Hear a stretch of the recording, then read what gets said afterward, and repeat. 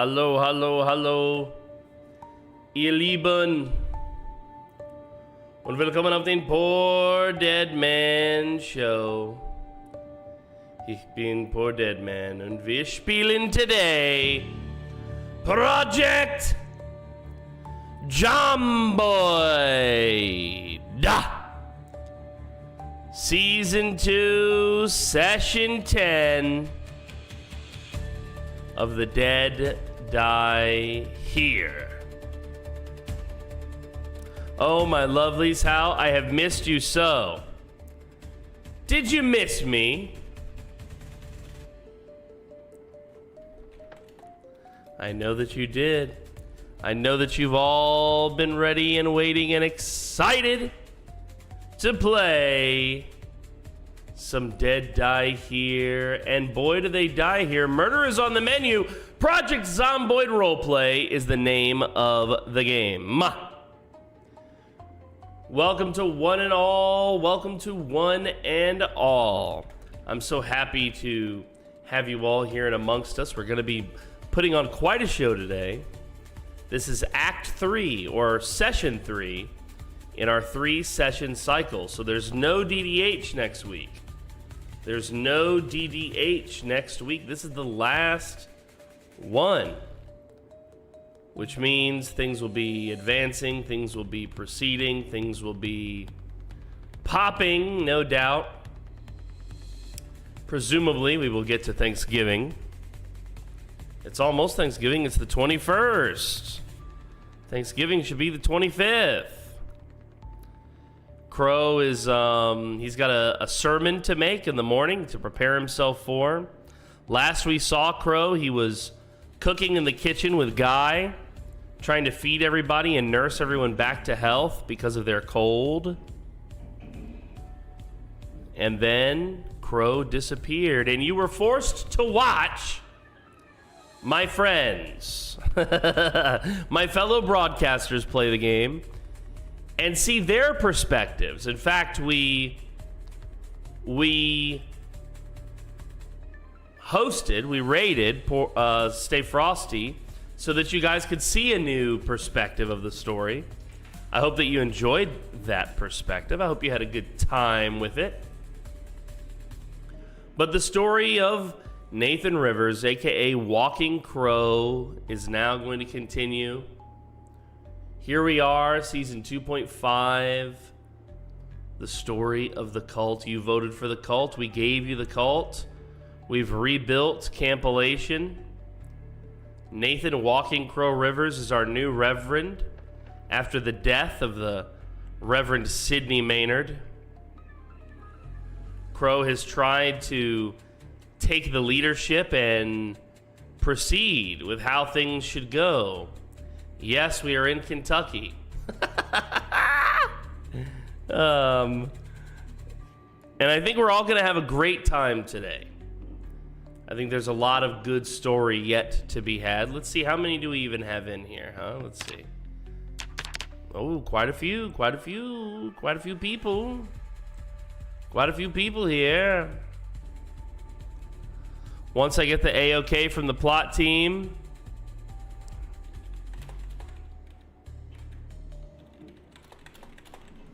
we will be going and play. Welcome, everyone.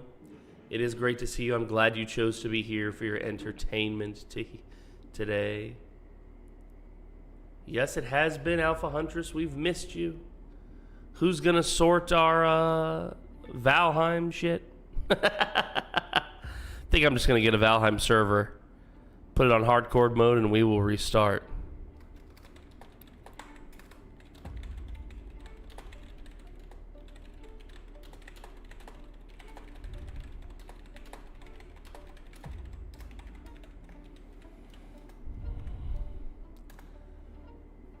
Yo, Alpha Huntress with the 2 months. With the 2 months. I remember when Nathan became speechless upon seeing Silky Johnson for the first time. Yeah, he died so quickly too, man. First loot run I sent his ass out on. I'm sure people will still come in. There will be people who are late. What's up, Neil Kaz? Good to see you, buddy. No sprinters in our DDH roleplay. That's correct. But I have played with sprinters before. Yeah, you're coming in at Act 3 of this part of the story. So I think you'll have a good time. There should be some action. Of course, things will take time to build up. Welcome, everyone. Welcome, welcome, welcome, welcome. I do want to give you a heads up. During my role plays, I'm not very good at responding to the chat, which I know is unusual for you all because normally I'm so interactive with the chat. Unfortunately, when I'm role playing, I really need to focus on providing you the best and most immersive experience possible. So I am reading the chat. Trust me, I have an entire monitor dedicated to it. But if I don't respond, please don't take it personally, guys. It's nothing to do with you. It's all to do with me. Okay? And speaking of not taking things personally, thank you for that resub at the top of the hour, Alpha Huntress. Our very first resub of the day on Twitch, 2 months in a row. Let's start here, huh? Got another sub today. I appreciate you all the way. Without subs, I'd be real broke. Thank you every single day. Another sub, hip hip hooray. It means the most to me, okay. And it means that I still matter. I appreciate you all the way. Thank you, ladies and gentlemen, for all of your support. Welcome, everyone. Virgizzle, good to see you. Oratory, One Mad Nugget, my man. What's up, everyone? What's up? This is going to be such a good session. This is one of my favorite tracks, by the way, from my album. I'm going to turn it up because it's going to get me in the vibe. Here we go.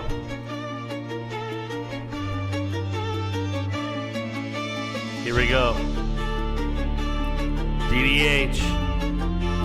Session 10, Season 2.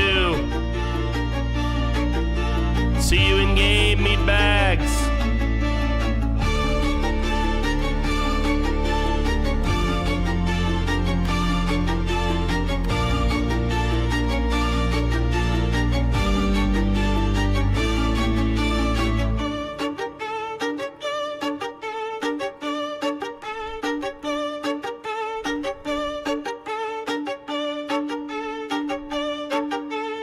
Here we go.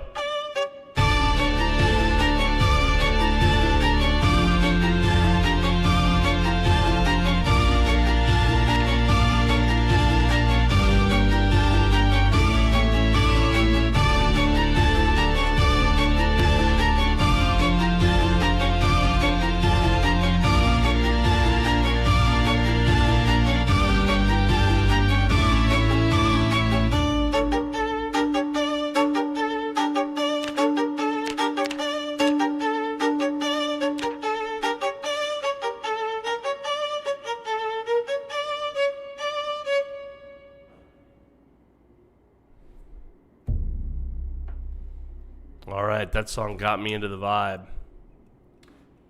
Now I can play Nathan. Now I can do it.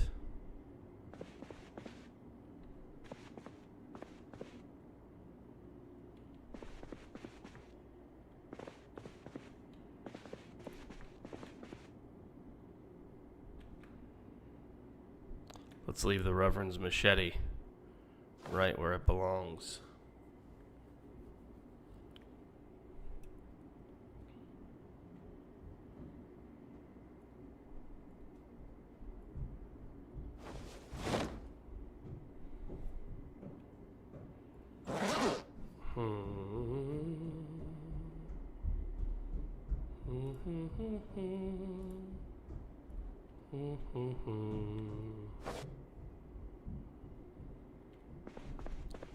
Nathan needs to present himself to the people. He's been missing for a few days. Oh, this bag needs to be deleted, admins. It's got bodies that we've buried in it. Let me tell them. Hold on. There's a trash bag in Nathan's room with corpses we buried. Yeah, the whole bag can just go. It was just like trash, basically. So the whole bag can go, I think. I don't think there's anything in there of importance. Yeah, a thread. Yeah, it can all go.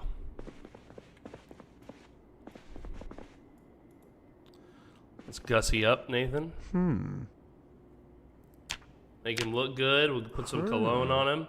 Nathan's been missing for, I'm not sure how long. I left early last session. Sorry about that. I had a wedding to go to. So I didn't get to finish it. I'm sure everything went fine in my absence. I actually didn't get a chance to follow along so much. I tried watching Frosty, but I was in the middle of a church, so it wasn't entirely easy. I did try to follow along. I did try. Nathan has very deep pockets. He can carry, he's got 10 strength, so he can carry everything, 9 strength. He can carry everything in his pockets, but he's disorganized. So that's all he can do is carry it in his pockets. He really can't use bags effectively.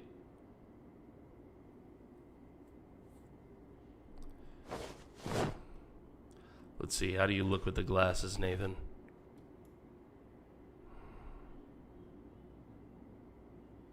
You look cool. Not sure they fit the vibe, Mr. Nathan, but you do look cool. All right, so the story for this session is waking up. You know, Nathan had left the camp. That's my excuse for why I wasn't here last session. And I do know what Nathan did. I don't want to tell you exactly, but it did have to do with Crow's camp, his hideout. It had something to do with his campground. PDM, where did you get a photo of my great-grandpa? Oh, was your great-grandpa the Reverend Nathan Rivers, Walking Crow? From the Food Safe Bag. All right, so Nathan did go somewhere last session. Oh, my dog. Come on. Quit your complaining. Harold's upset. He said, "Why are you starting the show without me in the room? I want the aircon." Okay, Harold, you're in now. Jesus. Okay, so Nathan did go somewhere. I believe in the in Australia they call it a walkabout. Is that right? Is it a walkabout where you you have an unexplained absence?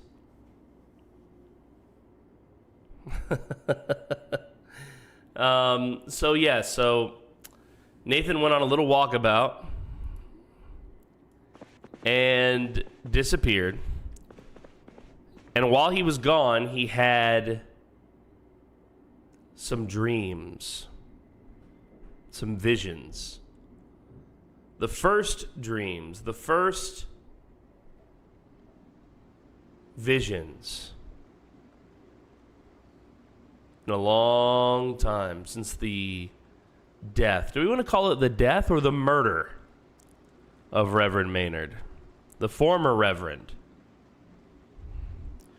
Crow was not really his protege, but kind of, in a way, was his protege.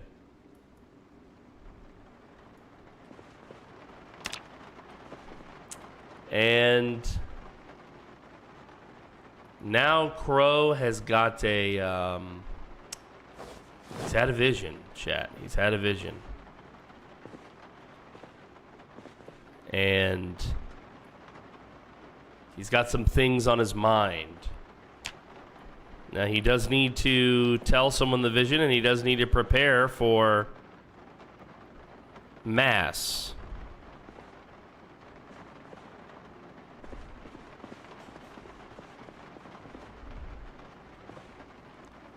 Let's see here. Can we bring all of this with us? This stuff should come with us for changing purposes.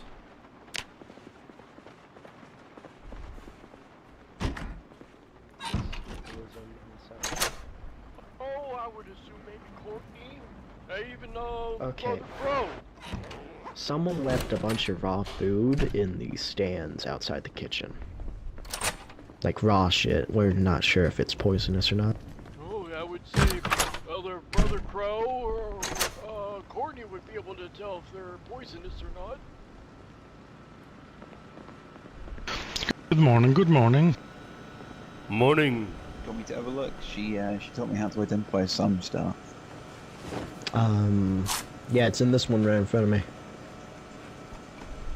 Well, some of this stuff is going. I need to talk with you in private when you have time, Nathan. For the most part, everything in here is fine if it's cooked. I'm actually going to take some of these acorns. No, I'm not worried about the acorns. I'm like looking at the white and the blueberries and such. The mushrooms. Yeah, they're fine. From what I can see, they're fine anyway. I'm, still a Parsley novice. soup. Why is there Delicious. just dried kidney beans? I think there was a point where there was, like, no holes or anything, so they just went and eat the fucking No, kidney no, beans. no. I don't care anymore. This What's is up? this is uncooked. Yeah, it was, yeah. Well, For an acorn? I gotta go clean up. No, I'm hungry. I had cooked before I went to sleep, and someone stole them all. Oh. Lots There's of lots a bunch of of stale carrots stuff in one in of the, here. in those. What? Let's see here. In one of those counters for the ones. Nathan needs to make himself a hearty Yeah, those are meal. fine. I had a bunch that he of can do mushrooms math. that I gathered. And Yeah, no, two I had stale I had a lot more than that. He's got a lot on his mind, Nathan. I gotta go clean up.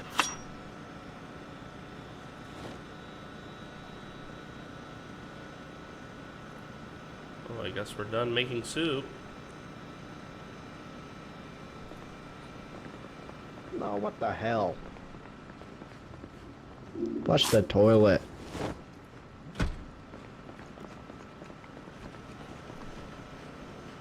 I have to have everything in his main inventory.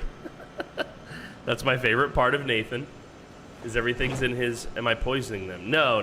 Nathan is a non-violent man and would not do such a thing. I put the bleach away. I don't even know why. Oh, I had it in my inventory, I think, because I found it somewhere. I don't remember where.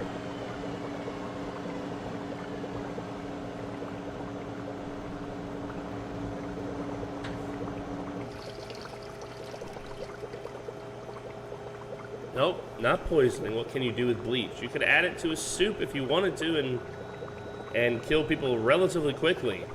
And there would be nothing they could do about it. There is no antidote as far as I know. But that's not what I'm doing. This soup is just for Nathan, in fact.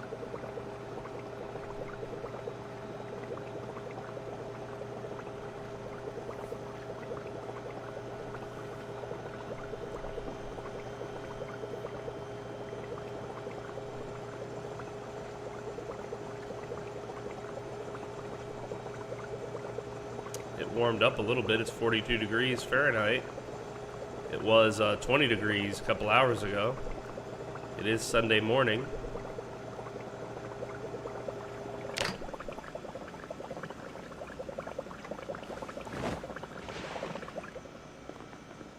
Nothing's wrong with little insurance fraud, chat.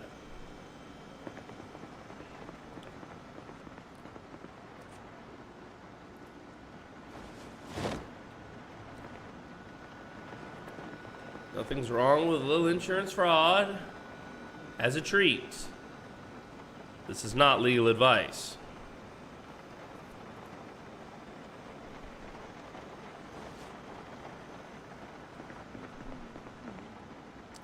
I think Jessica is our cook now. Not sure where she is. I don't see her. That's okay. I'm sure she'll be around.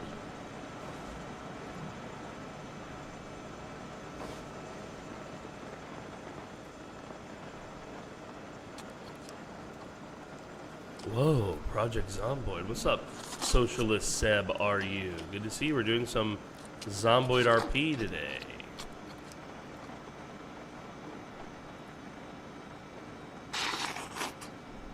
Oh, we'll save the rest. I'm full. Fireplace info, 2 hours. Nope, we don't want to light that.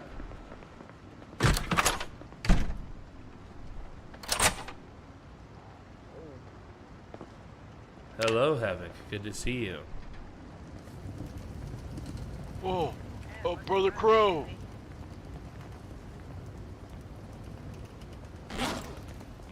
Hello, everyone. We need to talk. I will be preparing breakfast soon. We will all speak this morning for Mass. No, this is important. We need to speak now. I'm listening.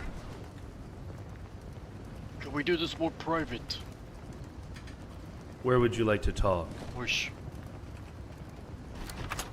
We could do it wherever there are not people around. I'm rather embarrassed. Have you lost your pants, Eustace? Excuse me, No, please do they're- not mess they're with the cleaning. door. I I put them in am the in washer. here. They're a little dirty. No, I heard you. Don't worry. You beat me to it. It is free This now. way. I apologize for any smells that might be lingering. Hey, we all Gumby's gotta do it. mic sounds much better. Holy shit. It's still cold outside, so I just didn't want to have L in my clothes on. Oh, it's very chilly. Oh. Yes, Ooh. too cold outside. I just opened that window. Let me close it.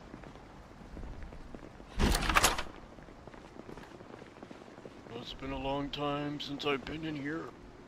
I don't know if I can step a foot. You have my permission, Eustace. Oh.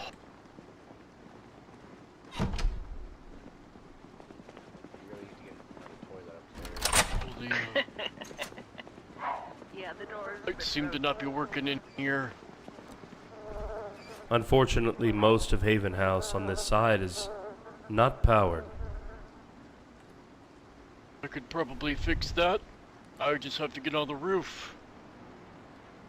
But, what I wanted to talk to you about, what was so urgent, was I didn't want to wait, and I couldn't do it in front of the others. I'm a proud man. It's hard for me to admit when I'm wrong. I wanted to apologize for shoving you the other day. That is not like me. That is not who I am. I never tried to be a violent man anymore. I took out my anger, and I took out my sadness on you. And that was not warranted.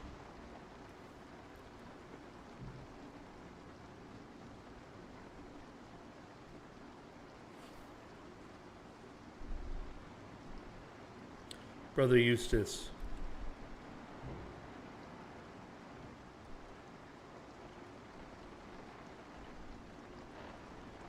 I am listening.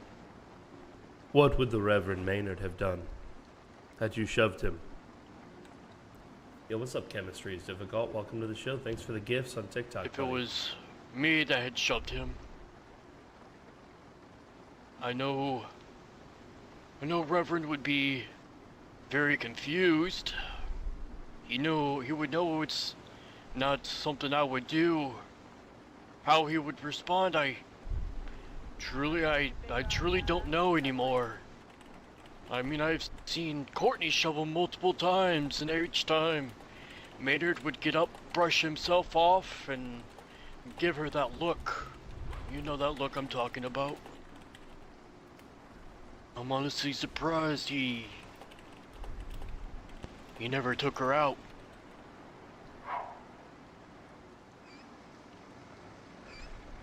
But I don't think he'd give me that look. I'm sure he would give me a task to do, something to redeem myself.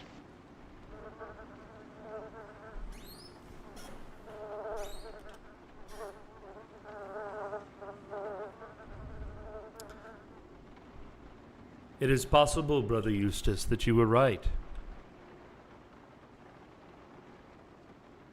Hey, did you find any, You were upset over what has happened to our beloved sister. She meant a lot to me. I know every time you would see us interact, we would always bicker at each other, but it was a loving bickering. I never told her how much she meant to me. It was never a romantic love, but it was a brother and sisterly love. Yeah, no leather, I'm afraid. Losing her, it wasn't just like losing a sister or a brother as we say here at the Solar Creed. It was like literally losing a sister, losing a family member. That is how I had always seen her. That is how I'd always seen Maynard. And that is how I've seen you as well, Perfect. I need to talk to both as a of them. brother. Weirdly enough, both about pants. It is an interesting word, brother. It is I one know of Maynard respect. chose it for a reason. Indeed. His wisdom continues to shine through even now.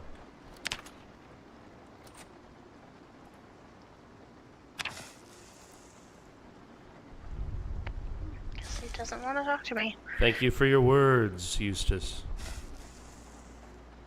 Yes, I just wanted to let you know that I do apologize, that I do feel regrets. I know I never show that side of myself very often, and I hope I never show that side of myself ever again. There may come a time Thank for you such for- actions, Eustace. That's true, but I've never been much of an emotional man, so I never liked. I've always, I don't know, it just, in those moments they feel like weakness, not strength. And in times like these, we need all the strength we can get. I hope to see you at my sermon. I will be there. What time is that again? 8 a.m. An hour and 20 Oh, yes. minutes from now. I will make sure all my clothes are clean, as well as the frocks. Thank you, Brother Crow. I appreciate you hearing me out.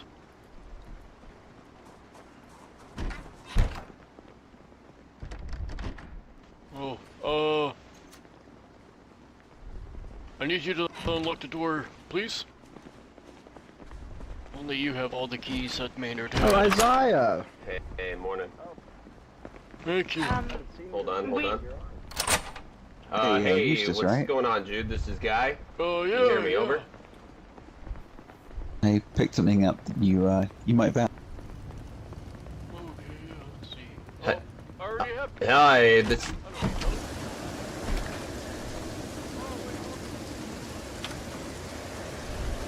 Hey, you hear us?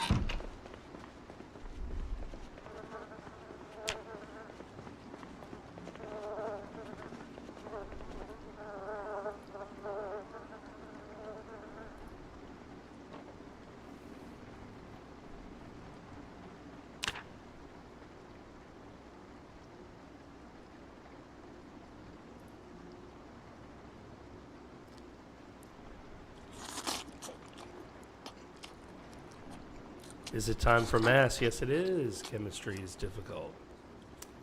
Almost 8 a.m. Almost.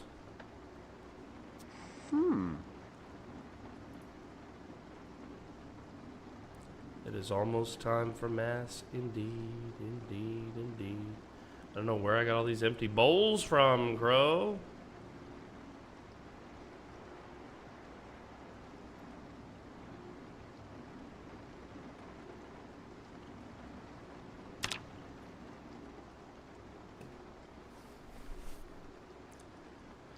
Where did you get all these bowls from, Crow?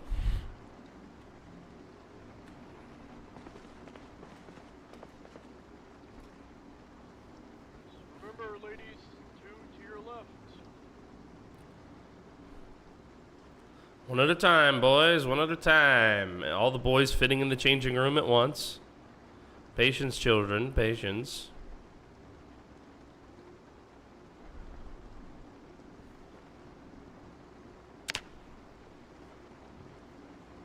I think Crow's going to do something a little different. I think what I'm going to do is I'm going to take off his shoes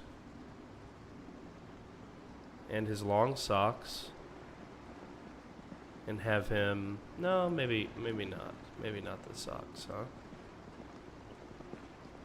Too many lost. So few of us here.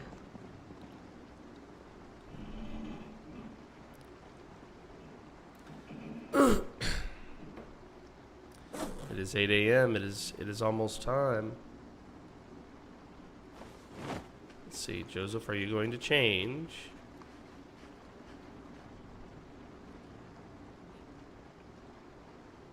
This door opened. Some of the ladies. Perhaps. I better grab that.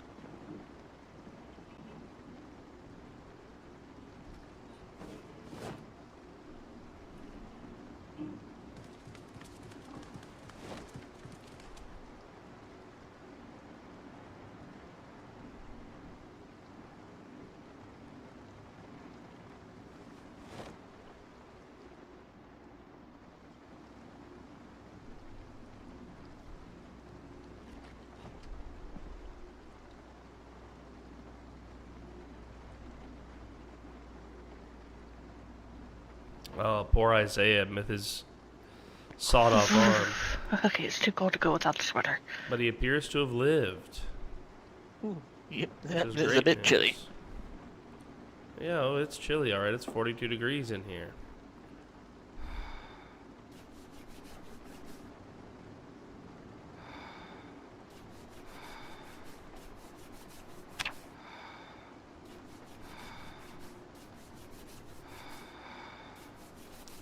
Everyone's warming up. Warming up, warming up. I think we still have a few who will assemble, which is why I haven't started as Crow. Is there no heater in this church? There is not. We're going to need an oven in here, one of those stoves, one of those wood stoves.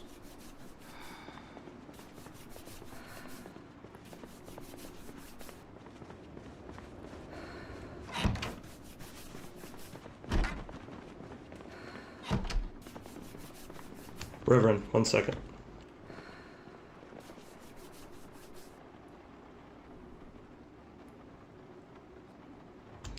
Silk gave me this after he got bit.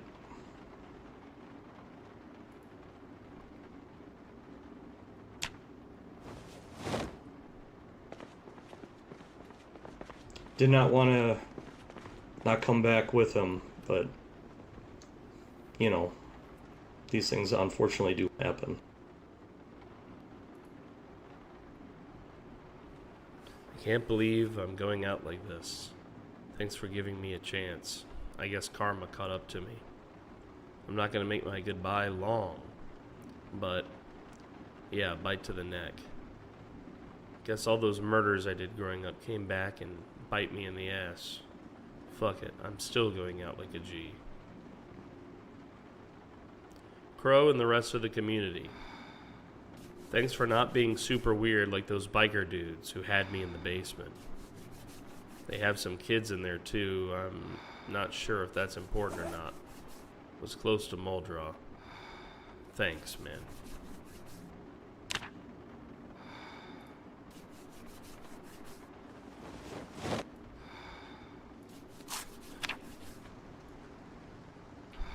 Brothers and sisters. Good morning, Reverend. Good morning. Morning. Morning, walking crew. Good morning, Reverend. Morning.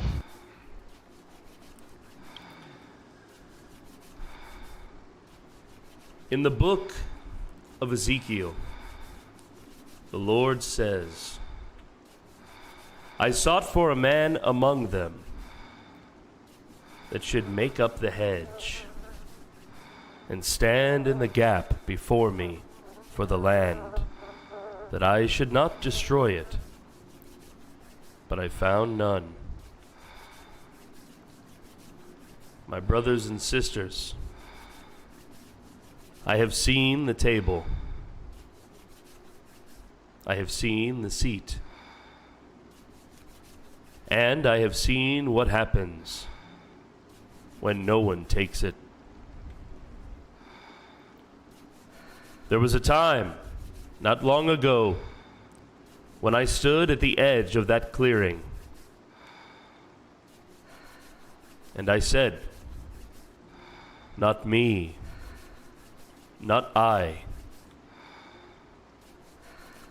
I thought, if I do not sit, I cannot fail. If I do not speak, I cannot be blamed.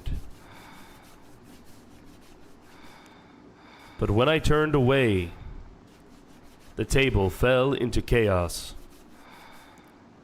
and the knives were lifted, but not for food, but for flesh. Woe to the shepherds who destroy and scatter the sheep of my pasture, declares the Lord. You see, when the shepherd flees, the wolves do not wait. When the guide walks away, the people lose the path. And when the prophet refuses the fire, the camp is left in darkness. But the Lord does not call the proud to sit. He calls the willing. And so, I have returned. And when I sat, not in power, but in obedience, the table changed. Suddenly, plates filled. Not all good, not all bad. But then came the moment that mattered most. The moment of choosing.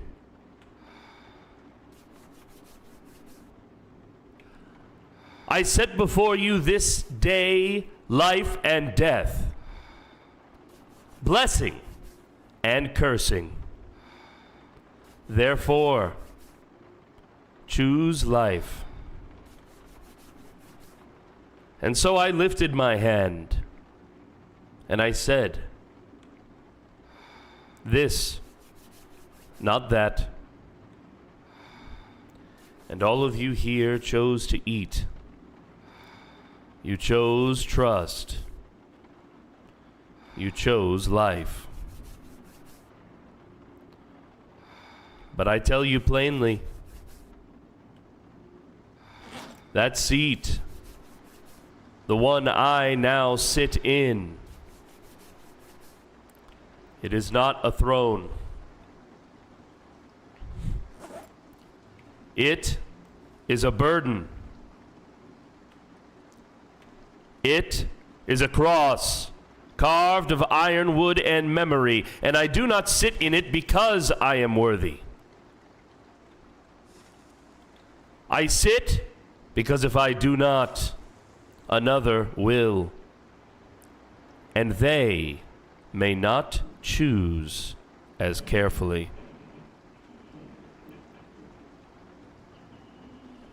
To whom much is given, much will be required.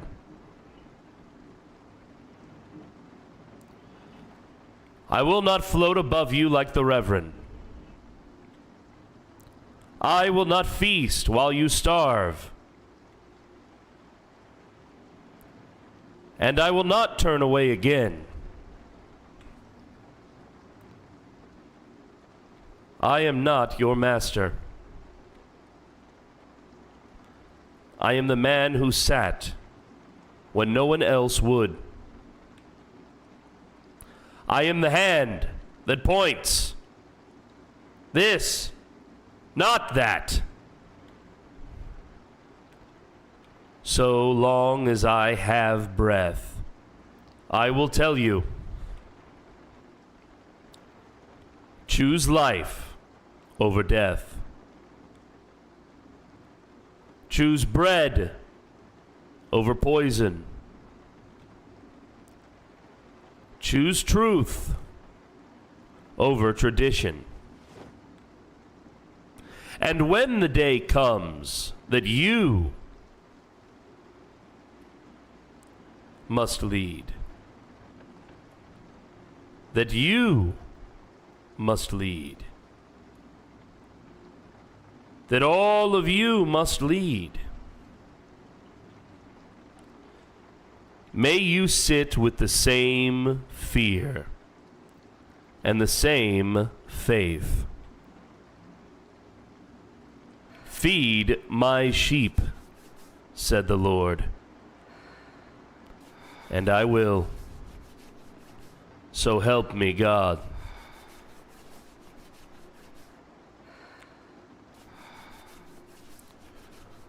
We here assembled now are what remains of the faithful of the Solar Creed.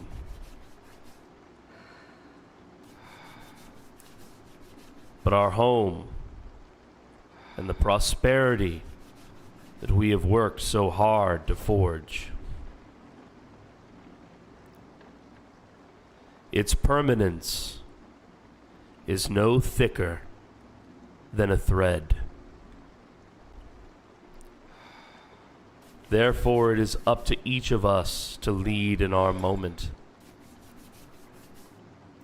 to show the outsiders who now reside amongst us the folly of their ways and the wisdom of ours. The future that we seek to build here, a future where children can run free and live again. That future is only guaranteed to us if we fight for our lives and if we obey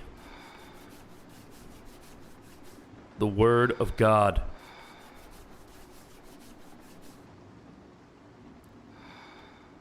So I tell you, my brothers and sisters, if you see a deficit, if your neighbor's bowl is only half full, fill it.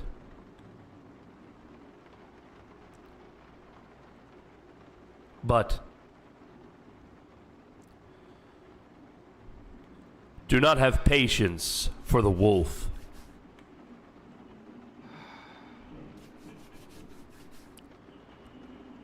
A flock, our flock, cannot survive if a wolf is allowed to prosper within our ranks. There you go.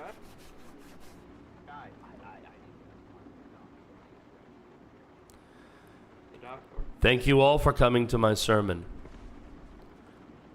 Please see to your responsibilities. Doc, I'm sorry. Okay, okay. It's a beautiful sermon. That was beautiful.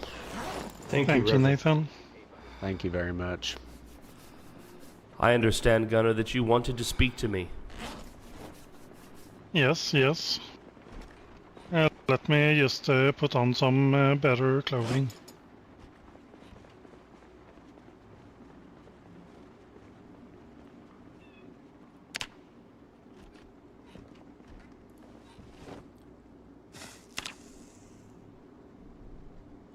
Gotta poop again, Crow.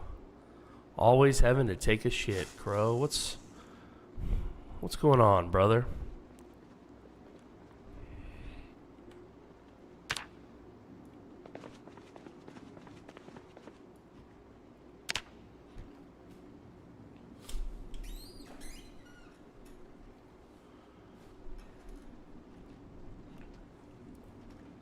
Welcome back, Grit Pit, with the resub. What's up, baby boy? Good to see you, man. Thank you very much. Thanks, Meatbag. Thanks, Meatbag. Appreciate you.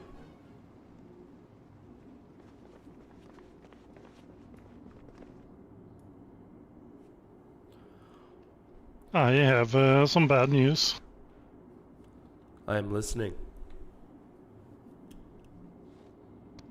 I told it to Straker a bit earlier, but I did find Alistair sneaking around the compound a few days ago while you were gone. The Reverend's compound.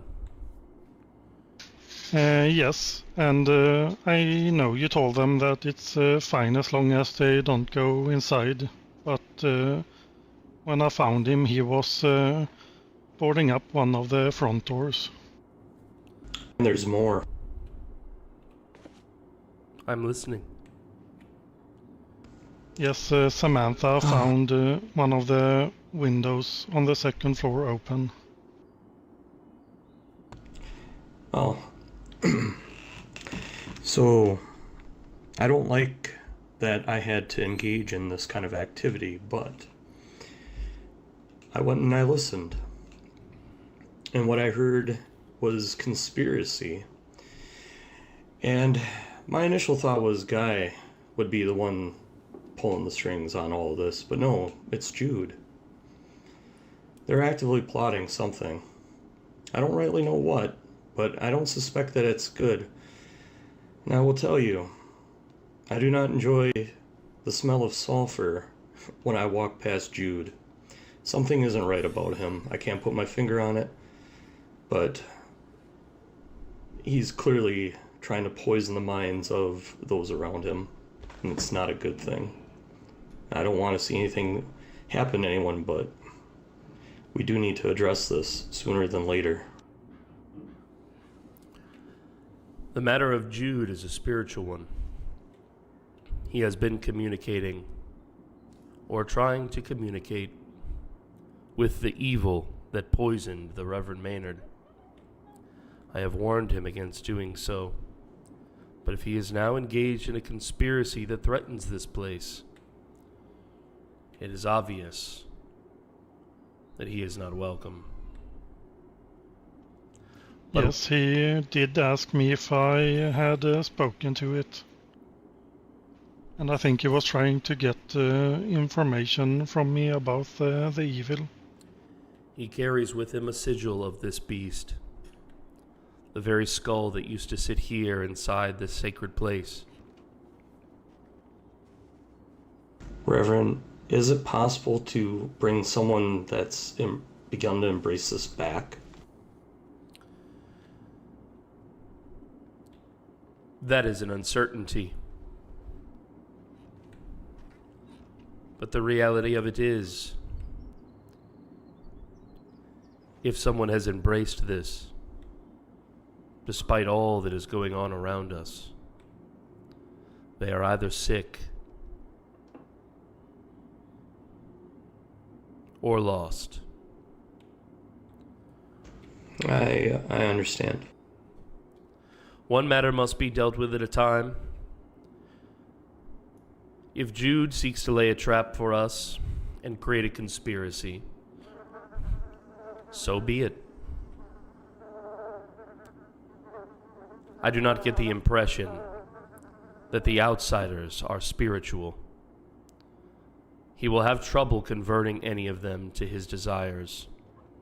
It is only our brothers and sisters that would be willing to consider such deceit, such wrongness. And so we must... And Jude is actively cultivating. So we must steel ourselves against it. The matter of Alistair is the most important. There are witnesses to his crime, and a law has been established. Please bring Alistair here. Both of you. Yes.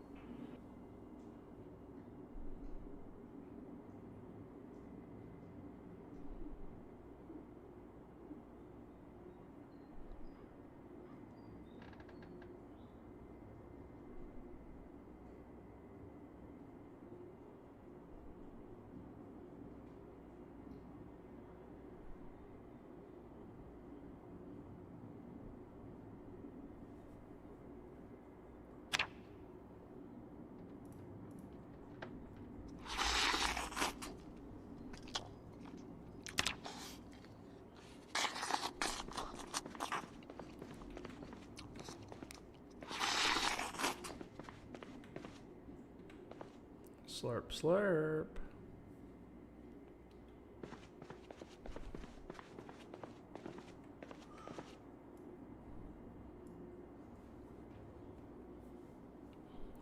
You know, you mentioned he has to poop so much from all the maize.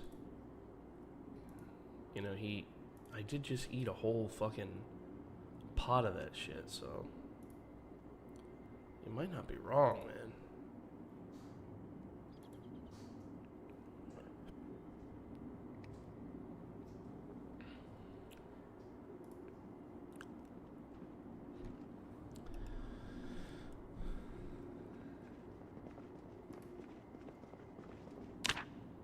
Alistair was out foraging, so it might take some time for us to find him. I will wait. Of course. I'll go look for him. When you have found him, bring him here. He must remain here Yes. under guard until I return. Of course.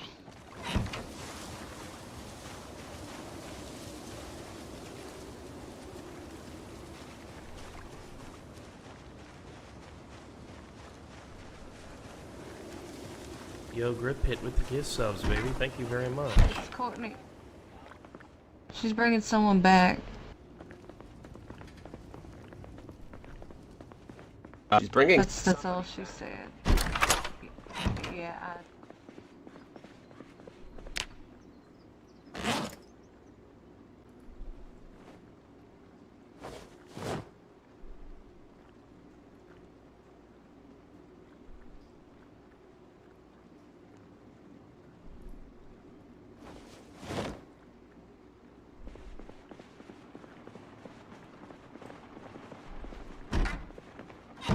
he had an axe.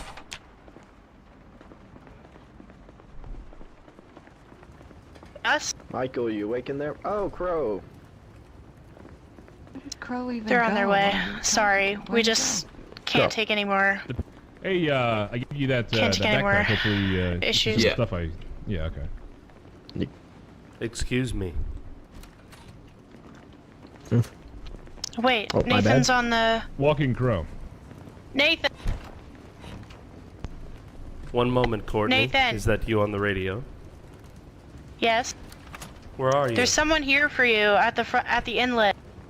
This guy's out like a fucking light. He's got a letter for you. Says it's from Anton. He should come here, as should you and any others at the inlet. Alright. Walking Crow, do you think I could speak with you for a moment before they arrive? Indeed. Please step forward. What's going on, guy? I'm sorry for missing. Somebody's showing up with that, Courtney, stranger. Said something from that, this Anton. sermon. I've never met an Anton before. I was trying to look for Erica. I really meant to attend. You are not sorry. Same. I'm sorry. I am. No. Oh, great timing. Excuse me? I think Michael's are not dead inside. Sorry.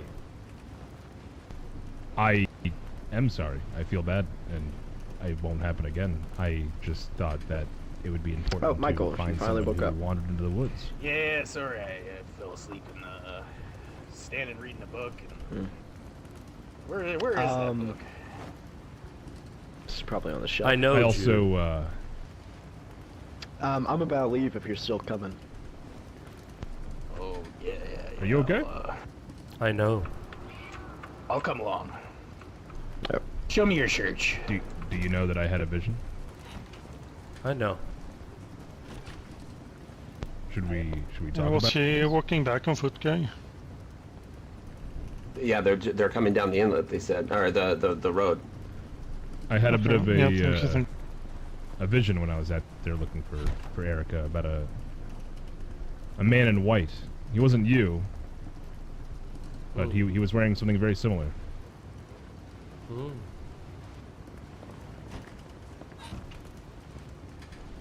What else, Jude?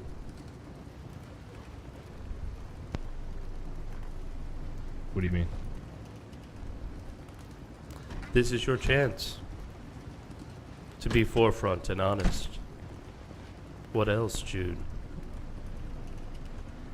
Well, the vision that I saw of him, we were all eating at a table.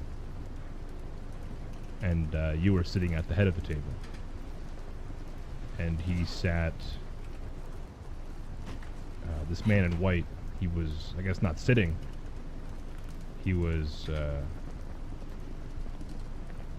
floating. And he reached out and touched me. He spoke to me.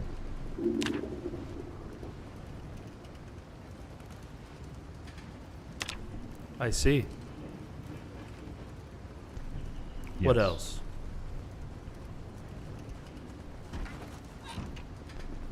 What do you mean by what else?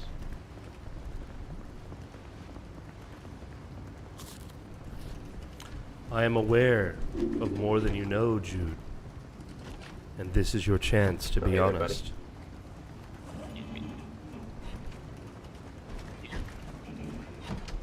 Should we have a private conversation? There's no need for that ever again. I see. I did go back inside of the compound, yes. You were not alone. I was not. Are you afraid to say the name in the open?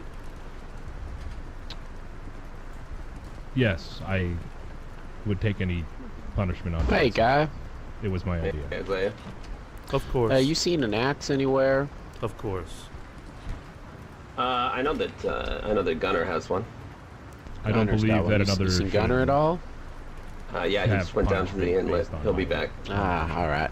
If I pressured them into it. Jude, please have a seat on the couch. Sure.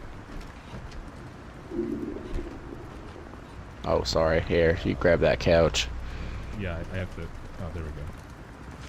I will return in a moment. Sister Samantha. Sister Billy. Yes, sir. Yeah. Please stay here with Jude. Okay. Can do.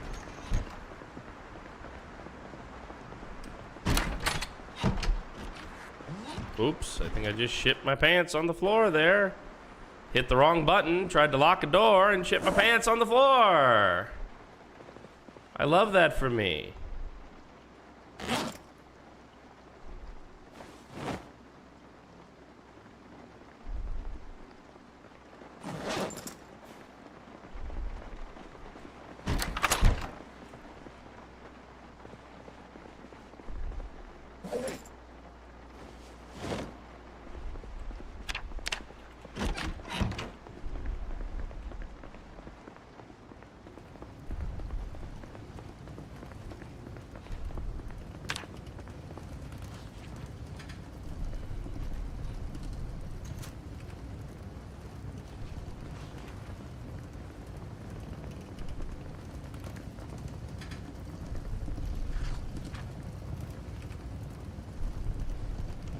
Courtney, Gunner, this is Guy, over.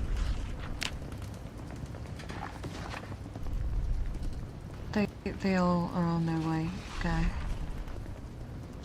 Well, yeah, they just said that there was some stranger that was armed, so. Stand up, Jude. Hey! Yeah, they're coming with him. Excuse me? Stand up and put your hands on top of your head. Oh. Whoa. Okay.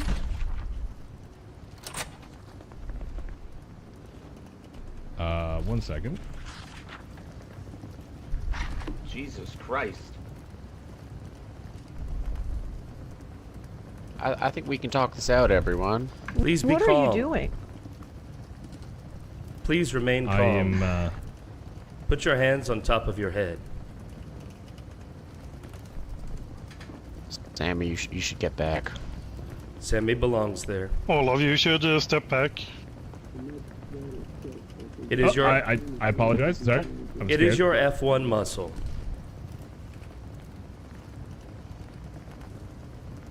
Sammy, please. Okay.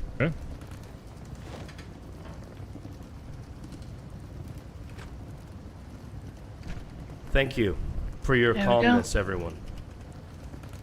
Jude, please accompany me and Samantha. The rest of you, please continue in the task that Gunner will have assigned. With me, Jude. What is going on? Well, what?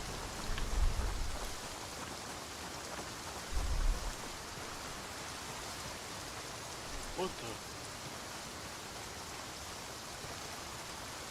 I think we can talk about this. There still is talking to do, that is correct. I mean, if you don't want me here, I could just leave. I know.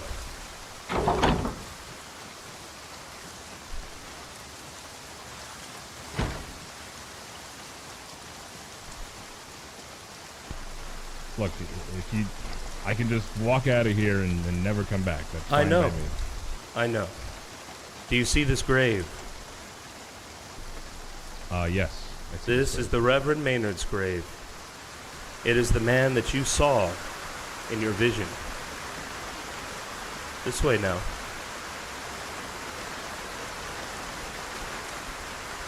I don't understand.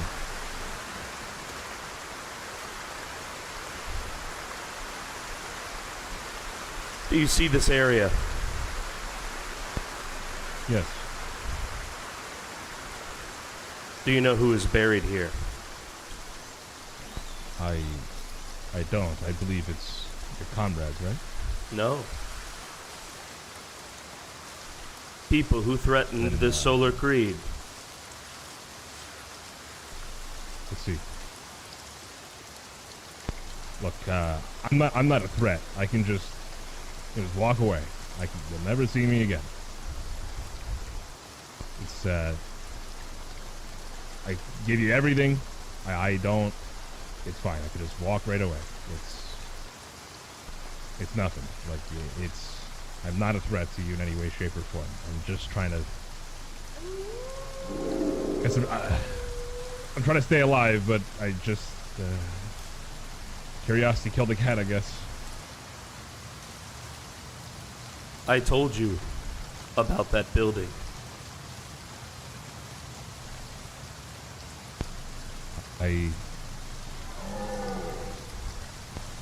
I suppose it's just, I guess it was quite uncalled for. I wanted to see if things were true. Were you lying in Haven House? About? You said that you were afraid to speak the name of others because the punishment belonged to you alone. I believe if anyone should be exiled, yes, it should be me. I don't believe that the other person with me would make it out there, to be quite honest. No. You did not use the word exile. You said that the punishment should be yours alone. Well, that's kind of what I figured it would be, considering that you told me before that you considered exiling them.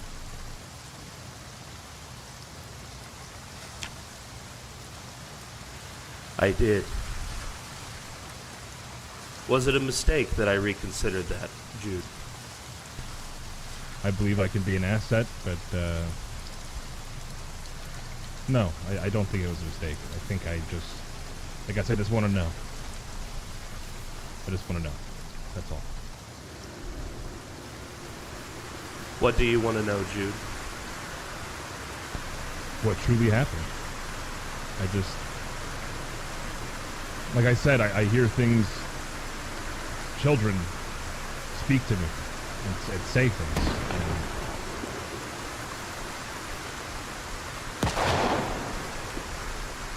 That's up at Haven House. You can go and investigate it, Samantha. Please.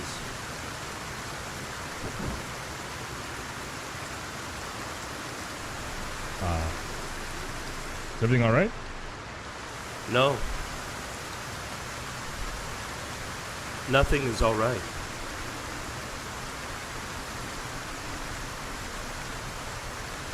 My predecessor. I apologize. I believe that he would not have shown you mercy.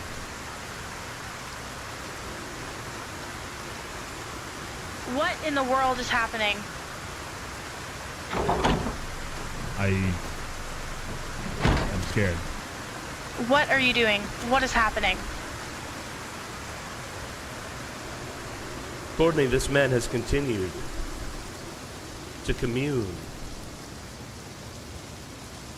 He has continued to welcome the evil into this place after we worked so hard to banish it. So you're gonna kill him? Is that Listen, what you I don't think? like that thing. Well, you're holding a gun to his face. You have his hands tied behind his back. When did we become so inhumane, Nathan, that we do things like this? What is it that we're doing that's inhumane, Courtney? Putting guns in people's face for one thing. You were not at the sermon this morning. I wasn't. There was someone missing and I got called away. I was at the inlet. Erica went missing. Did no one tell you? We tried to radio. Has she been found? Yes, she was found. I'm very glad to hear that. Courtney, when this man showed you what he had on his person, you recoiled. Why? You know why, Nathan. I'm not saying I'm not scared. I'm not saying I'm not upset. But I'm saying there's a way to do things. If you're pointing guns in people's faces, then you're no different than the Reverend. You believe that? I'd like to not believe that.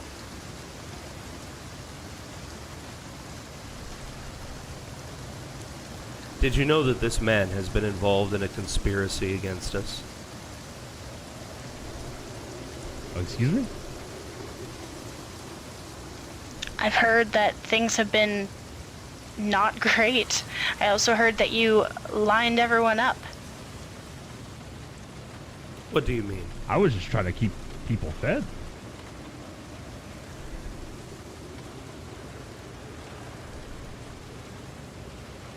There's someone here looking for you. It will have to wait.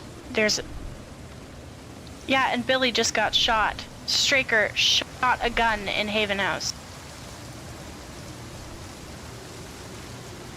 That was foolish.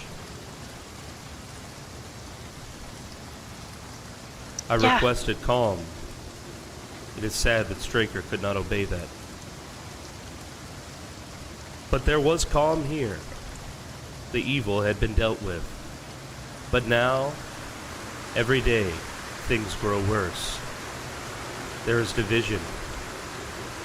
There is sadness.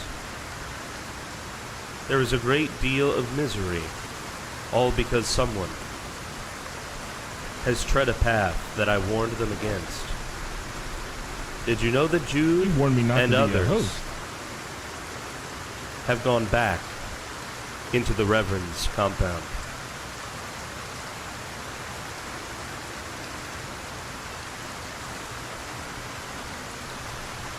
Were you aware, Nathan, Courtney? I would love to let you continue this, but things are very tense in front of Haven House right now. Who is armed? I don't know if any of them are armed besides Gunner at the moment, but I didn't see guns. But Guy is very upset. He's making claims that all of us are dragging his people away one by one. He's not the only one who feels like that, Nathan. We're not doing very much towards the idea of unity. Yes, they made mistakes.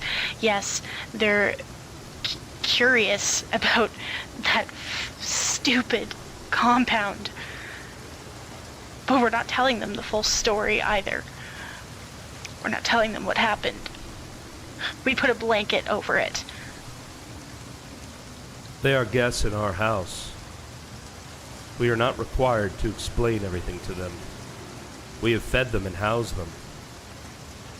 They are ungrateful and unthankful.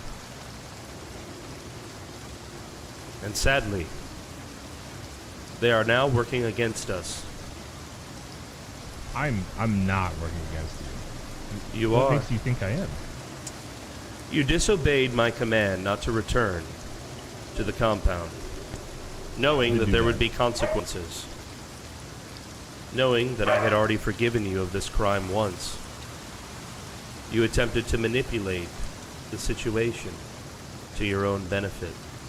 You put yourself above all of those at Campilation, above the Solar Creed, and above me. Look, like I said, if you're gonna shoot me, I can just leave. I can just disappear and never come back. I know that you You're not gonna shoot him. We should not resort to this sort of violence. Look, it's kind of hard not to think you're gonna shoot me when my hands are tied behind my back and you an M16. Look, man, I just want to live. I can just go away and just never ever come back. It's You fine. said I will walk back. that you would pay. Did you remove that, Courtney? Put it away, Nathan. Did you remove that, Courtney? Put it back now. Put it back now. No, put the gun. Put it back now, or you will face the consequences of disobedience. Nathan. If you want to shoot me, then you're no better than the Reverend. Your loyalty to me is clearly faltering. I am attempting to protect the group. Put the handcuffs back on him and allow me to handle this situation. Is this what protection looks like? Your elders. I can just walk away and everything can go back to normal. I'll just be gone. When I stood in front of you, Courtney, you were my sister. Remember that. This man is a stranger who is attempting to summon the evil and has continued to conspire against us. I'm not attempting to summon anything. I'm just saying there's a better way to deal with this than guns. Very well, Courtney, I give you a choice. Move out of the way, where you can run this place by yourself. You will never see me again, I promise you. Listen to him. Everyone settle down. I think Jude was just trying to protect the people in a way he knows how. Maybe it wasn't your way, but it doesn't mean it was necessarily the wrong way. I just am trying to stay alive. No, I understand. Courtney has chosen her side. My sermon fell on deaf ears. Therefore, not there for you your will pay the sermon. consequences for this. Goodbye forever. Why does there have to be a side, Nathan?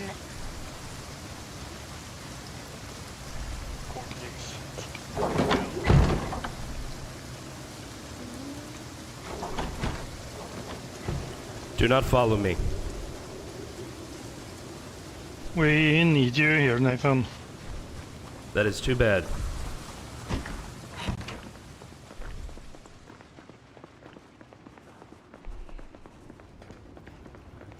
Jesus Christ.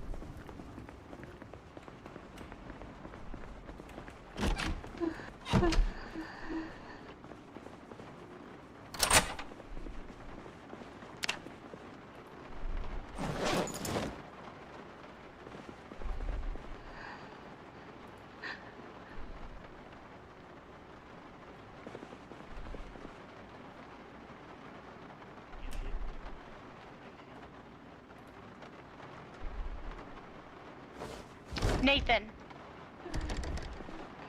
Open your door.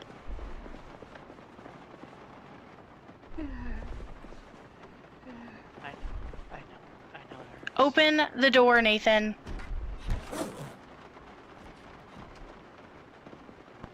You made your choice, Courtney.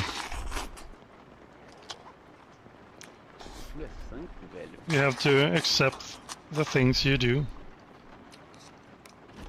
I don't understand, Gunnar, why there has to be sides. Why we can't just all coexist? Why we have to use guns in the only people who are alive's faces? Well, you can, if you listen to what we're trying to tell you, maybe you would understand. Alistair has been inside the Reverend's compound.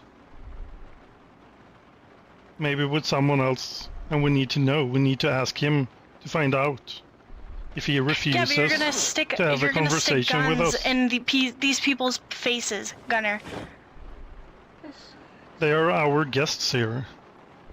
Yes, and we're treating they our can't- guests with violence. If they can't listen to us and have a conversation with us, what should we do? Should we force them to leave this place? We figure it out. We have conversations. But they don't want to talk about it.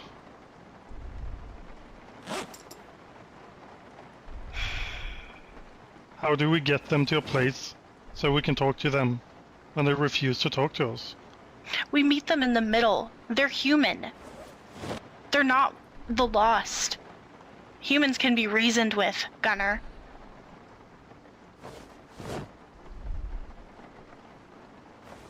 They're But they people. Do you want not- any more people to end up dead? Do you want anyone No, else but- to end up dead? If we have these people doing whatever they want, they will not keep this place safe. Joseph, is there anything I can We do? are trying to keep the place safe, and they refuse to even talk to us. All we can do, Is it because we they can do refuse is to just talk let to her us, deal. or we refuse to listen? That's all we can do. Because It's because they refuse to talk to us. intended at all. In fact, that was the complete opposite of what was intended. I Nathan. understand that you did not intend it, but still. Yes, You I know. accidentally shot someone. Yes, and so that's why I want Nathan, open the door. I want to make sure I'm doing it. Currently, I'm there's nothing responsible. you can do. If us burying there's Wendell and nothing you can do. Alyssa She meant just needs to anything heal. to you, you will open this door and talk to me. You already made your choice. You decided to not listen to him. He tried to reason with you, and you're pretending How's that she you're the doing, one Doc? that's trying to reason. She'll pull through. Luckily, it missed Gunnar? all the vital organs. Shut up and get away from me. Oh, goodness. I'm gonna go see if I can. I'm You made trying your to choice. fix things. No, we were trying to fix things. With guns, Gunner. With guns. You step behind in people's faces. the solution, and it's your job to fix it, but I don't think you can. Not everyone listens to reason. Nathan, please.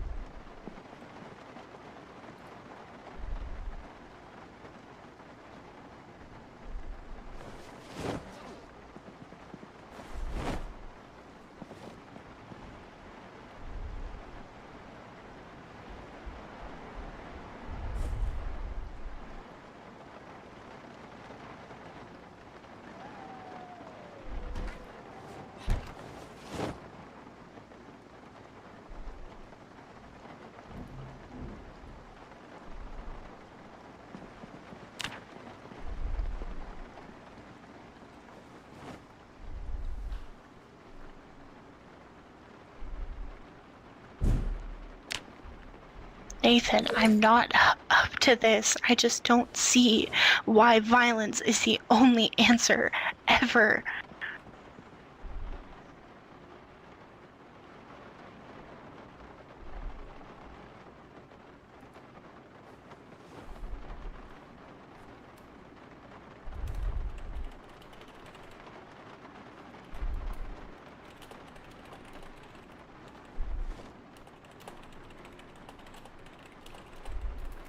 I can't do this.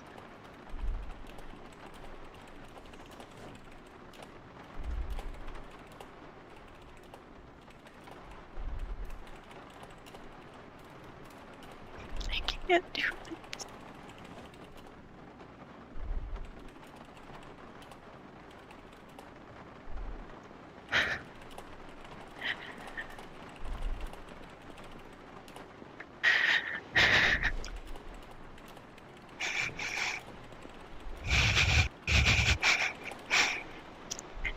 Sammy,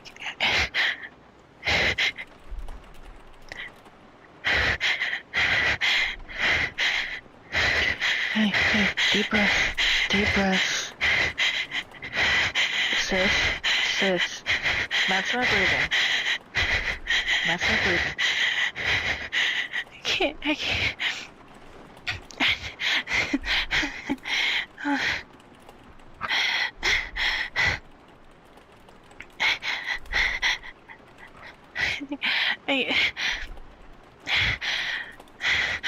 Sammy.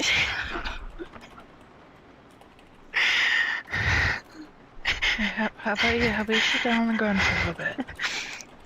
Just sit down for a bit, okay? I can't fix this. I just don't want anyone to. I don't want. We can't keep resorting to violence. I know. You know where Courtney is? Courtney upstairs? I think so. Okay. Up.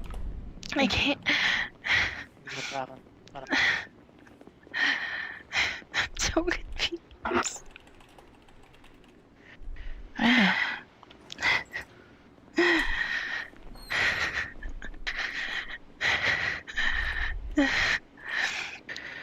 Hey, Nessa. I can hear you downstairs.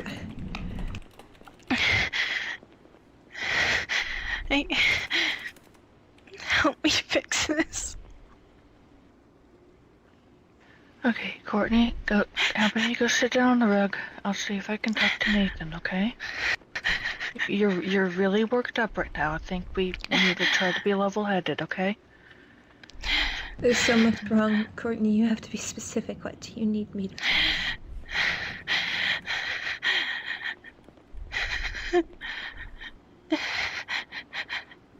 I can't. The rug just up there at the top of the stairs. Court. Can you go sit down for a little bit, okay? Can you do that for me? Come over here. Do that for me, okay?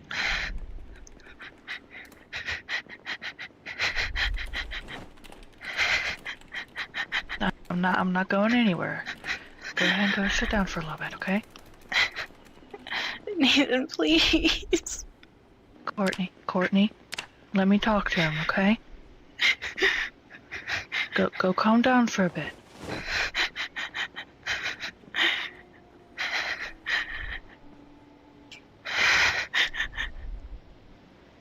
Nathan, might I be able to talk to you for a moment?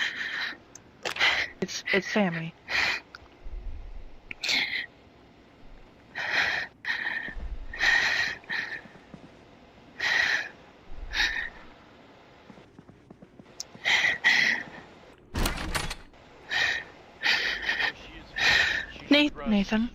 Nathan. Unless she feels up to it. Only if she feels up to it. I will ask her. Okay. Nathan, please.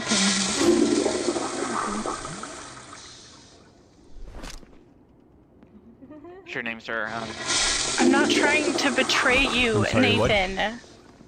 Your name? Luis. Luis. Has anyone checked you for bites or anything like that? Yes, I hear her voice. I do not know her name. And get it all out there. She checked I just wanted to make sure someone already checked you.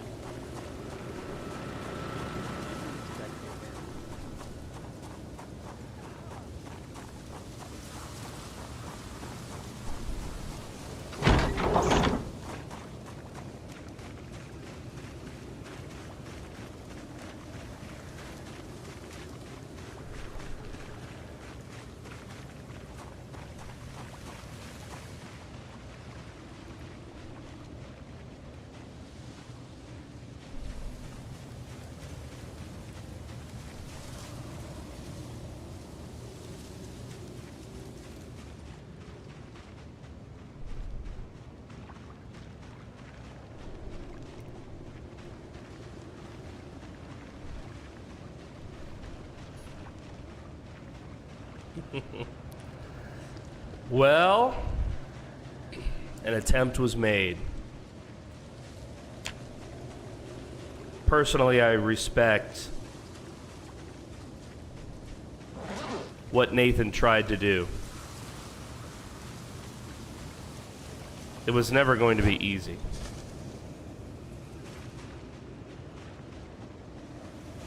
But he did make an attempt.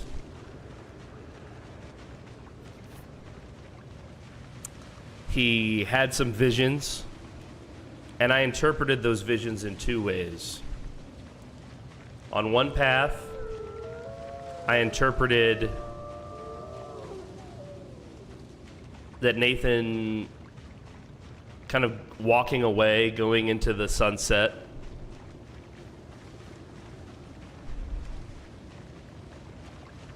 would be the not only the most immersive choice, like the one that fit the character the best, but also based on the vision itself, like the message of the vision.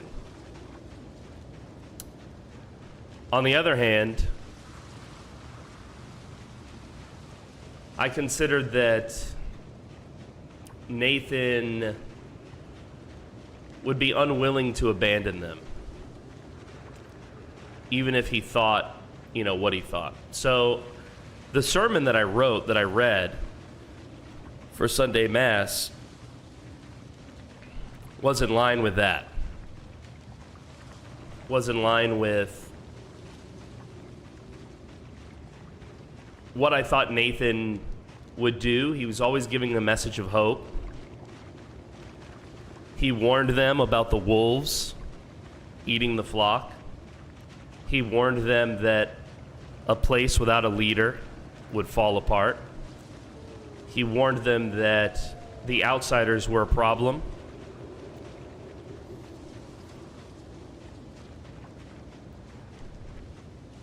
And some of them missed the sermon. Sad to say it.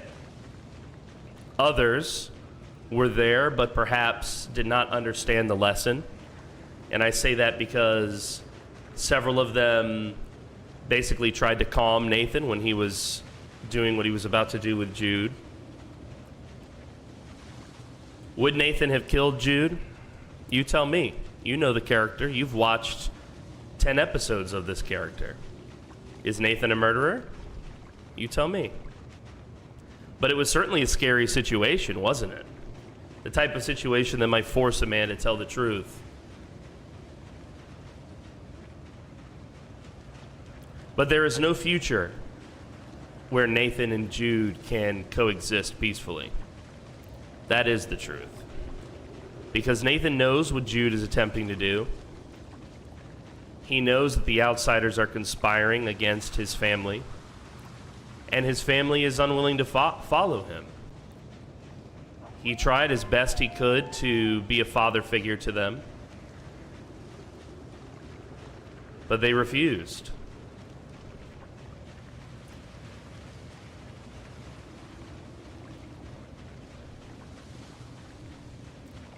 That was not the future that they desired.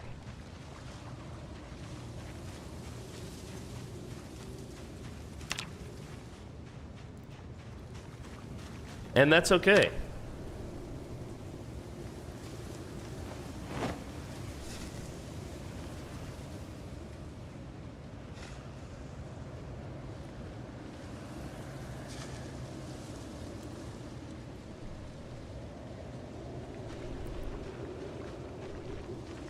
They, as Nathan said in his sermon, I am not your master.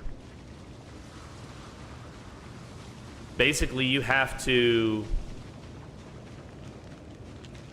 obey my instincts out of loyalty, not because you fear me.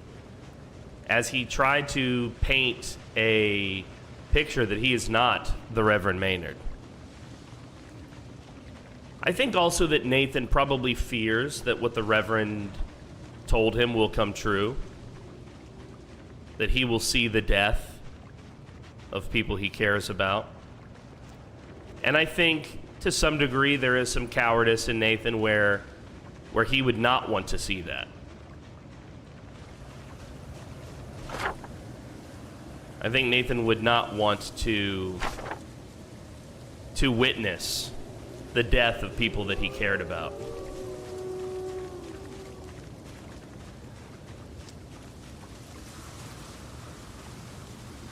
Which is inevitable at this point. Obviously, Jude is conspiring against us. Obviously, others are doing so too. We know at least 3 who are.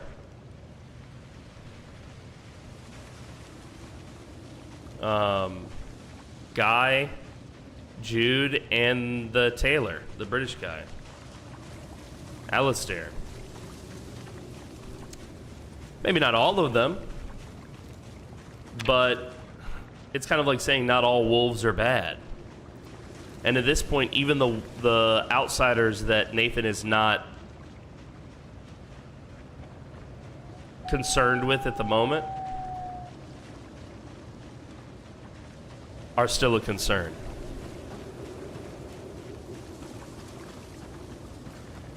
So what did Nathan do during the break last session where I wasn't here? Well, he came here. He sat at the grave of someone he cares about and considered the future. He considered walking away, even then. But ultimately decided against it.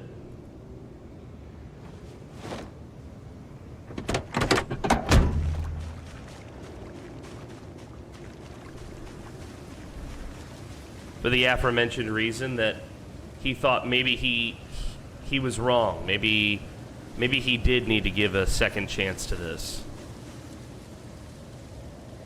But the story did not go that way. That's the thing about an emergent story, right?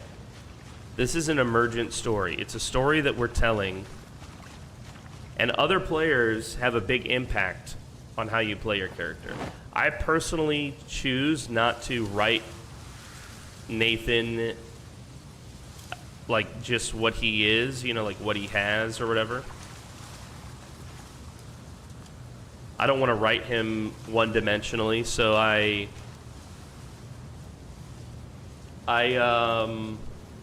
try to react as much as I can to the decisions that others make.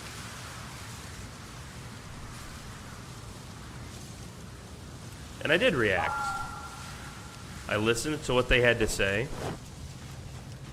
Eustace shoved him. So did Courtney, putting her hands on him. And I don't think that Nathan is willing to go down the same path that the Reverend did.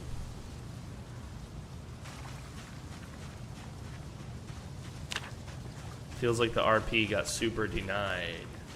Oh, I hope not.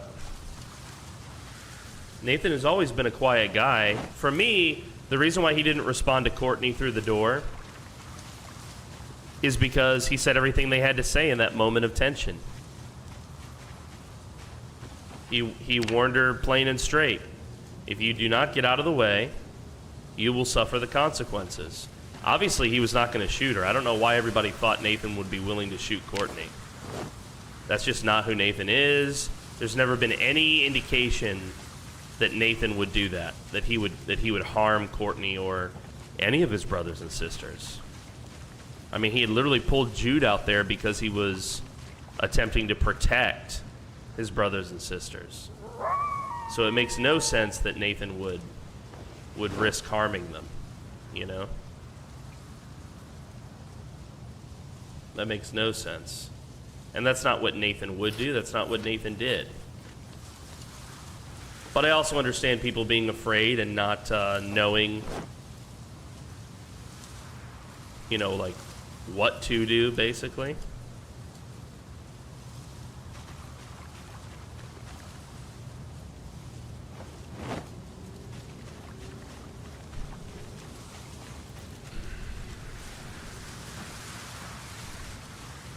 It's okay to be afraid, I think.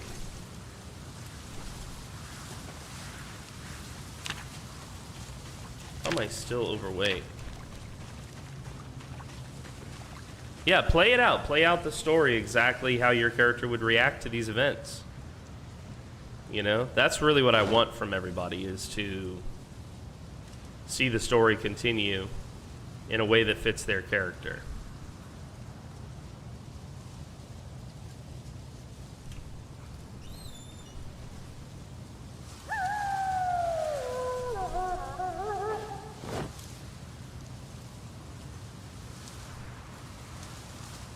Part of why I react the way I do is Nathan. I mean, I wanted to play a stoic character. So he's not a character that's going to be able to talk very much about, like, his emotions, you know? He's not going to sit down and have, like, a come to Jesus moment with his people where he tells them how he feels.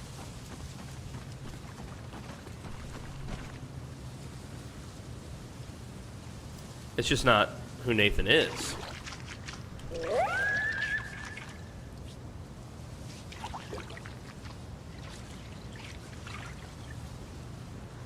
I mean, that is super hard for me to deal with, the no but.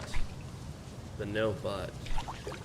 I don't understand, Oratory. I'm sorry, buddy. I'm missing something, I think. I don't fully understand. Really, I'm just trying to play my character as best I think I can play him.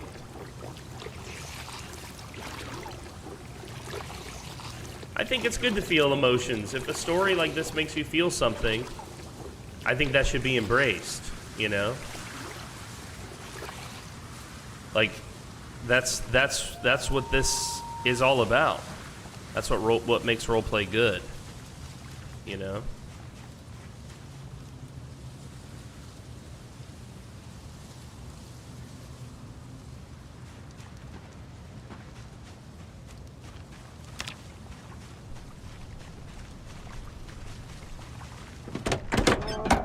I think that's what makes roleplay good, personally. Is the ability to feel something that you might not have felt otherwise. But yeah, basically Nathan did give them a choice. There's no way where with 3 leaders with the way it was going. That was untenable. That was untenable. When Nathan appointed the 2 of them, a big part of what he said was we would support the decisions that the other makes. We're connected by this, so we'll have faith in each other. But it didn't pan out that way, where he, you know, where he was followed. Who knows what Nathan would have done? We didn't get to see how he handled the Jude situation in the end, right? But we do know that Nathan is not going to stick around and risk being killed. And unfortunately, because there was division in the ranks, now the outsiders are just gonna, the wolves are just gonna tear apart the flock, which is precisely what Nathan warned them about. That unless, you know, we follow the example of the shepherd, that we would fall apart. Nathan warned them, and it did not play out the way that Nathan had hoped, obviously.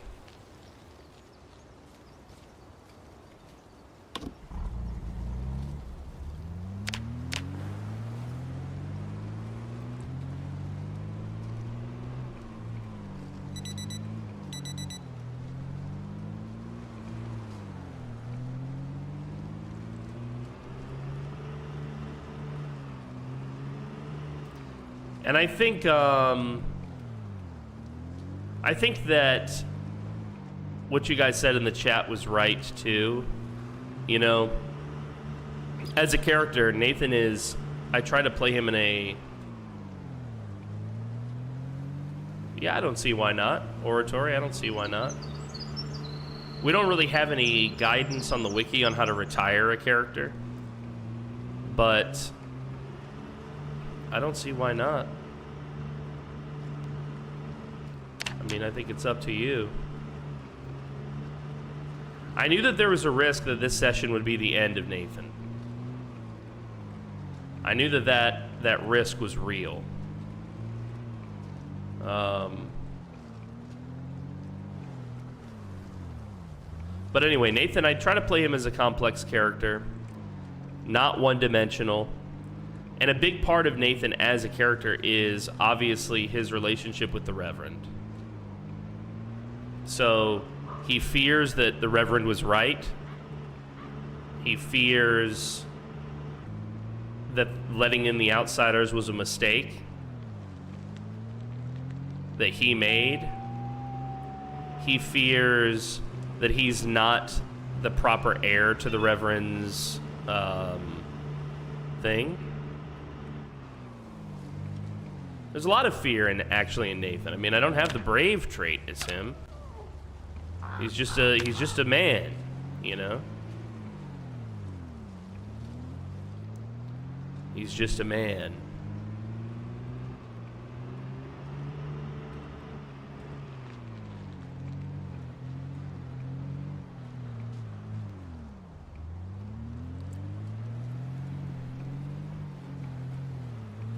Yeah, I mean, I think it's good to play out a character and experience the emotions of it. I think that's what makes roleplay great, you know? Sometimes it puts you in situations that you're not sure how you would have handled.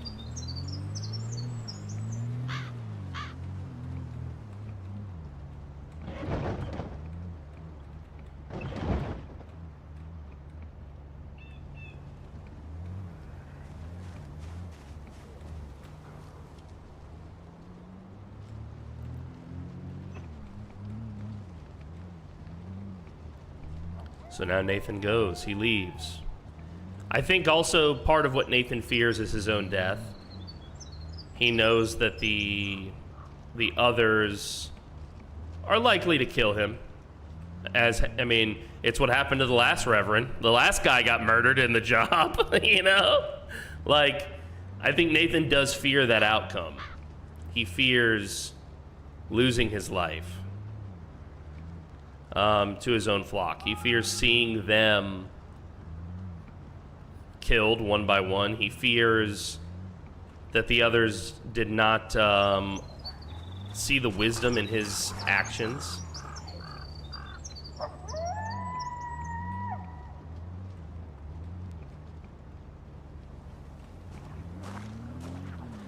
Most importantly, he fears that he's not the man for the job, right? That's perhaps his biggest fear.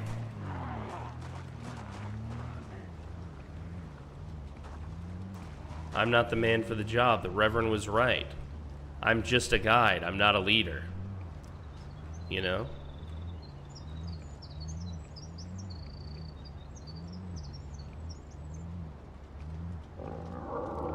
So what happens to Nathan now? Well, chat, we're gonna have to wait and see, aren't we?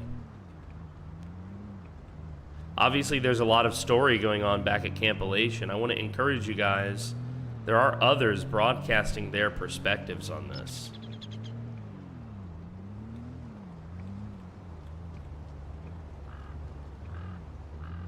You can check them out. Frosty, who's playing Guy, is live right now, I do believe. MaulCop, which is Jude, the guy that Nathan was holding a gun to, should be streaming. Vognarvik Gaming should be live as well. There are other perspectives in this story. You know, I'm telling the story on my show of Nathan.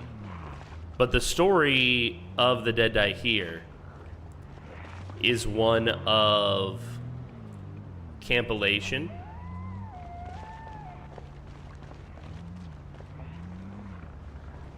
itself, of the Solar Creed. And I think there's precedence for stuff like this as well. You know, if you've seen like The Walking Dead, just as an example, you have seen moments in the story where certain characters literally dip. You know, there's an entire like season where Carol just kind of goes off and does her own thing.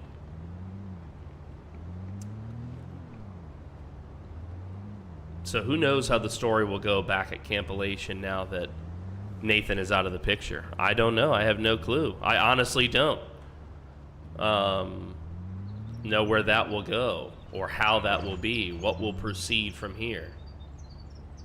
I don't know how they will reconcile everything that has happened. I don't know who will take up the mantle of leadership. I have no clue, frankly. And I think Nathan would have no clue. It would be a uncomfortable drive down this Muldraw highway, by the way. Considering that.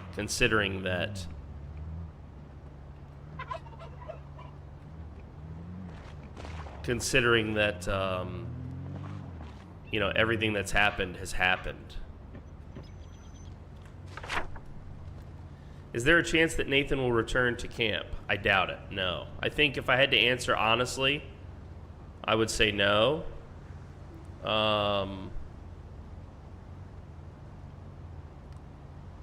Would be the honest answer.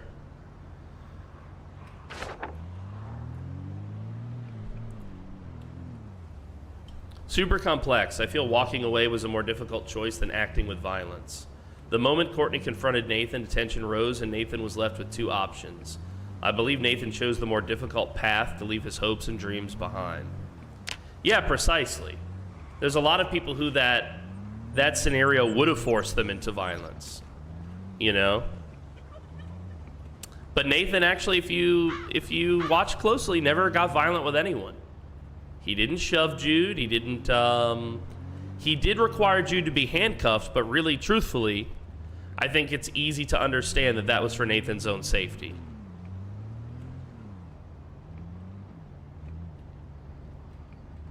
I think that if you've been paying attention to who Nathan is as a character, he's a man who is not violent.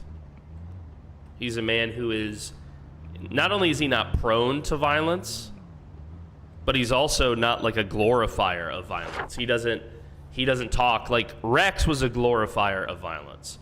as Rex, I regularly said things such as, I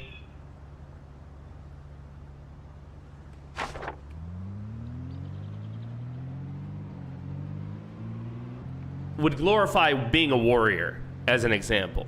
So, like, Rex had great respect for Valentine, as an example, because Valentine was a fellow warrior, okay?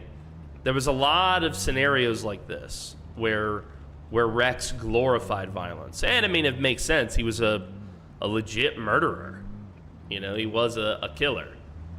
And so in his mind, a man capable of violence was a real man. Nathan, I've tried to play him as an opposite of that. I've tried to play him as a paladin, okay? Violence is an absolute last resort to Nathan. The only time Nathan has ever used violence without any regret or regard was when we fought those guys, the Lost guys, the MC or whatever, in Moldraw, you know?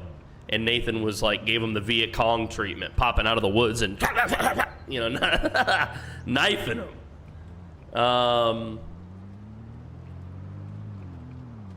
To me, that is the story of Nathan. Now, earlier in the week, if you were here for the live show, I made a statement and I said that the smart thing for Nathan to do would be to murder Jude in front of everyone and banish some of the others and yada yada yada. I had like an entire thing that I told you guys that I thought was important related to what Rex would do, basically, as a leader, how he would solve this little problem. Okay?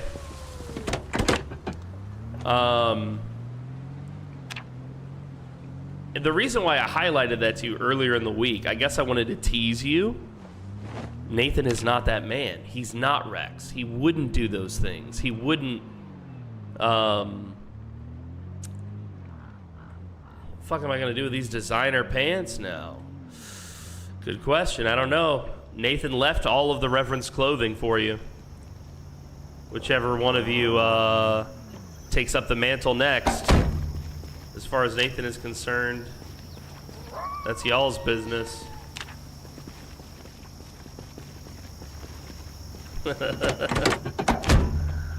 That's no longer Nathan's business. That's no longer his prerogative. He's no longer concerned with that.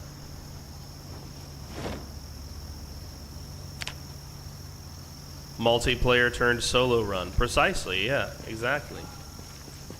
And I think again, I'm doing my best to be true to the character.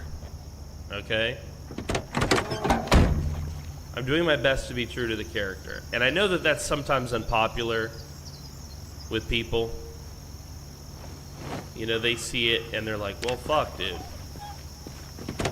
I kind of had told ahead of time Frosty and Brick what was going to go down, what my thoughts were. And they both tried to encourage me not to leave as Nathan for various, mostly out-of-game reasons, frankly. And I did listen to them and considered what they said, which is why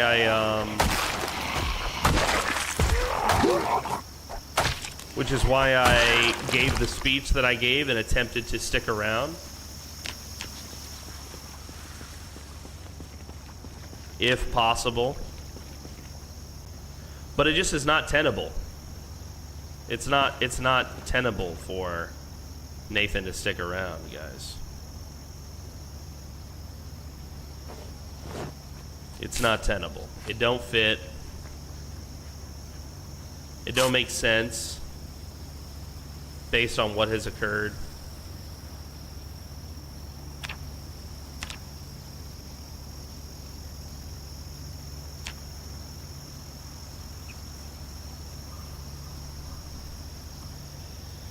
It's not tenable. And I know that that would frustrate some of you guys. But hopefully, I mean, you understand that I'm just trying to do what I'm trying to do. I'm trying to obey the character as best I can.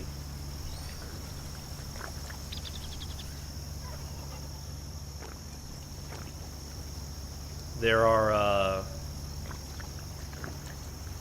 different ways to look at this scenario,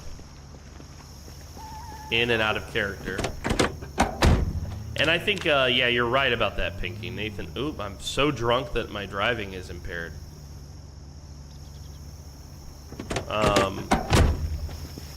Nathan is in melancholy. I mean, I've had the severely depressed Moodle for a long time as Nathan now. And I think he is severely depressed.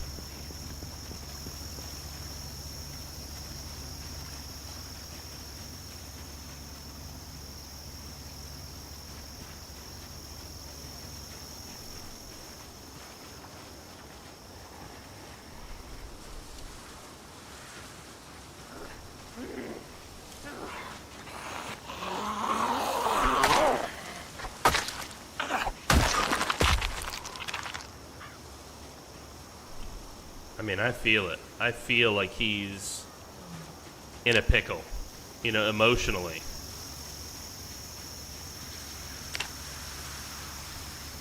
And yeah, he wants it to be over. He doesn't want to continue to watch his family die. This is Reverend Nathan Maynard, but he's no longer Reverend. I'll have to change his portrait for the future.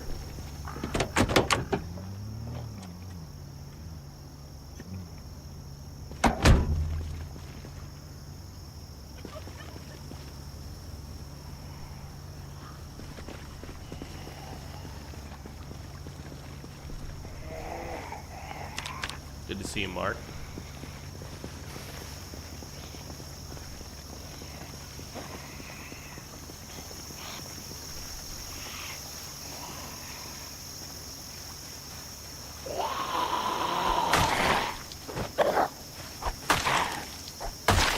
So yeah, the reason why Nathan did what he did, I think we've explored that in the dialogue we've had. I hope you guys can appreciate these insights into the character.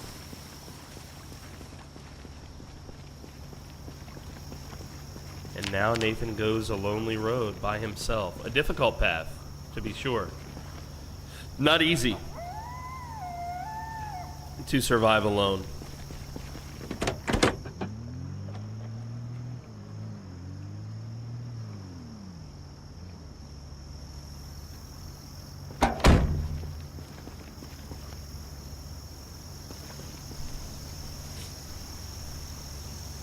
Not easy.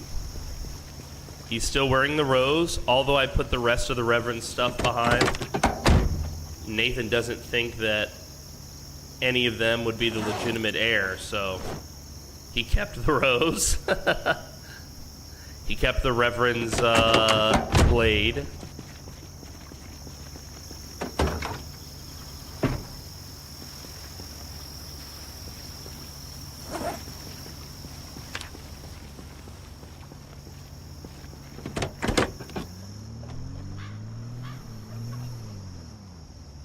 He's a little tired already, but he needs to get to shelter before he can stop for the day. But he's gonna want to return here, I think. Cop cars.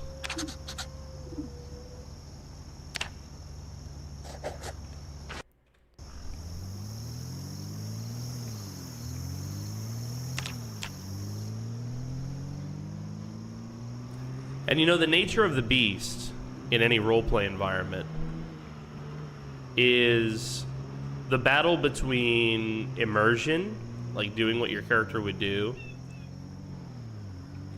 The time compression seems like so much. The time compression. I don't understand the question or the statement. Talking about sleeping?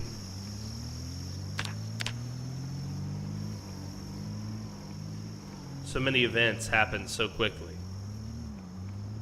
Yeah, that's true. That's true. One thing after another. Nathan never did get to see Thanksgiving.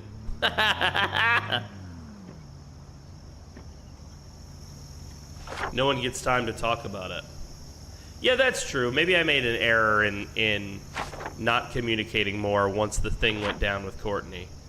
But as far as Nathan was concerned, I mean, I try to roleplay realistically. Every minute that he was there, now that Jude was free and knew his intentions, every minute that he was there was a minute that he was risking his life, you know? For people who, by Nathan's judgment, you know, I think they're better off without Nathan, is what Nathan thinks, and now Nathan believes he's better off without them.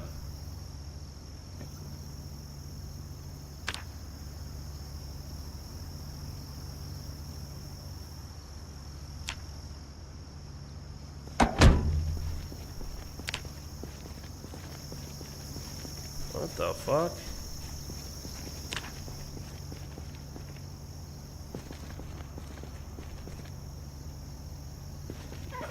Well, he believes that's where the evil resides. That's true. He should have maybe burned that. Maybe he returns to burn it.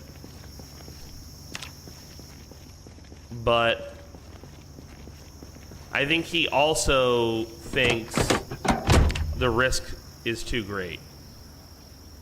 I don't know. It's so hard to, you know, in the moment when you feel the vibe, you feel the vibe. You know, in that moment, you're like, what do I do? You know?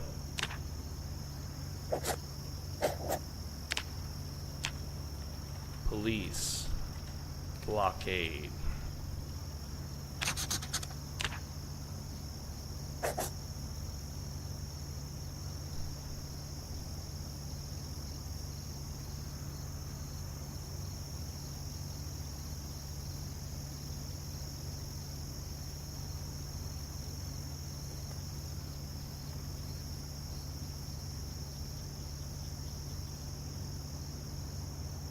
Sorry, chat, just checking behind the scenes.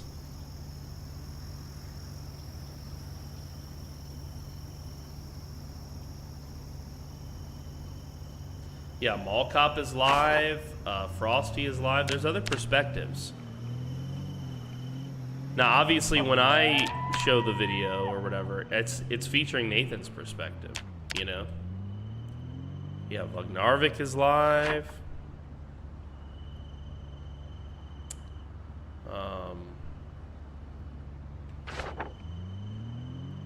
There's others that are live right now, showing their perspective on all of this.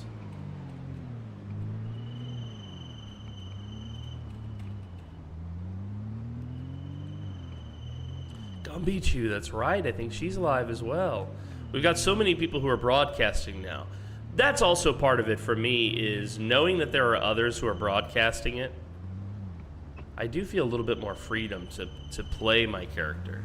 There were moments before when the Reverend was still alive where I kind of felt like as Nathan he might dip, you know? That's when he first made his bug out base.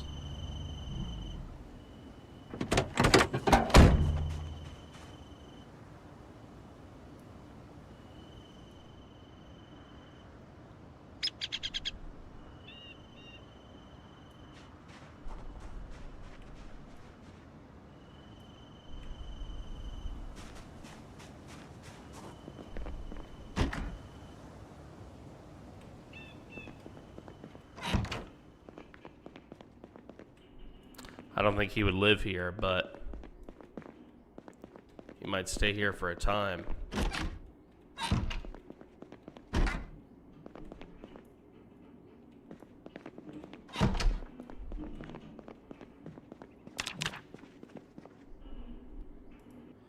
He is hungry and thirsty. Man's gotta eat. I'd be very interested. So there's so much in the story that I still want to know as me that I feel like Nathan would have no care in the world to know. You know? One of those things is like how they handle this going forward. Like, Courtney's probably... I mean, if the outsiders don't see Courtney as a fucking hero, that would be so interesting, because from my perspective, the people who witnessed it probably thought... Because they don't know Nathan. They probably thought Nathan was about to kill Jude. And if not for Courtney, Nathan would have, basically.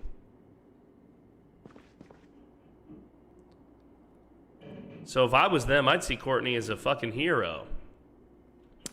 But, on playing devil's advocate,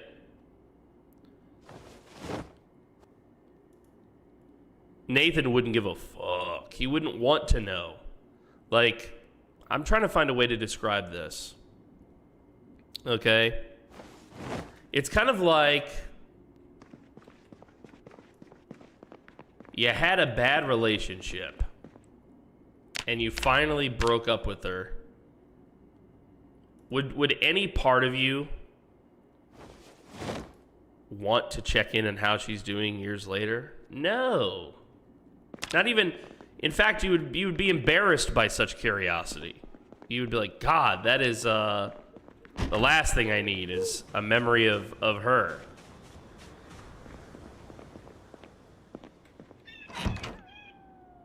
Guy, would you mind grabbing a broom and cleaning the mess? Yep. Well, he left the briefcase right in the open. Let them deal with the outcomes of all of this, you know, is how I was thinking of it in the moment.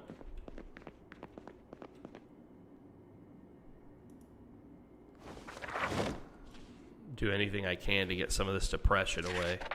Oh, the depression is finally gone. Look, he got away from Camp Elation and he's no longer depressed. Imagine that. He's a man without responsibility. Must feel good, Nathan. Must feel good not having to have the weight of everybody on your shoulders.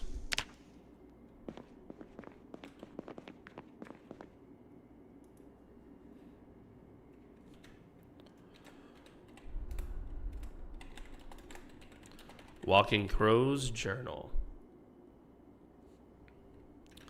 November 11th. Nope, November 22nd.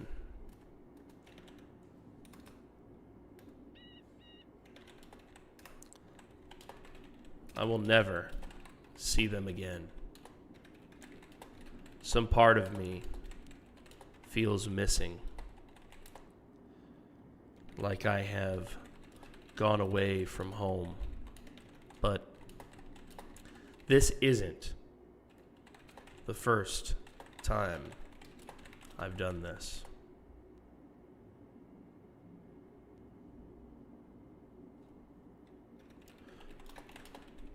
When I was a boy, I left the reservation to study, to better myself.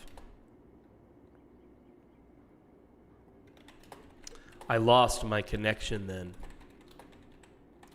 with the earth and the grass and the trees and the wind.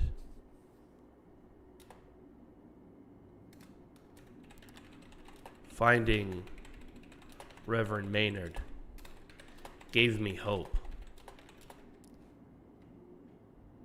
that I wasn't truly lost, that some part of me had just been buried and was waiting to be unearthed.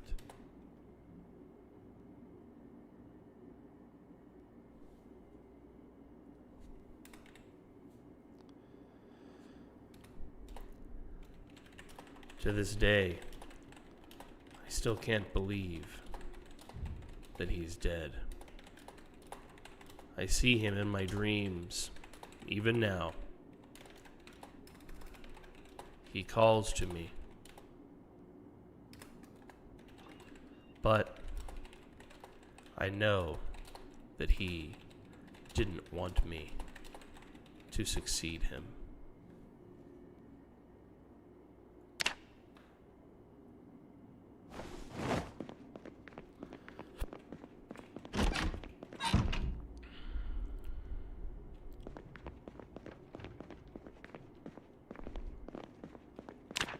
All right.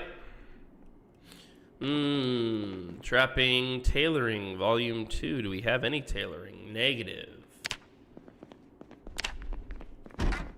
It's almost dark. Let's spend a little bit of time sorting through our belongings, chat. We don't need a carving fork. We'll dismantle the camera.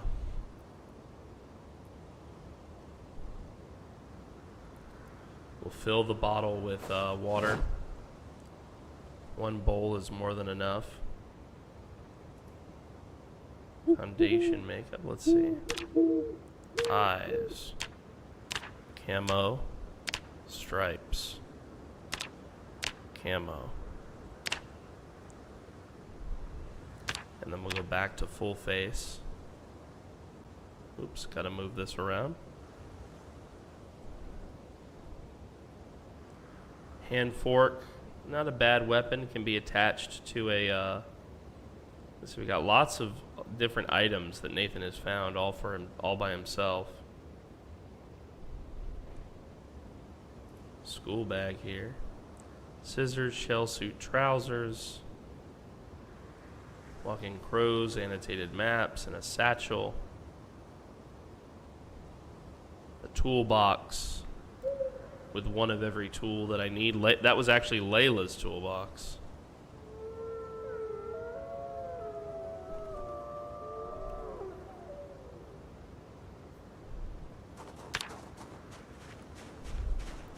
We don't have any reading material as far as I can tell. Well, we have our hotties still. We still have our hotties, guys. So I still don't know where the story will go. Maybe they will come looking for Nathan. Maybe some sort of event that takes place out here will send Nathan, you know, back to Camp Elation. I doubt it, but you never know. I'm open to the possibilities. Take a bath with no hot water. Yeah, well, to do that we need to get rid of some of our belongings here because we're heavy. And I'm still hungry. I think I have a can opener though.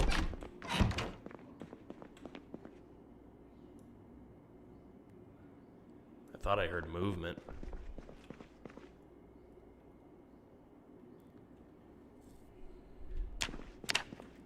Yeah, see, I'm heavy, very heavy load.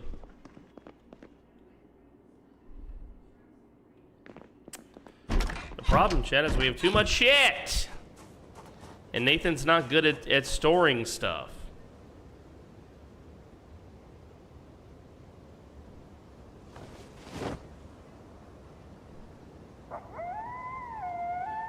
Plunger, bulletproof vest, he doesn't need that.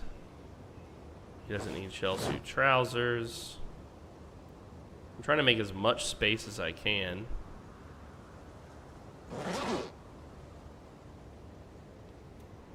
He doesn't need any of this.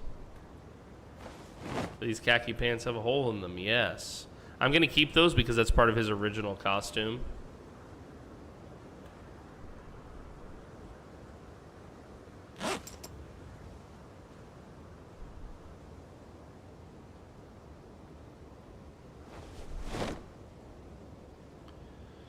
We don't need this extra belt or these black gloves. We don't need bread knives. Taking a little emotion AFK break plus needed drinks. Oh, yeah, what's up, Lunaria? Good to see you. Good to see you. Just been talking with the crew here about Nathan's emotions and where he sits and where he feels and all of this. Where things have gone for him as a person.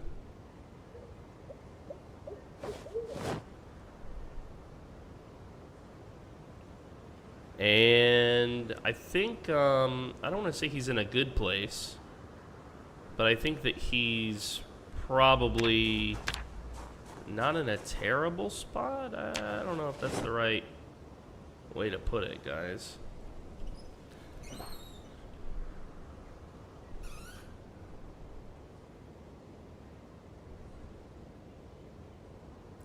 Nathan is in paradise.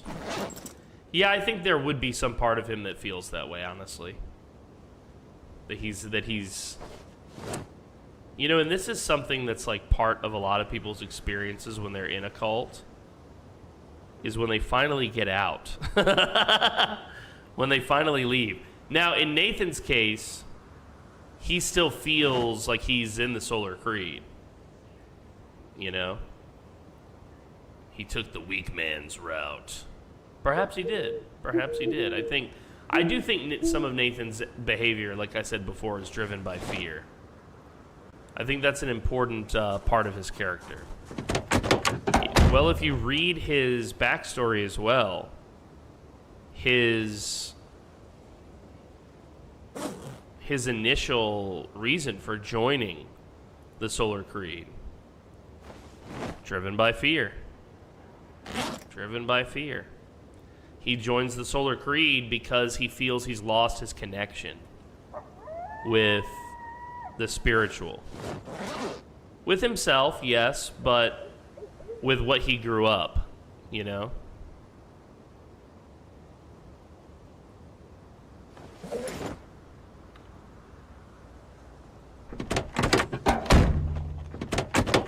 Big man's route. Well, Nathan was never intended to be the leader of the Solar Creed.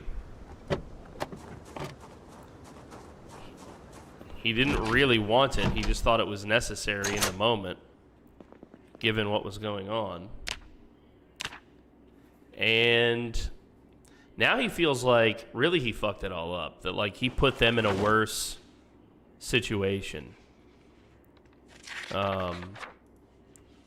With his taking charge, basically. Like, yeah, we put up a wall and shit, but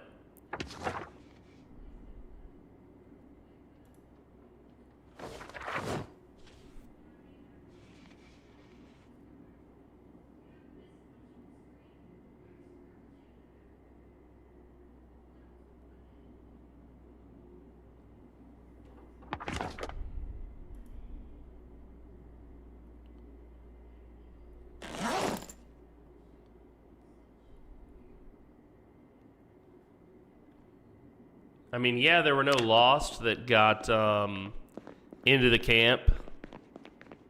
Yeah, we were all well-fed and alive.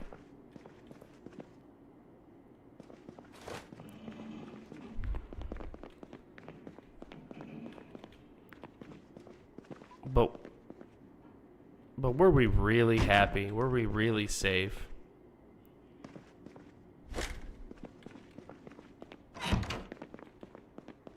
Were we?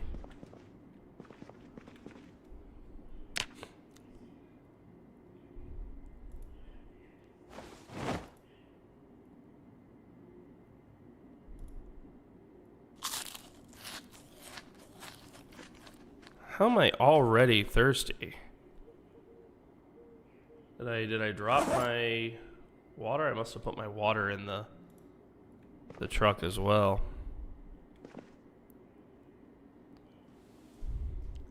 Yeah, there's multiple sides to it, right? Maybe he just made a big oopsie poopsie. Certainly possible.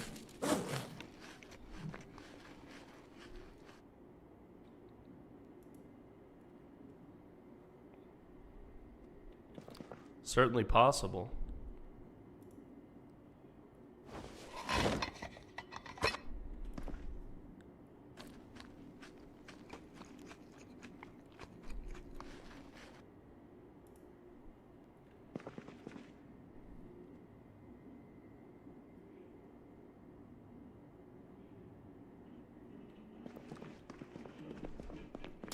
I think who the group chooses to look to as a leader, now that Crow is gone, will say a lot about the situation too, like if Crow was right or wrong. If they choose one of the outsiders to follow and listen to their wisdom or any... Basically, if they do anything other than sending those people packing, I think Crow was right. I think that proves it. To Crow, it would. But I also think Crow doesn't care. I think he would want to separate himself from it. You know, I'm talking about it because it's what has happened in the story, and I know we're all interested, but I think Crow would not want to think about this. Crow would be like, I'm not thinking about this. I'm not thinking about this. He's like playing cards in his head, counting to 100 over and over, you know, type of shit.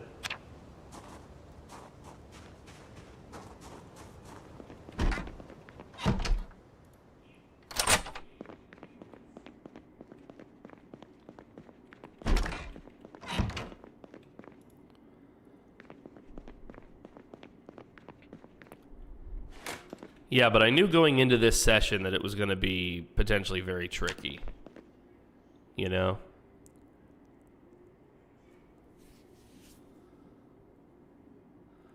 I knew that it would probably be the last time we would see Crow in the story.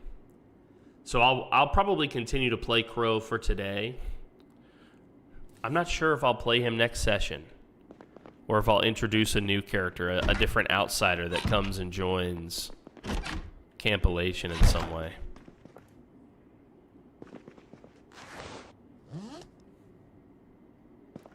Nice.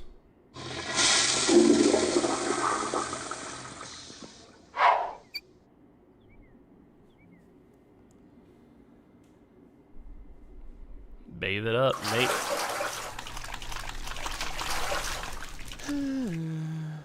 Bathe it up, buddy.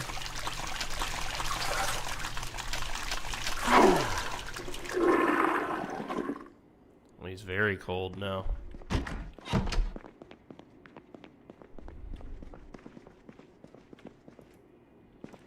Alright, one thing I want to do is everything that he has on him now needs to be a favorite.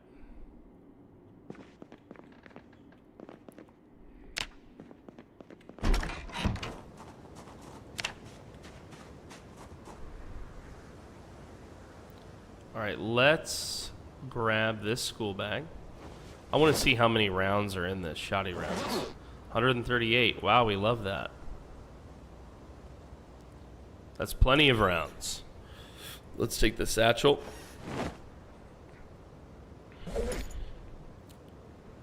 Let's put our dirty khakis in the back. Let's grab everything else.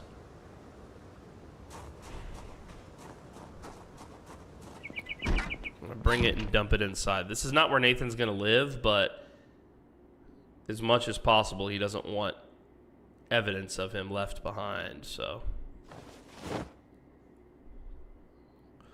we're gonna try and basically hide this stuff.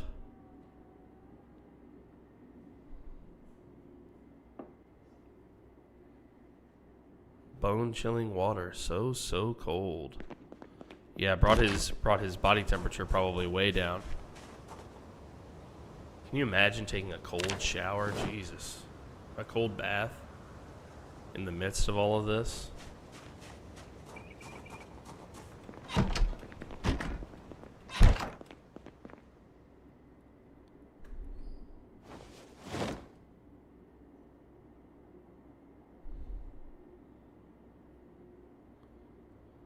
Spear with knife, he'll keep that.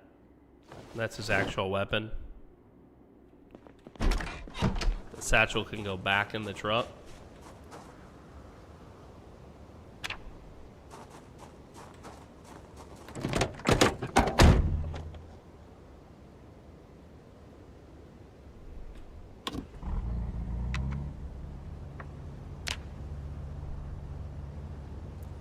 Let's let Nathan warm up a bit. Did I grab those water bottles? Yeah, I did. Okay.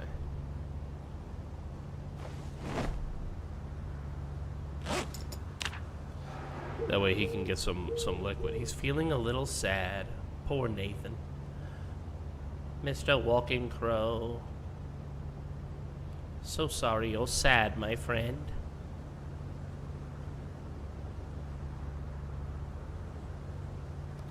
I think we've still got most of our people, huh? Let's see. Oh yeah, plenty of people playing. Plenty of people playing. I'm so interested to know what decisions they will make for their future. You guys can check out when the Moodle hits just right. Yeah, it's perfect, Sturman. It's literally perfect, dude. It's perfect. Let's see, we got Frosty there. Who else do we have? Vognarvik. My boy Vog.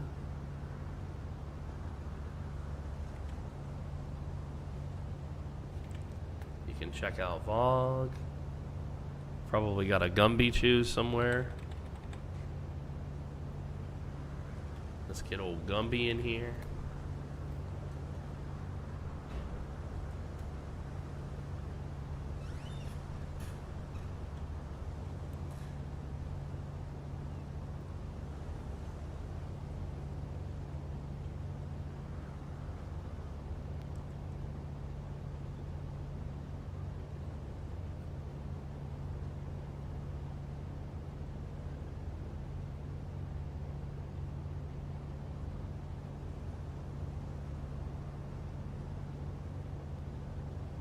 I'm trying to get everybody's streams up, make sure I tab them. And I'm also so curious to know like how they proceed.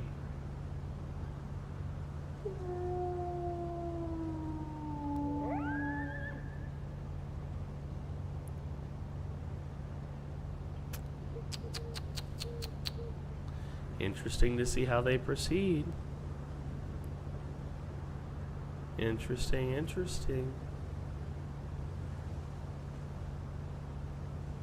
Hello, Mithrin. Good to see you, buddy.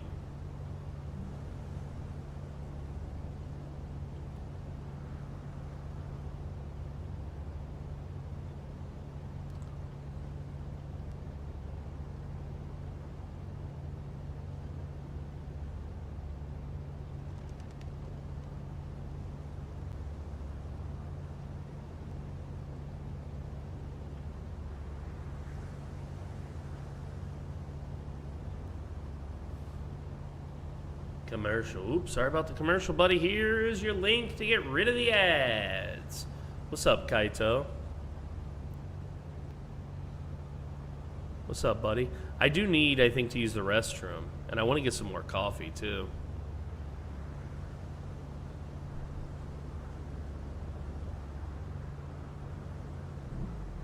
What I'm going to do, I'm going to take his key.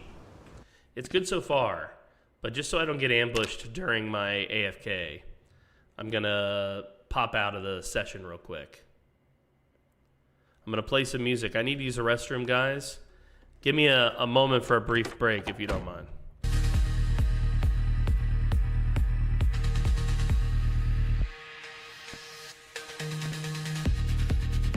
I'll be right back.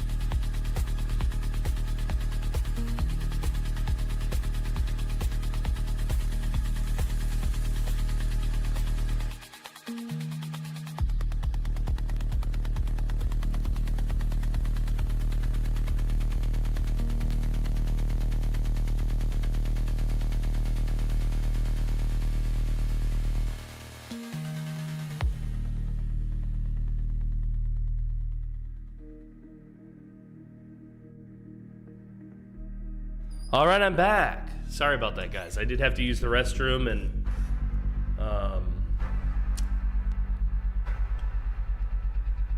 yeah, I had to use the restroom, and I wanted to refill my coffee too. Welcome back, everyone. Thank you for your patience. Apologies, everyone. Sorry about that. Oopsie poopsie. A little oopsie poopsie.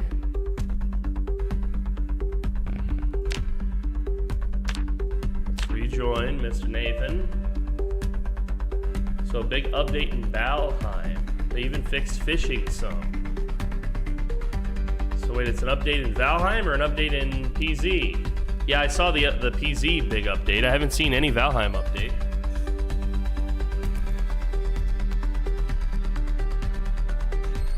You said so big update in Valheim. Oh, you meant B42. I see. Yeah, I've seen it.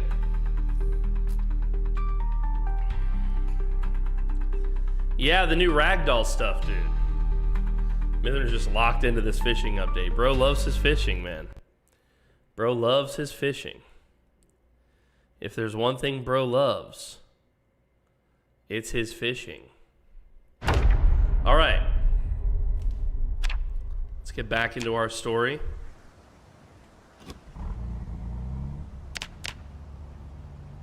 You can shoot them in the legs to make them crawlers. So that's kind of cool.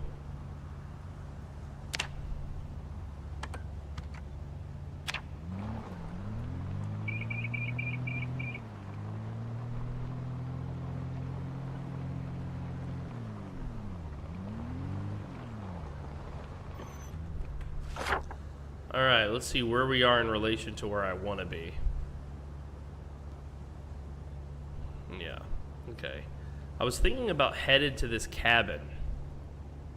It's rural enough that I think Nathan could live there without worrying that he would get caught or something.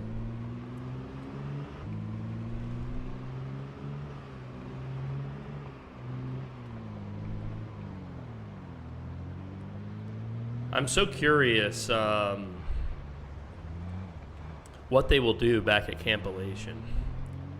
How has the cult reacted? How have they responded? How are they dealing with the fact that their second leader has fled?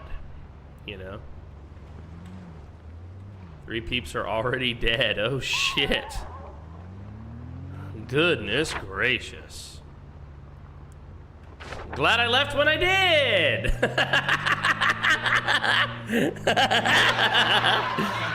Because that's exactly what Nathan thought was gonna happen.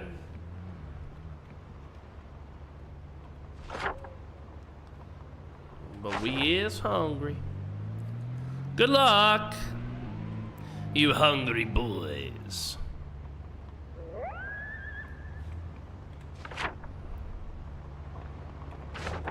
Oop, oop, oop. Yeah, looking at the map while driving gets fuggy wucky. I keep forgetting.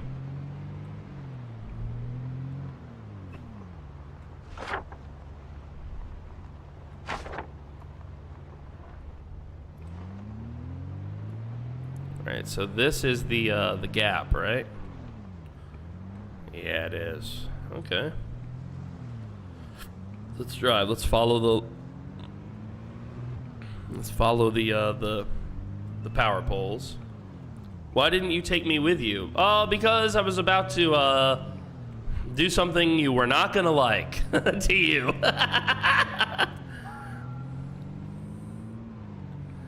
You would not have been happy with what Nathan had in store for you, I suspect.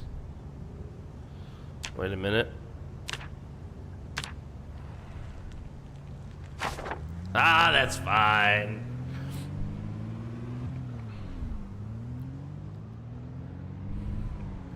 Was it death or exile? Well, I don't want to spoil. But let's just say that you and Socrates would have had a little bit in common.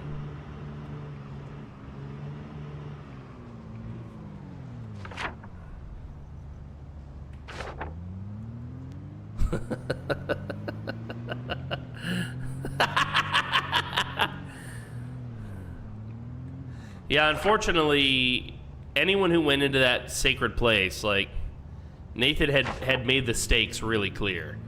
And he trusts his brothers, and they had basically said they saw your guy in there, so... Yeah, it was going to be rough. And then Jude admitted that he had been in there, and it's already known that he's been consorting with the devil, basically.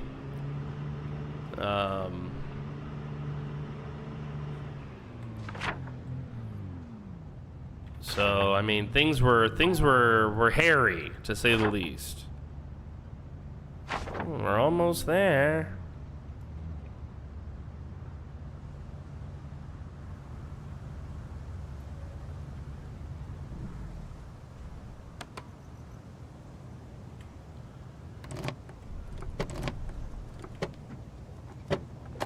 Look, ask the evil deer demon. Crow does not communicate with that creature for fear that it will fuck him up, bro.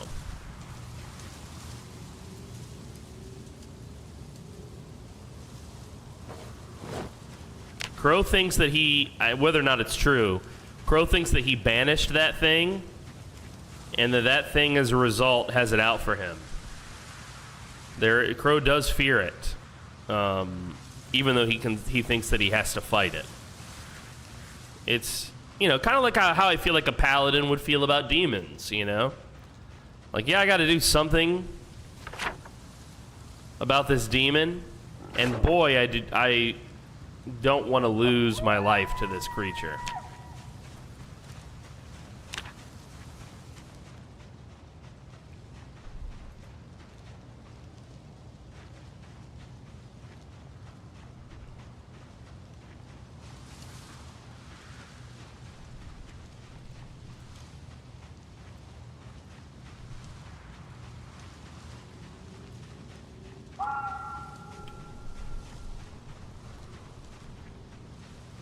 My dear Inkling, what have you to be sorry for? What happened? Did you get killed too? Are you one of the three that got killed? I hope not.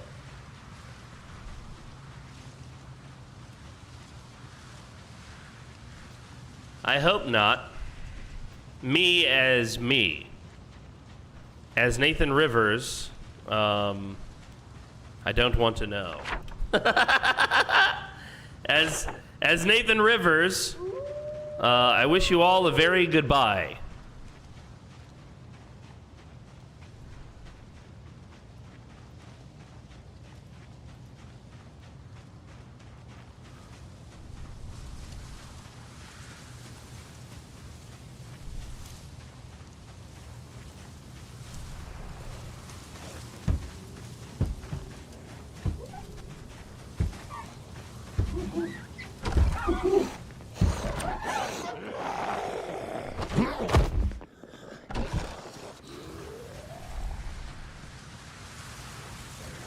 Here, come out.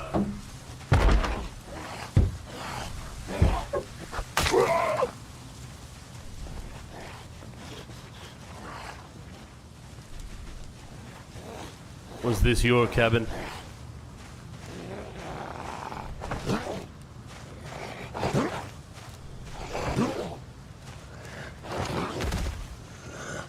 If this place was your home, it did not save you, but perhaps it will save me.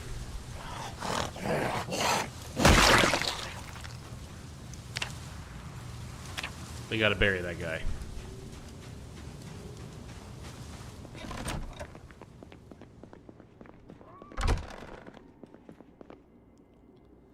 Empty bowls and shit.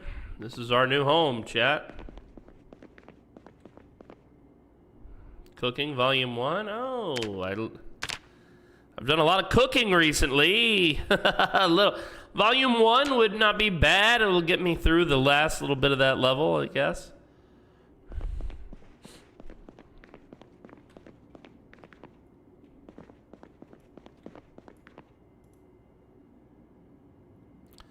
I feel like there would be a stench of death in here from the undead. Look, he died over there. You can see his blood. There's blood on my feet, too.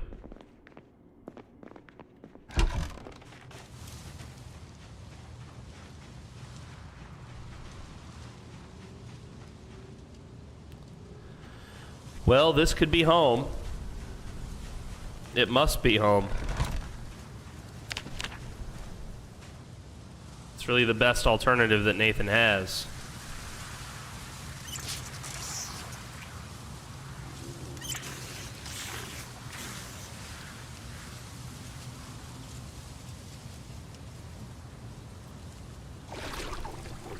Yo, what's up, Prime Centaur? Good to see you. Yes, this is Project Zomboid Roleplay.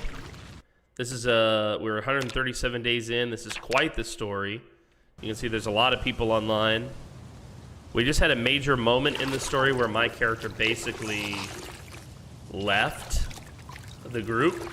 He split off to go his own way. There are others who are still telling the story of our group. I'll link some of them in the chat now if you're interested in seeing other perspectives on this story. This is a season type thing. So we tell the story. Each season is a totally different vibe than the last one, with a brand new premise.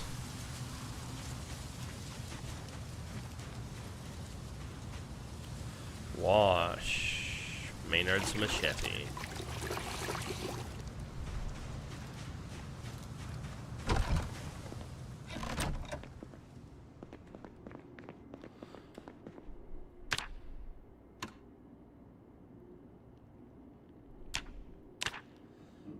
No battery.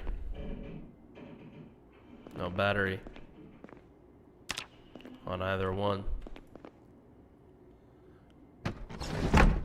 Close the window. What am I? I'm clean, feeling fresh.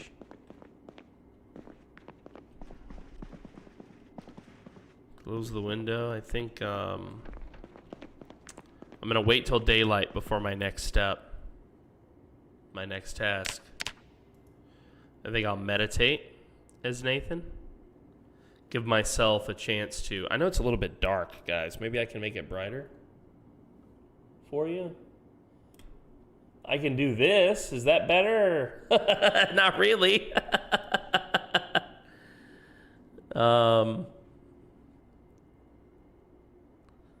Not really.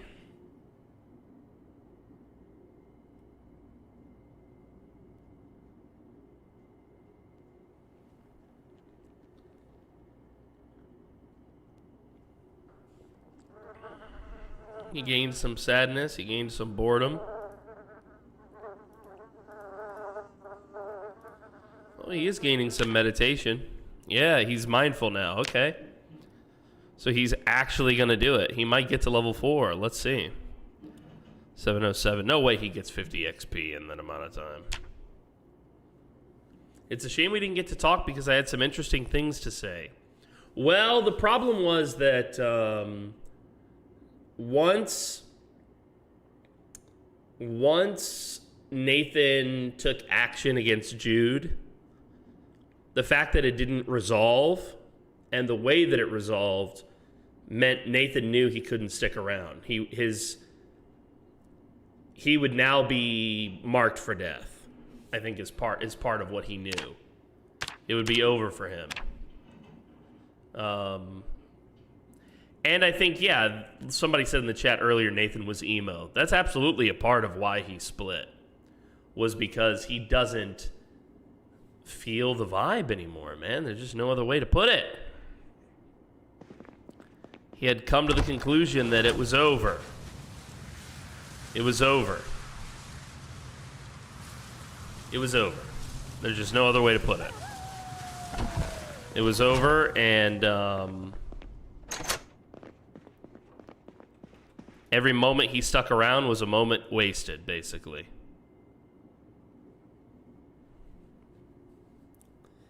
They were allowing a silver-tongued wolf to continue to manipulate them. And even the people that Nathan trusted the most, which were Courtney and Gunner, Courtney couldn't bring herself to follow Nathan's lead in that instance. And Nathan just knew that that meant it was over. It was over. He was now a leader only in... He was literally the problem that the Reverend had identified, which was it takes more than a suit to be the Reverend. You know? And first it was Eustace shoving him. Then it was Courtney shoving him. And all of that represented like an obvious breakdown of the system that was supposed to be taking place. And there's just no way that Nathan could persist there for even a moment longer. He knew. He was like, it's over. It's over. It's over. It's over.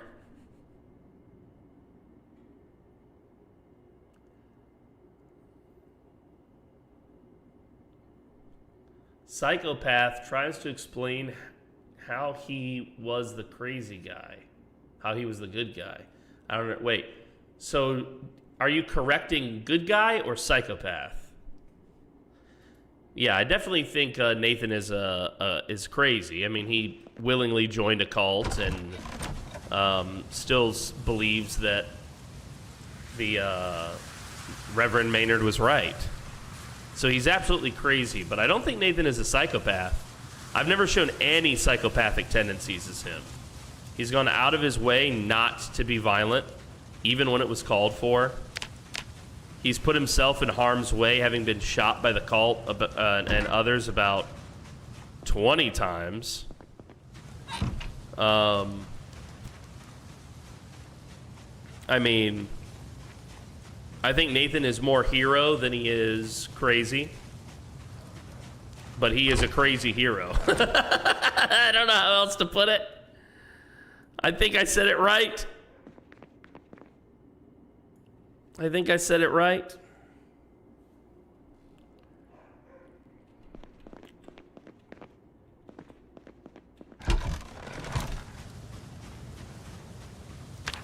I do want to bury this dude. It's a shame he didn't have a key on him for this place.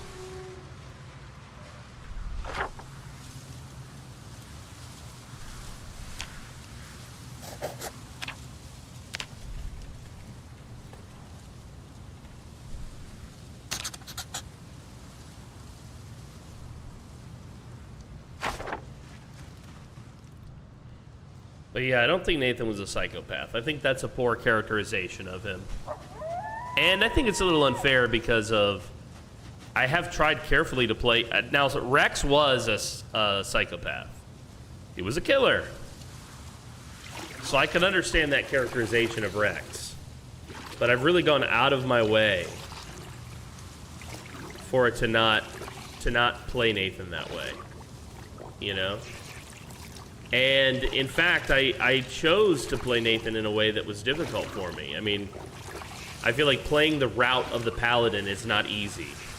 Having like a really strong moral code that you have to obey.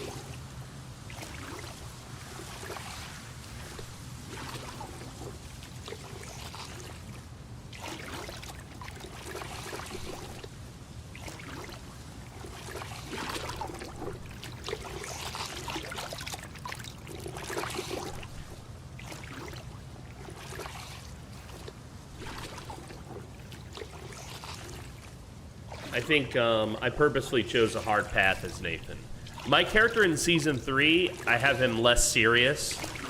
You know, Nathan is very stoic, very thinking and judgmental in a way, and all of this kind of stuff. But my character for Season 3 is more fun. Although I do have a lot of fun playing Nathan. It is a different character, you know, than like a purely fun character or whatever.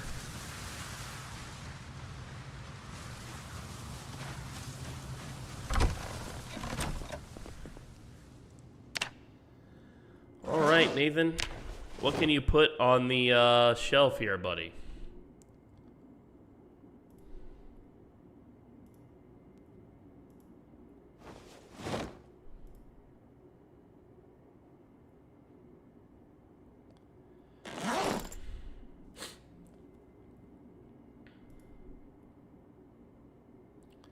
This friendship bracelet was given to him by Layla.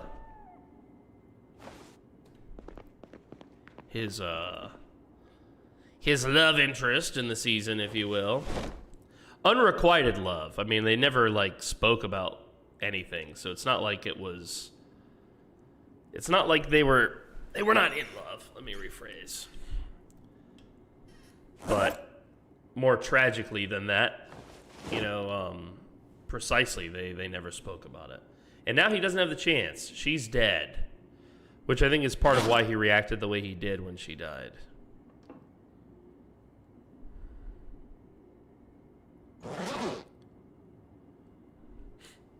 Well, well, well.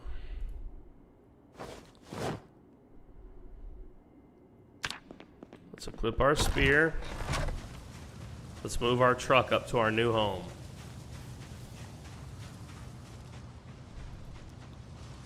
If they don't see Courtney as a hero for what she did, that'll be interesting to me. And there were some people who were like not new to the cult, but what's up, Vuli? It's good to see you, buddy. Not new to the cult, but new to the season, they were on their first character, who Nathan really never got a chance to get to know. And those characters, I'm interested to know how they would see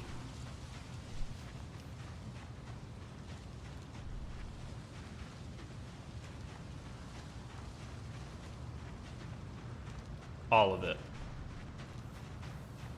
What's up, Hans? My young Buntag. Is Daniel dead? Banished. Is Daniel dead? Daniel. Is Daniel dead or banished? This is Nathan. He is not dead. I think you might have the wrong... Have I played a character named Daniel?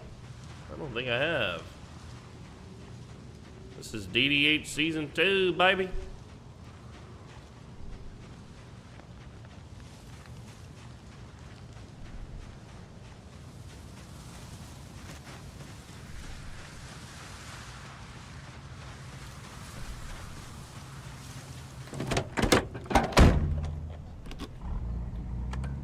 Sorry, it's okay.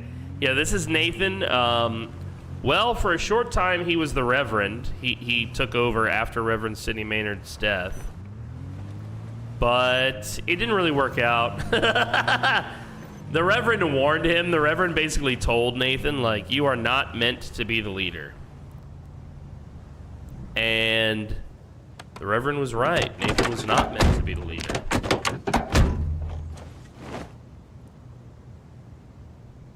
That music track that I played earlier was a bop. Yeah, dude, I really loved that track.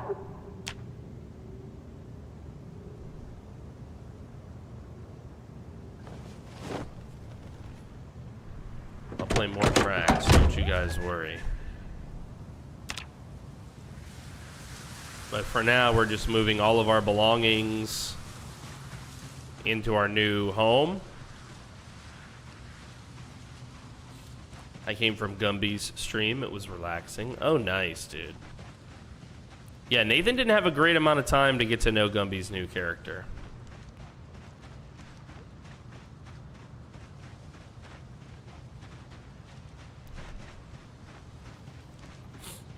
So, there's some lost opportunities there in terms of my chance to play with some of these folks. But we'll see. Who knows how the story will go. It's almost Thanksgiving.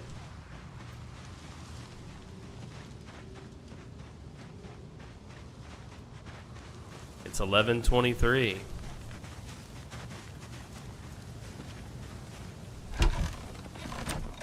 Gonna put up my perspective too now that my house is quieter. Oh, hell yeah. Do it. Do it!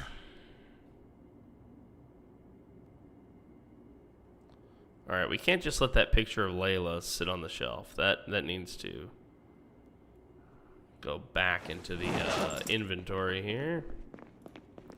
Picture of Layla Malona.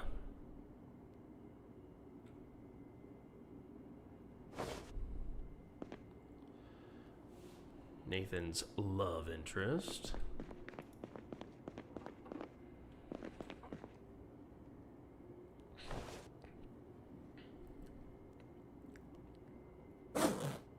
She dead. She dead. She dead, everybody. She dead. She long dead, too. Now it's been over 100 days since she's died. It's been a minute.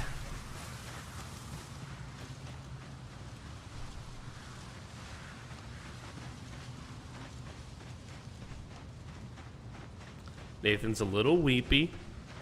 I think that makes sense. He's truly alone for the first time in all this time. But I think Nathan is a survivor, so we'll see how well he does. Hollywood superstar Shia LaBeouf. The one, the only, the Shia LaBeouf.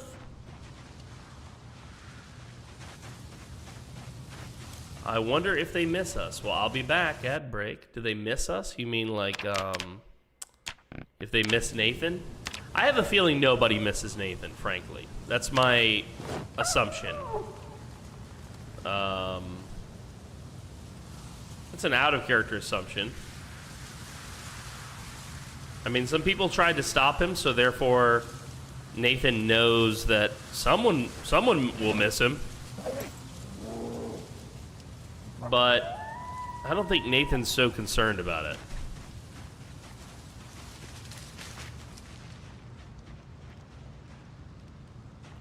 Well, again, I think right now Nathan, well, he's feeling a tad weepy. So the way I would roleplay that, because I always try to roleplay my moodles, is that, yeah, Nathan is probably thinking about everything back home at Camp Elation. He probably is thinking about them and feeling sad, you know? Oopsie poopsie. But,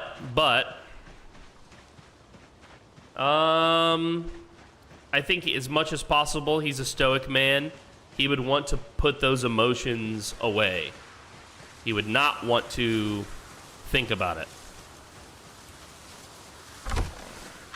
The last thing Nathan would want would be to actually start considering that he made a mistake. I don't think he would want to do that. That would be oopsie poopsie territory. Oh, you're trying to make us hungry, bro.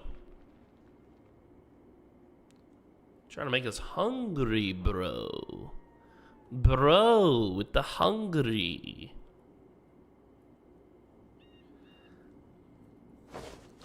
We'll keep his journal on him. Actually, you know what? We'll place the journal next to the picture of Layla. And we'll put a pencil on the journal as well. Oh, we can't put the pencil on the journal. Sorry, we can't do that. You can in B42. Jollibee has chicken nuggets. Yeah, so does 7-Eleven. And they slap. Ooh, there's some damn prime chicken nuggets over there at the 7-Eleven. Let's do a little smoky. We're gonna leave the tent kit in the house. You haven't been to Jollibee in years, and you call yourself a Filipino? How dare you, sir? Let's see. Let's read these annotated maps. Okay, so that's...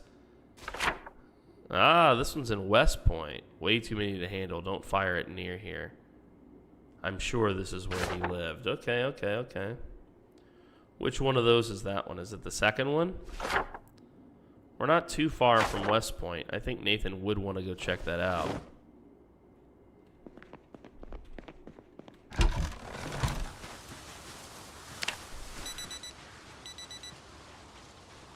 Oopsie poopsie.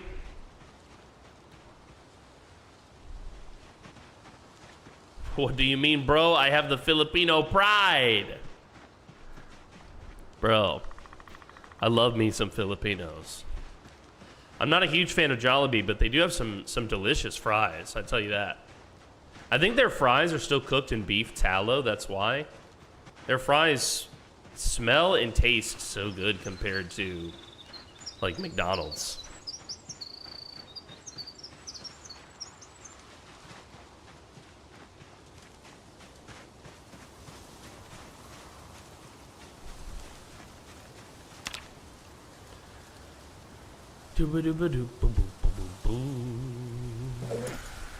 Alright, let's put the tent kit back in the back of the truck. Let's take this stuff and put it in the bag.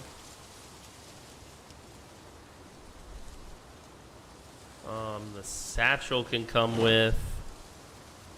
The toolbox should stay. It's the car toolbox. This school bag, I'm gonna have to carry it. And we will leave the crafted spears. We're gonna need those for our next upcoming missions.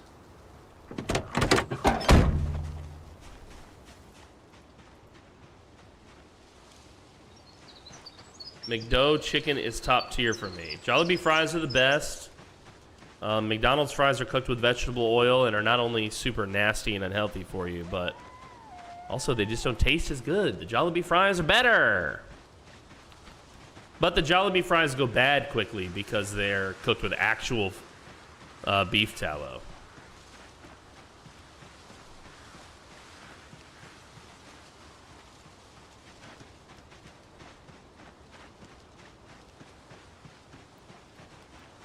I think nuggets are my favorite nugget. And he's one mad nugget, so you gotta trust him. That's a man that knows his nugget, if you will.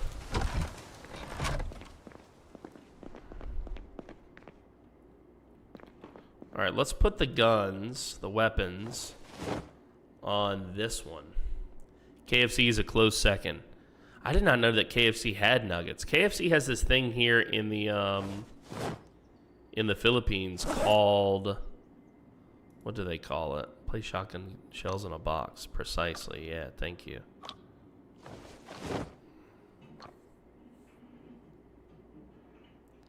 What do they call it? It's called like a twister, I think. And it's so yummy, actually.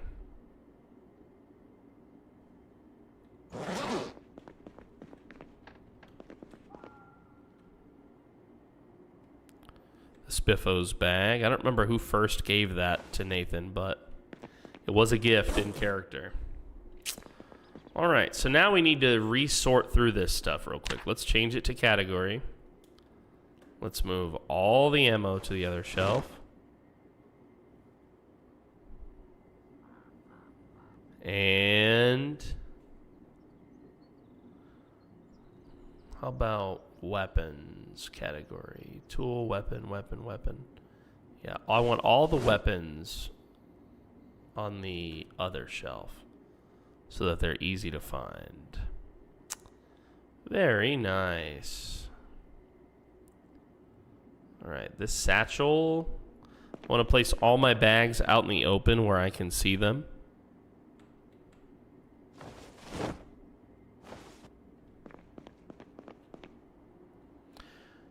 And we're going to wear our glasses. It's daylight now.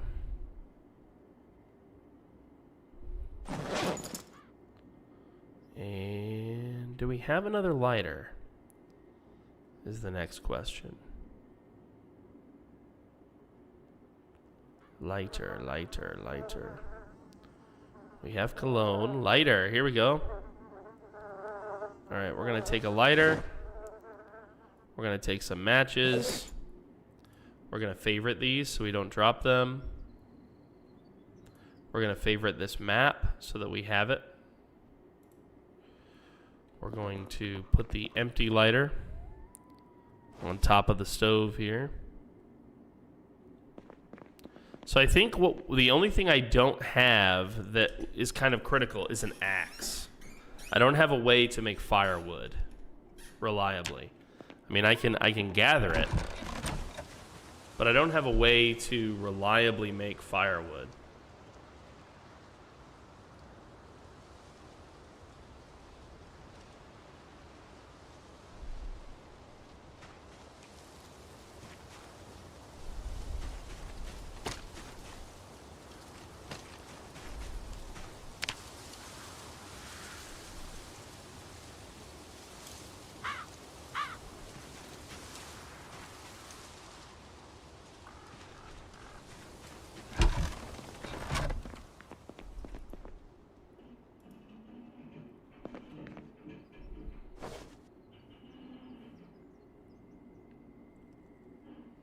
I don't want to be overweight, so I need as little on me as possible. My main inventory is already almost full.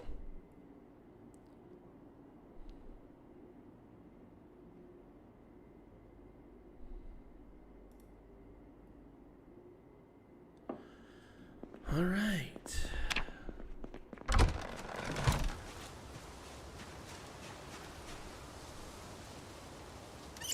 Fill the water bottle.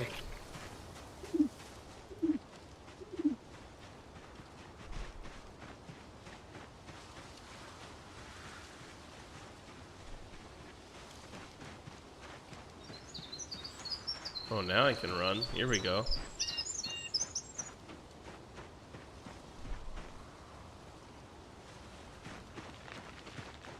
This will warm you up, Nathan.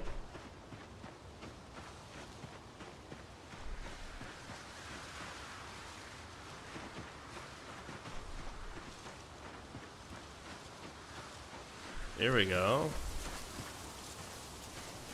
All right. We know where our home is. We have everything we need, except a fire axe and firewood and such. We will start by searching the nearby structures. Oh, he's also a little hungry. Did we bring a... No. A can opener.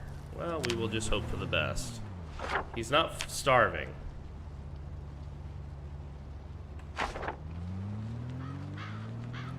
For more tag colors. Do they? What is that called? I didn't know that.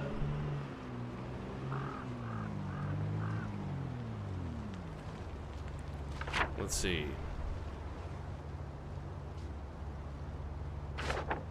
Well, that's like a compound up there. Like it changes your name color. Oh, interesting. I did not know that.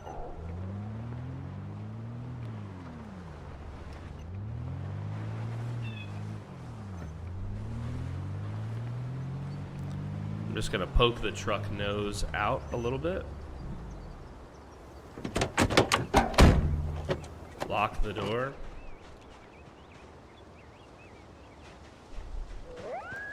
And run through the forest.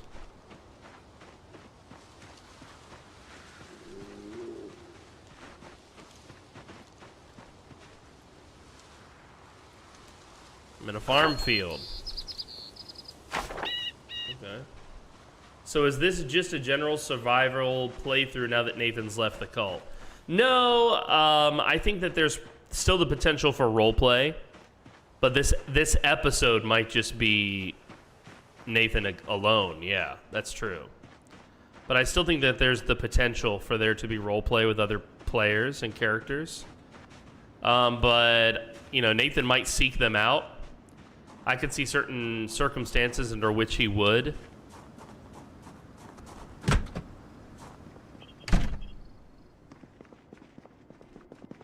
For the moment, yeah, in a way I'm playing single player now, right? But I don't see it as single player, personally. The way I see it is...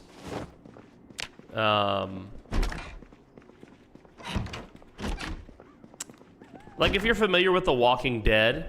Also, much love to you, Wendy. Good to see you, buddy. Thank you for the question.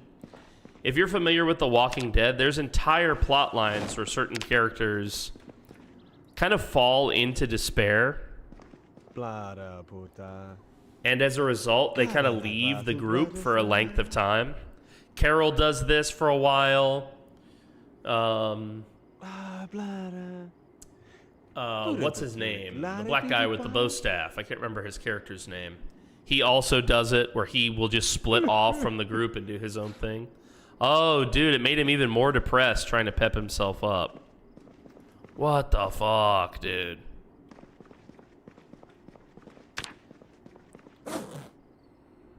Oh, man, it made him even more depressed.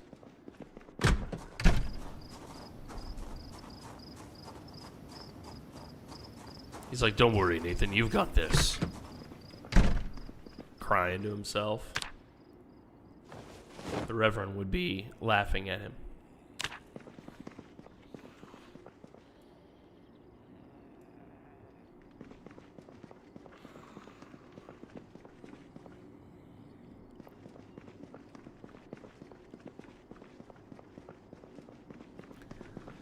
Yeah, it might be a downfall arc in a way. I mean, he's left the group. He's left the people that matter to him.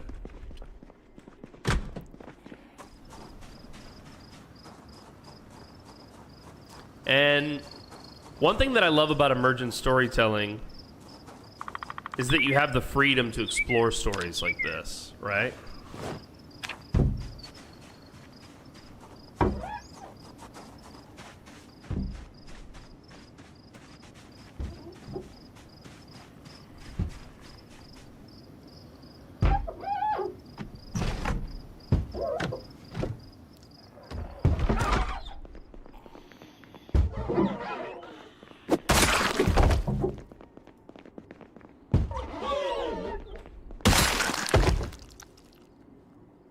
Like after the governor lost at Woodbury and went off on his own. Precisely.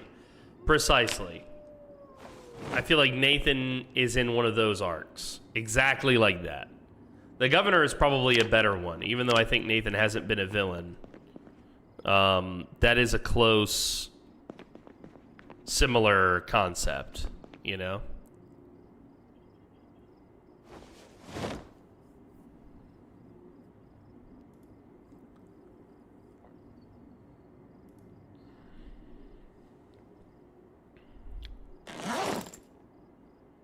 By the way, that episode where the governor goes off by himself and meets Lily and Tara, literally one of the best episodes of the entire series.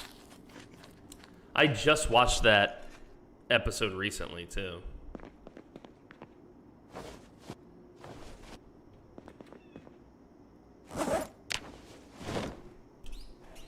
So yeah, I mean, I think right now we are in one of those moments where Nathan is, yeah, he's doing like the normal Survivor arc in a way, you know? Now, as a plot team, when we encountered everything that we encountered, we had like a thing that we said, which was in season 2.5, we were going to be more hands-off as a plot team. We were going to let the story be truly emergent. And as part of that, we agreed what that meant was letting Zomboid be Zomboid. In other words, that some people were going to die as a result of the game. Yo, see you later, Hans. Much love to you, buddy.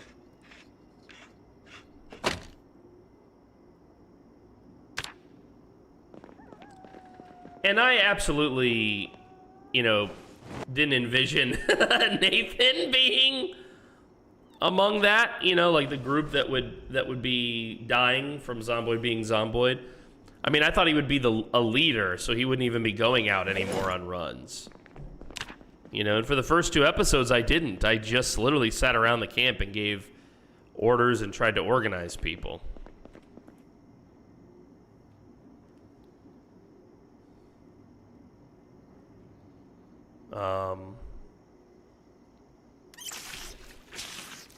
As best I could. I've never played Albion Online, but you guys have been telling me quite a bit about it.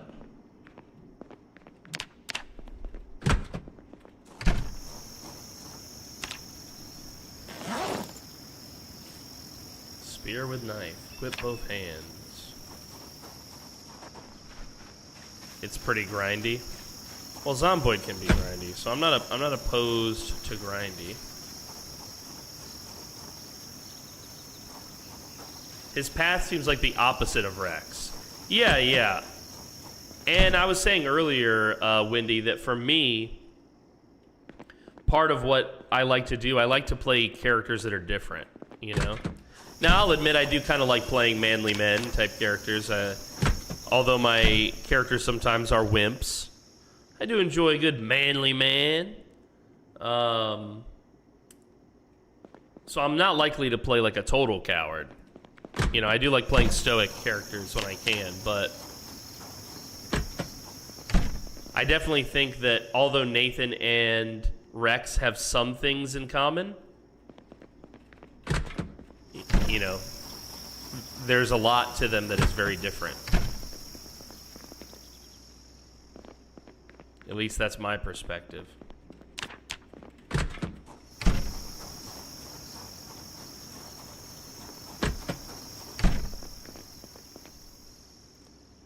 I think that they actually have more differences than they have similarities.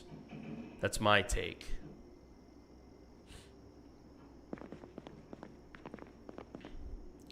I still don't get why those crates are always empty. Oh, what in the world is this? What the fuck is this?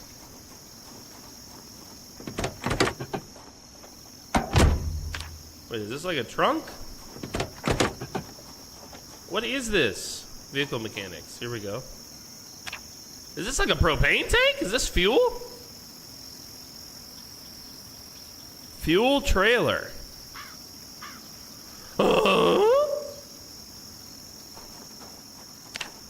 We gotta come pick this up with the truck.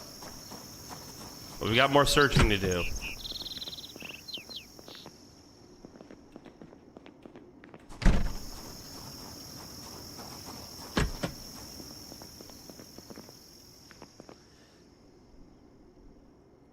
It's funny when you roleplay this game because, like, me in single player, I would always take one of these flags to put it on display in my house.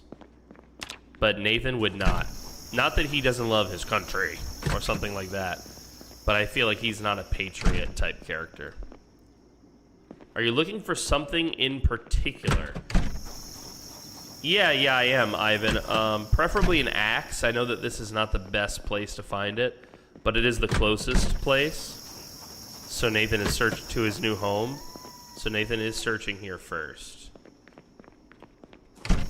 And yeah, you're exactly right, kid. I do need a new outfit for Nathan. You're not wrong. All right. X.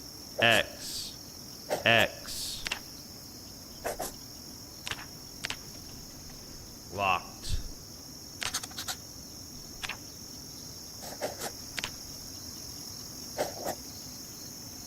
This is a barn. The next place to look is down south further.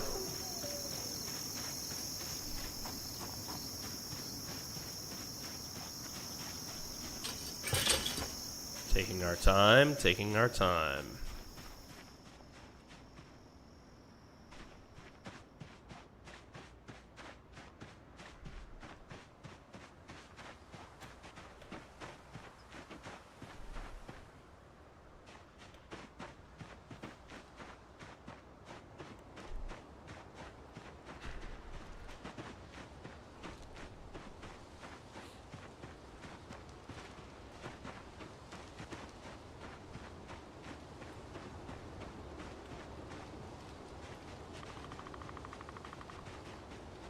There it is.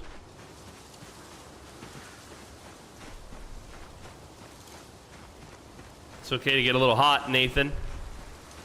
You're out here in the, I'm still getting used to the sprinting. I bound it to a new key. I just missed the whole gas trailer. Oh, God, dude.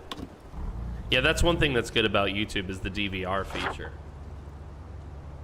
All right. So that's searched. I think we continue down and then we search that next. I'd like to find an axe so that we can start making fuel for our fire at the house.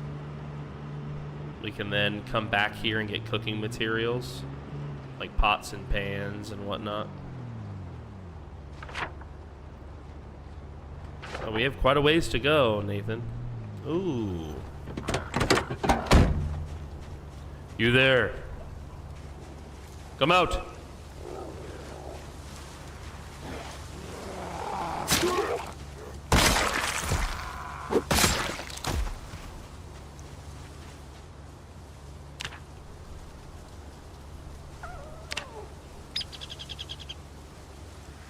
More of the lost. They're not too far from Nathan's little abode. That road is quite huge, not gonna lie. This is not a road. This is in America they do this. They put what are called fire breaks in the forest to prevent fire from spreading too far. It's also really important to cut back the vegetation when you have power lines like this, so that if there is a fire, it cannot damage the power lines. Yeah, and it is huge. It's a huge gap. You're not wrong.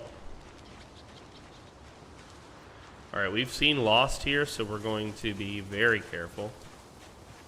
Nathan is even more depressed. Damn, he's ravaged by mourning and desperation.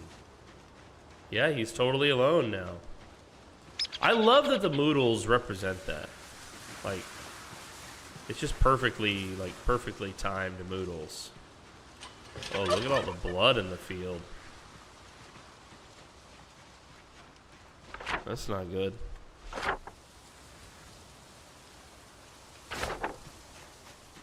Yeah, I hear a turkey, but there's no turkeys in B41. There are turkeys in B42, and if you've been here long enough, you've seen me go through the Great Turkey Incident. Yeah, Hans is around here somewhere breeding those fucking turkeys, man.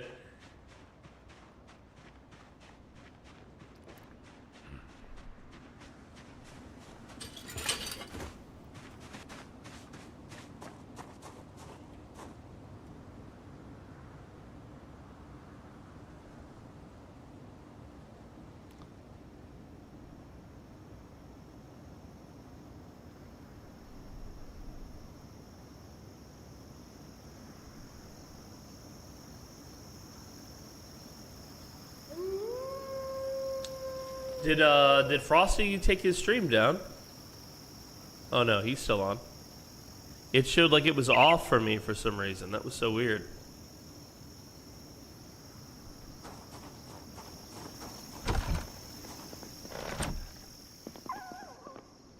Oh, planks here, fishing line. Oh wow, this would be a great find. Line, tackle, rods, perfect. Empty gas can, we'll take one. I don't think we had one. Box of nails, we'll need it. Wood glue, we'll take it. I think we've got all the other... Imagine if there's a black plastic chair in there. The game knows me, bro. Alright, let's see. Make fishing net. Yeah, we'll take this. We'll take this stuff. Oh, we're about full.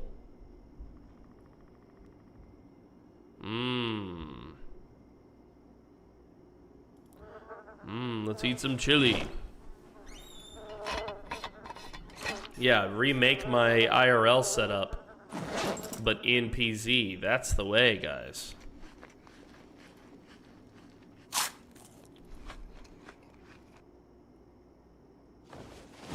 That's the way. That's what I really need to be doing. Okay, pipe wrench. I think I have it. Rake, leaf rake. Damn, couldn't get lucky and find an axe here, huh? Everything but an axe.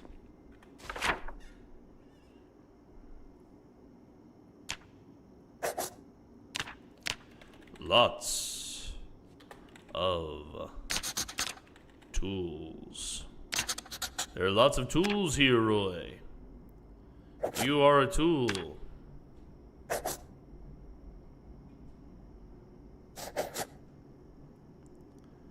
You are a tool, Roy. Yeah, what's up, Cool Flames? Yeah, we're doing some PZRP. A major event happened to my character, and he's left the group. The survivors group. Kind of controversial. He was the leader, at least for a time, but he's quit. This is my formal resignation. I'm out. Fuck this shit, I'm out. So now he's on kind of his solo survival arc.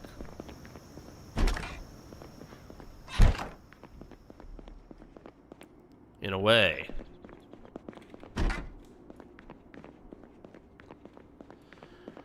We'll see if it lasts. Why did he leave the group? Oh my goodness, you silly man. Weren't you here? Didn't you see it all? He tried to protect them, and his own people, like, didn't believe in him. They tried, he was the leader, and they tried bossing him. They tried being like, we don't like the way you're handling this. And so Nathan said, okay. Actually, so Nathan identified that some of them in the group were conspiring against the others, and they were going to, you know, eventually it was going to lead to violence that was going to get somebody hurt. And he told them, and he took somebody aside to, like, you know, do what you got to do to get some admissions and stuff. He actually he hadn't hurt the guy, but there was some fear that he was going to kill someone. And they did not like that. The group did not like that. And they stood, his second in command, basically, stood in the way of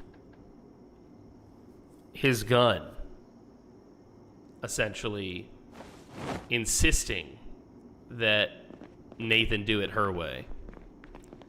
And Nathan warned her. He was like, if you are going to stand in the way of me doing this. She actually freed his prisoner and everything. And Nathan warned her. He said, if you're going to stand in the way of me doing this, then you will face the consequences. And she said, Nathan, if you're going to shoot me, then shoot me. But Nathan was never going to shoot her. He loved her, so, like a sister. So he was never going to hurt her. He did not shoot anyone, no. When they got in the way and someone unhandcuffed his prisoner, he shot into the air in order to make a point. Like, hey, I'm serious. You know what I mean? But no, he didn't hit anyone. He didn't shoot anyone.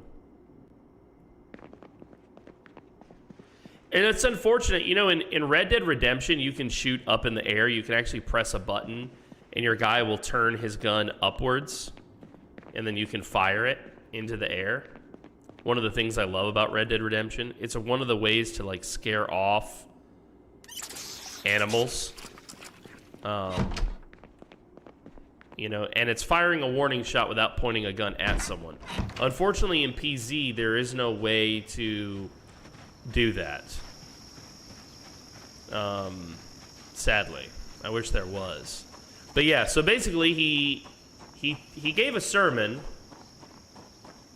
and told them that there were wolves among them, and that basically if we didn't do something about the wolves, we will succumb to them. They will eat us. And then when Nathan went to go deal with the wolves that he perceived in the group did not have his back. So Nathan said, okay, you're on your own. and left. You know? Now, there is more complexity to that in the form of history between these characters. So that's the straw that broke the camel's back for Nathan, but that's not the, ooh.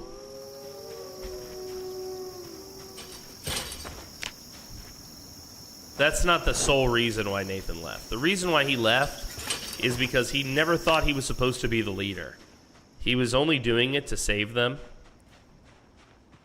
Yeah, I know. But I've got all this good shit. Food and books and yada yada. What I need to do is I need to bring the truck up over here to loot it.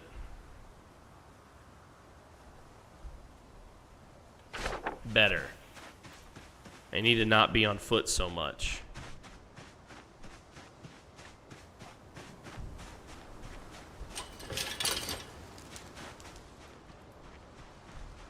is what I need to do. Come on, Nathan, don't you understand? There's the car.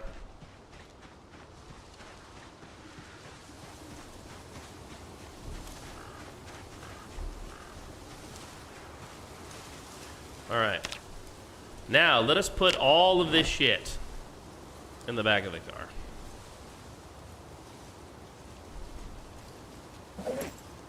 And all of this shit.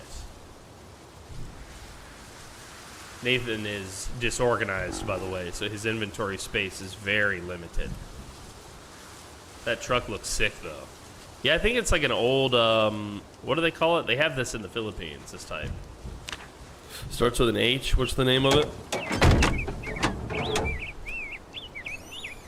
Can't remember the name of this, Hilux. Yeah, Toyota Hilux. Yo, Cool Flames with the bats! Thank you, Meatbag. Thank you, thank you, thank you.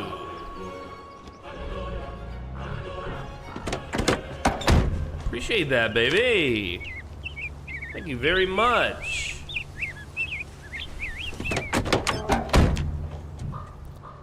I don't know if there's a good way to get down here aside from the road. It's 1:50 p.m. though. He has more time.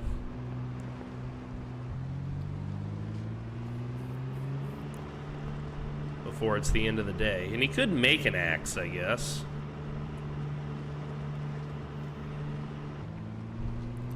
He has done that in the past.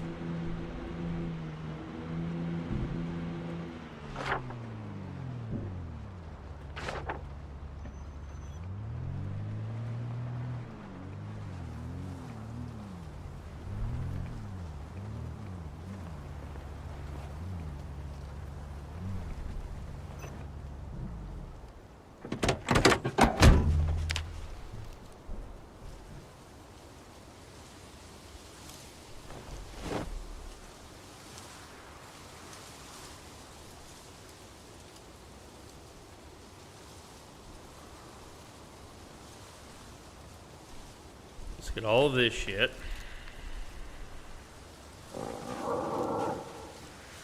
And let's go.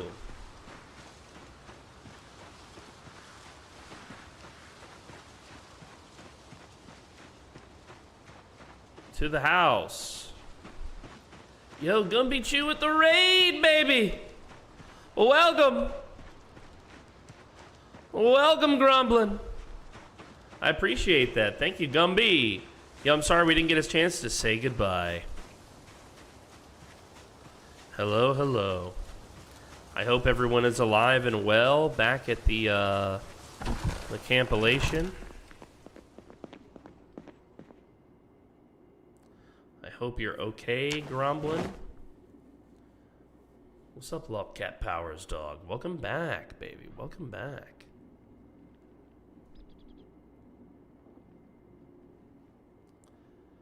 What are y'all up to over here? Oh, just solo surviving now that Nathan has quit the team. He's quit. I'm done. I'm out. You're on your own, people. Goodbye to you forever, basically.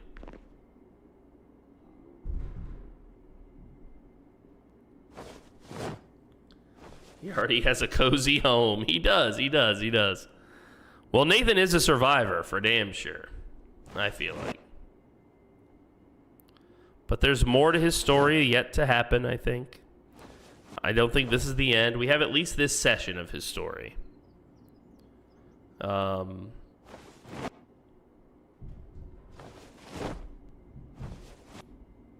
Yeah, but basically Nathan quit the group.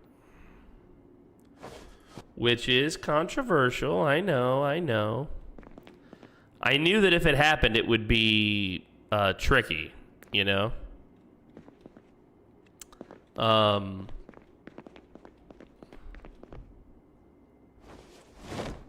Nathan is ultra tompo.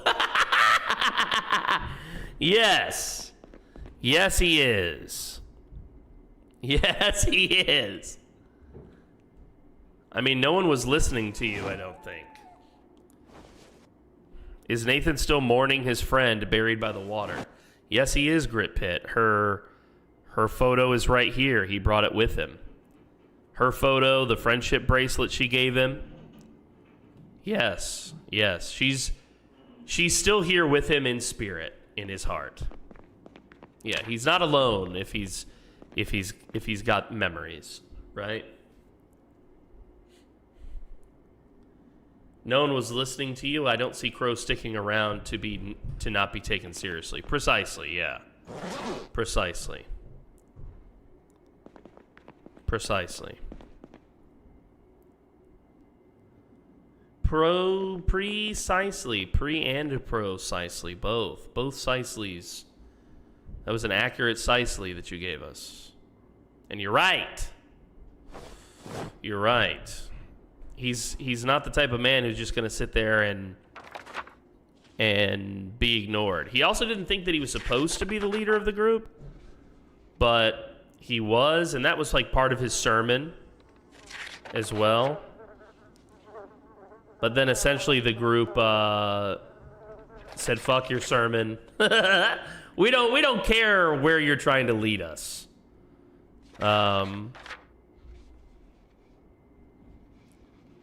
We don't care where you're trying to lead us, Nathan. Shut up. So Nathan was like, all right. And he gave Courtney a straightforward warning. If you're going to stand in the way of what I'm going to do next, then you will face the consequences. And Courtney basically said, okay, I will face the consequences. So Nathan showed her what those consequences are, which is I'm leaving and you will never see me again. I don't know if maybe she thought he wasn't serious, or she thought that what she was doing is right. It's probably the truth of it. But Nathan, you know, I'm a man of my word. I warned you, you weirdos. And now look at you.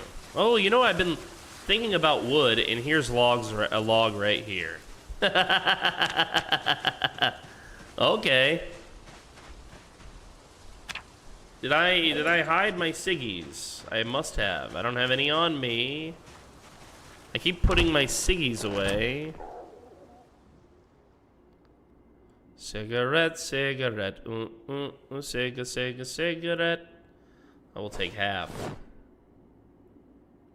They go in the backpack, and they are favorited, never to be not smoked again. So Nathan has a new home. He will do the best he can to survive in this era. He's a stoic guy, so he's trying so desperately not to think about what has happened, not to think about leaving behind the Solar Creed, you know, the only family he has left. And his reasons, you know, are there's really a multitude. You know, the reason why he most recently left, of course, is the confrontation.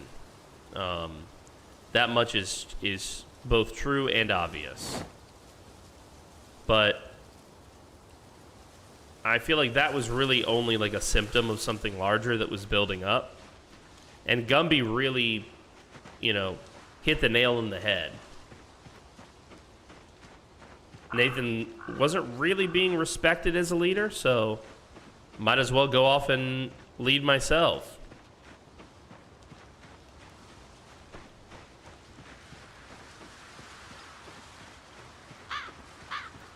And there's other elements to this too, as we've discussed, chat. The Reverend's ghost told Nathan point blank he would live to see all of his friends slowly die. Nathan fears that that is the truth, that they will all slowly die.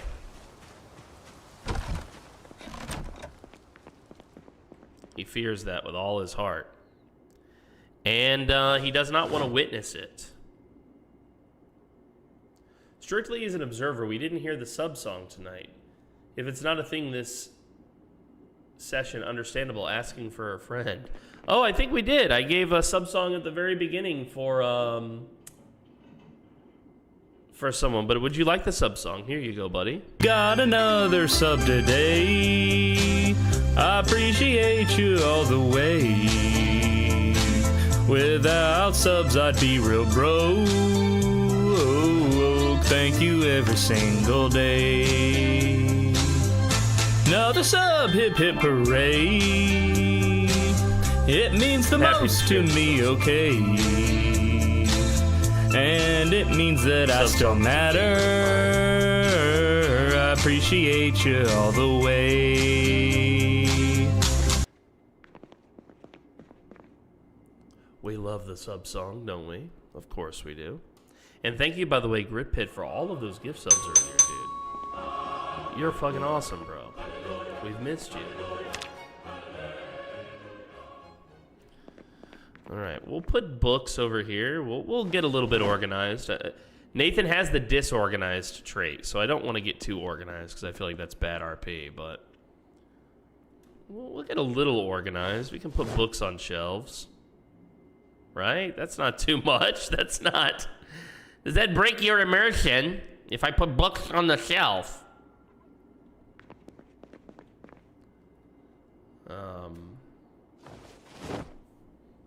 Okay.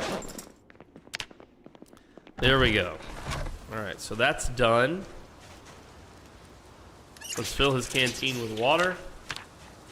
Doom pile or be sacrificed to the evil. Being sacrificed to the evil is another one of the plethora of reasons Nathan fucked off. He knows for a fact that Jude is trying to communicate with that thing. He knows what the evil can do. After all, it defeated the most powerful man Nathan has ever known, the Reverend Maynard. The evil corrupted him. It defeated him. Nathan truly believes that. So how can he... now Nathan does believe that the Reverend was weak when he was killed by the evil, when he was corrupted by it. But that's precisely the point, is in Nathan's view, if he's in a moment of weakness, the evil could get him too. Very easily. It got the Reverend, it could get me. I tried to warn them, they don't want to listen. So their fate is their own.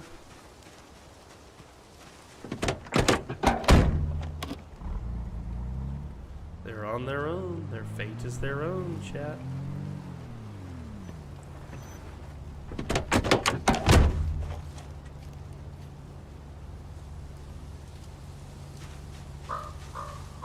Yeah, what's the meme? You gotta be part of your own rescue! You gotta be part of your own rescue! Hope you had a good time, Squiddy. I'm sure this was an emotional episode. Much love to you, my little inkling.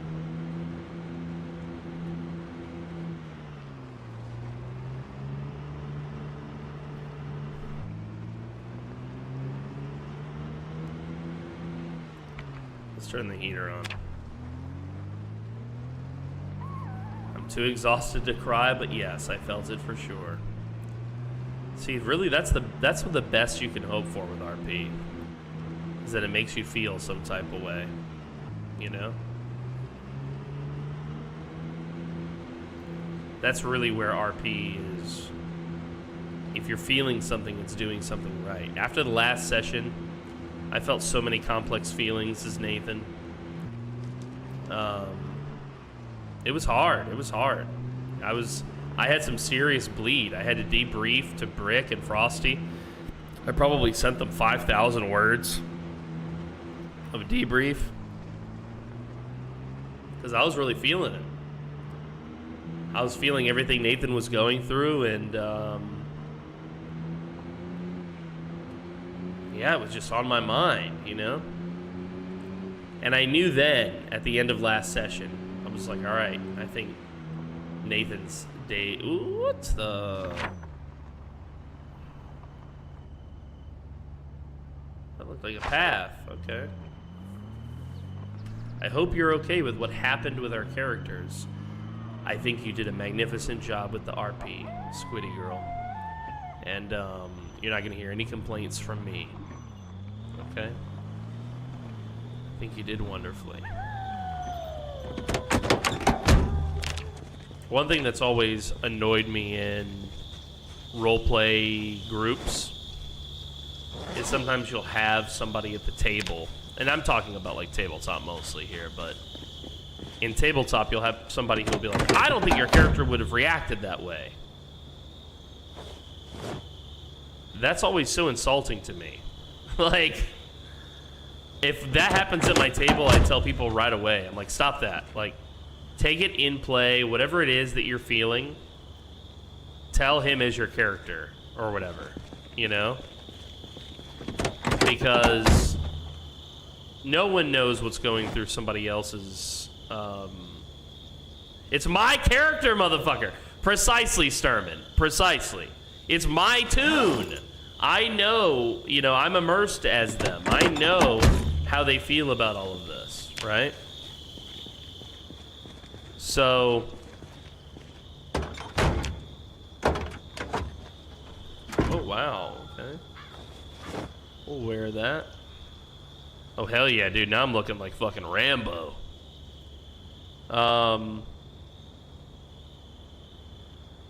So yeah, anyway, the reason why I bring it up is to say you'll never hear me complain like about somebody else's character, because I think that you know your character best.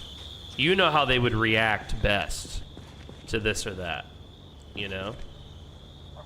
Not me. I know, I do think it's okay to ask people questions, to be like, oh, well, why didn't you do this? Why didn't you do that? I think that's totally acceptable.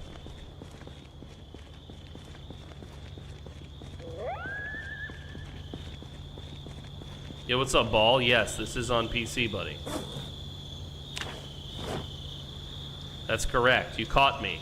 I'm on PC.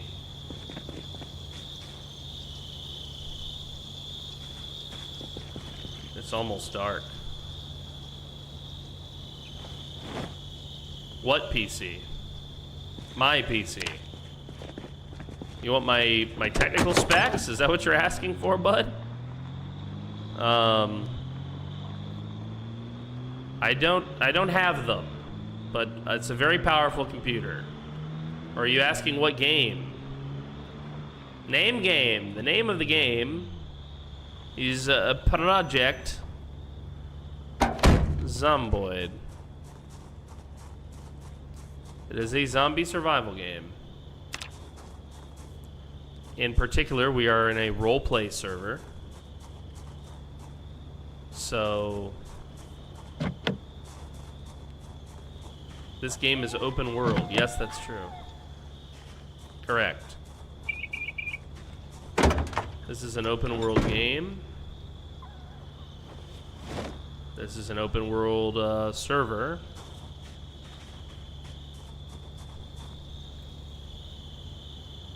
I am very far from all of my fellows. I've quit my group. I had like a group of survivors I was with, but I have since left that group.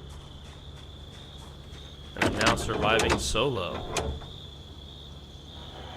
as Mr. Nathan Rivers, Walking Crow. Online, offline. I don't understand the question, but I think you're asking if you can play this when you're not hooked up to the internet. The answer is yes. The game does not require you to be hooked up to the internet to play.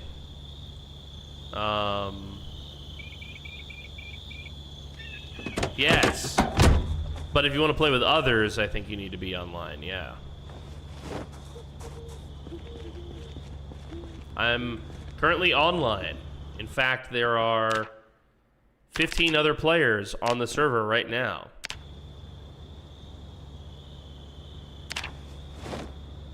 As we speak.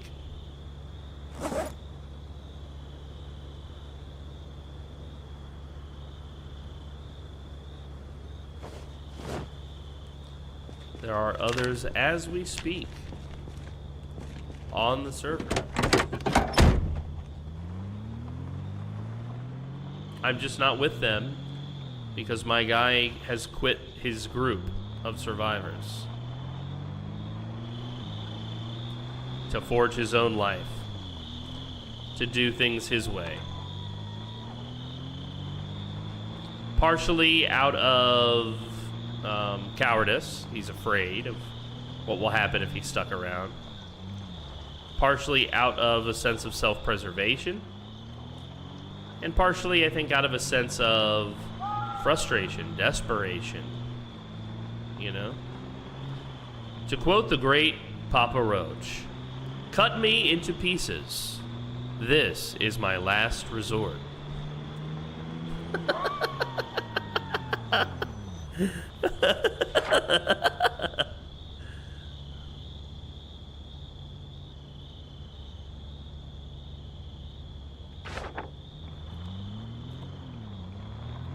Talk about sideways, says Vog. Did things go sideways for your character? What happened? Did you die? I was told that there were lots of character deaths back at the base. Is that true?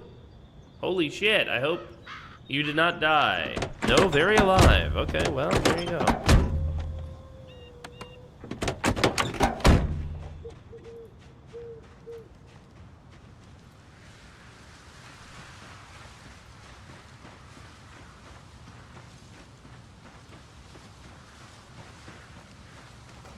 Is this also a cabin? Oh, this cabin is a little bit more impressive. Oh, this cabin is a little bit nicer. 2 stories as well. But there's no well. That's the problem. That's why I chose the other one.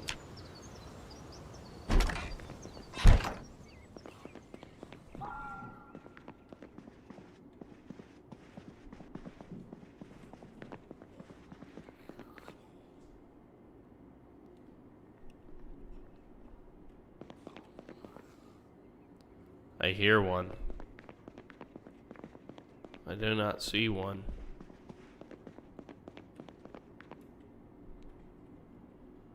Psst! Hey! Come out! But this one does have a, one of these, and it's a proper kitchen. Maybe I move here, guys.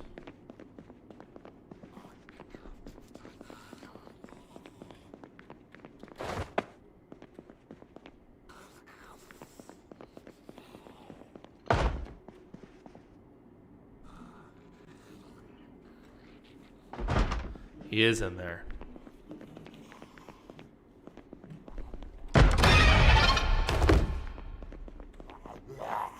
Was this your home?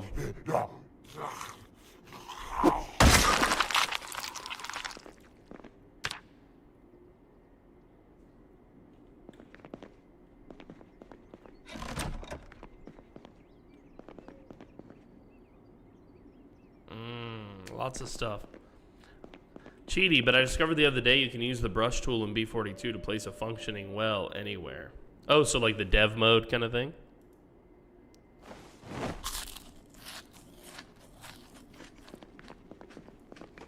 Oh, hell yeah, dude. Yeah, you could turn any base into a well base that way, I guess. I wouldn't be able to do that in the RP server, but... look, there's a nice bed up here. That's really all the upstairs is. Got me thinking, what a great name for a CD at this moment.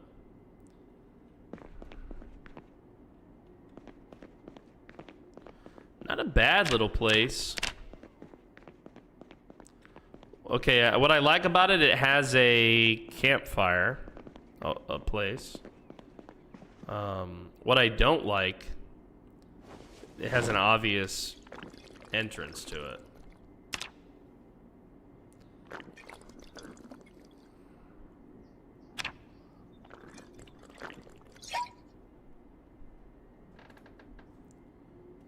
That's what I don't like.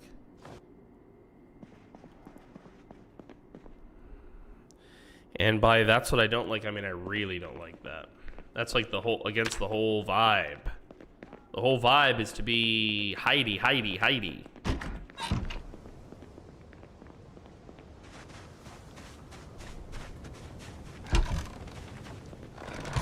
Please, axe. God damn it. Part for tuning. There's a tool shed. It's a house. The only downside to this place is no well. No well. No well. No well. No well. Well, if we're not gonna stay, might as well eat. Take a shit.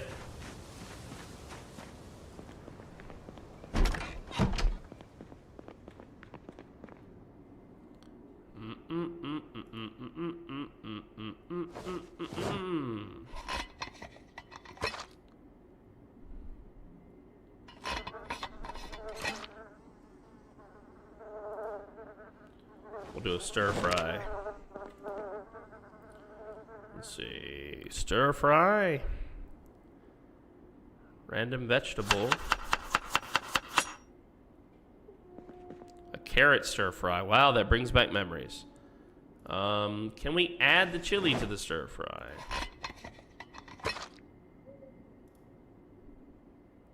Add the chili. Carrot and chili stir fry with tomato paste.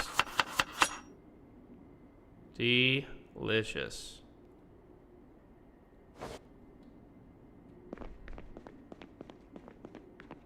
Fresh uncooked. Yes, yes, yes. Bag of chips here. We'll eat that.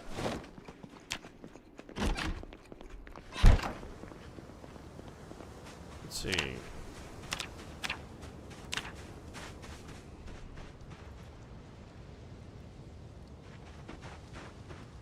Let's go get the truck.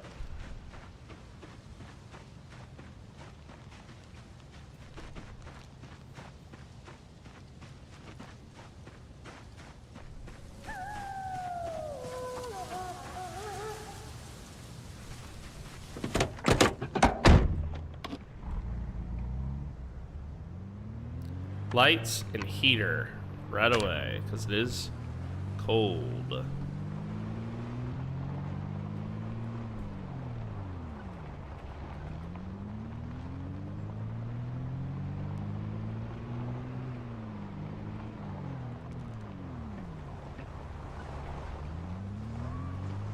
We're at least gonna stay here for a meal and for the evening. I kind of like this little house though. It's a little big for Nathan, for my purposes.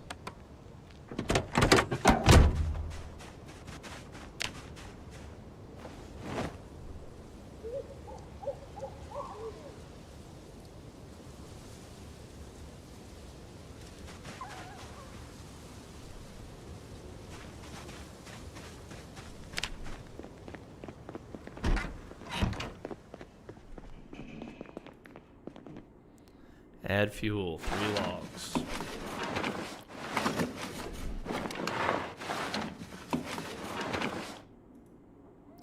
How long is that for? 18 hours. That's not bad. We'll throw the last log on just for good measure. Log. Log. Log.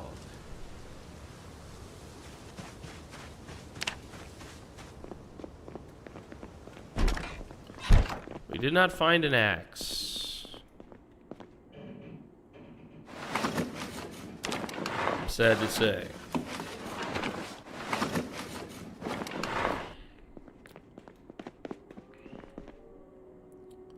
We will take this newspaper. Light fire, newspaper, and matches. There we go. Now let us add our stir fry and our opened can of beans. I know that the beans won't cook in the can, but just for roleplay, it'll be hot.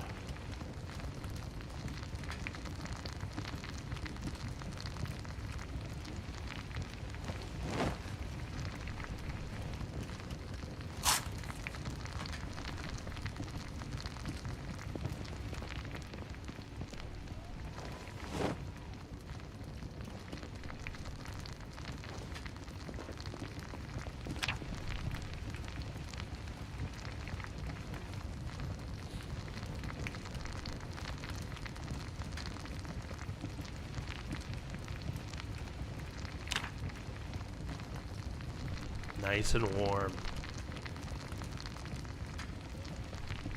Nice and warm. This place has a proper kitchen, which I do like as Nathan, because he spent all that time cooking. I feel like maybe he would choose the place with a proper kitchen. The problem with the big house here is it's much easier to find me. Maybe we use the cabin in the woods as my bug out, and this is the main, just in case we have to retreat from here for some reason.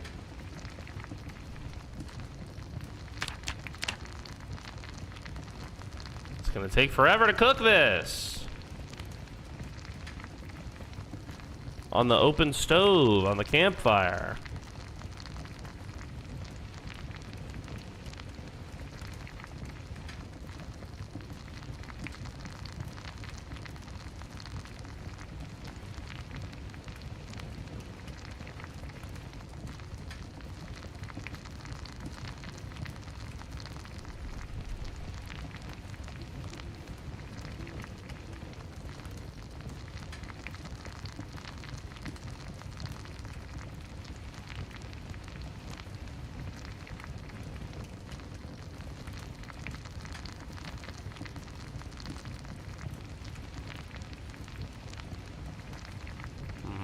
Nice and toasty, very relaxed.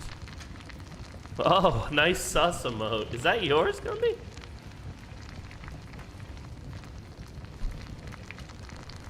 Nice and cozy, very warm by the fire. Smoke a ciggy. Relax a bit.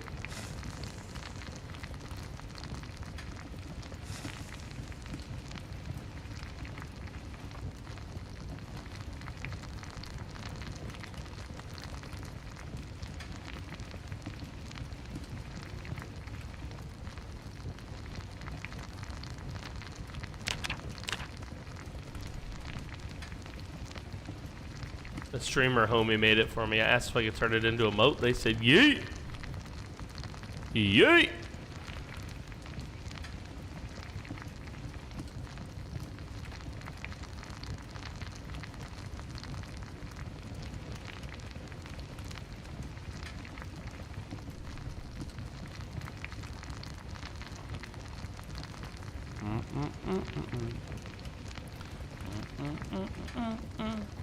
Waiting for my meal to cook on the campfire. Oh, we need to take our glasses off. It's too dark to be wearing glasses. You're not that cool, Crow. I wear my sunglasses at night so I can.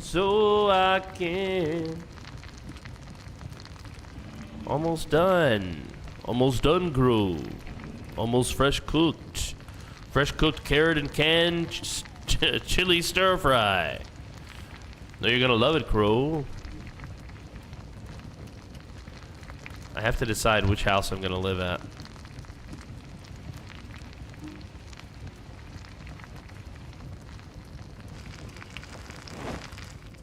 Waiting for the PDM album. Yo, what's up, Mako? Good to see you, baby.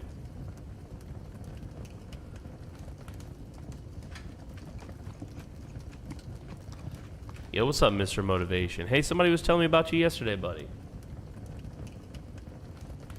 Welcome to the show. Welcome to the show.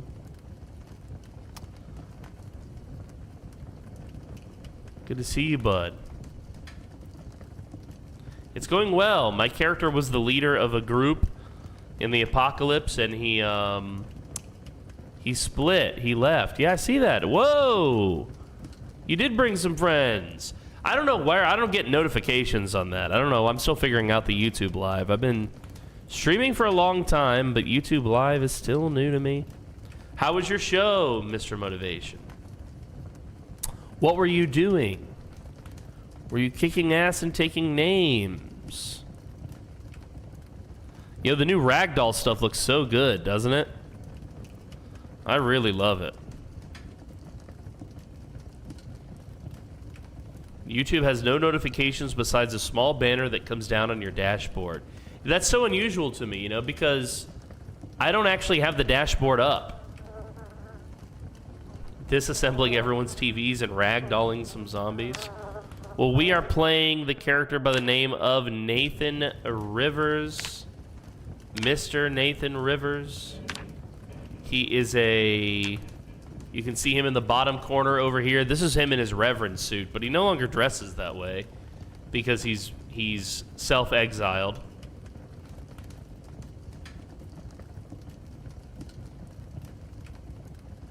Gumby says, after seeing you holding a gun up to a few of the peeps in Haven House and hearing gunshots in the distance, my character held herself up in that small locked space near the kitchen exit and ate from cans of veggie soup.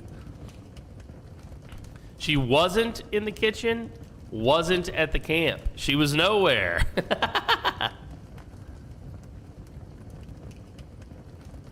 Metal in the microwave. Oh, that'll always end horribly in this game. Don't do it. Bad idea. Bad idea.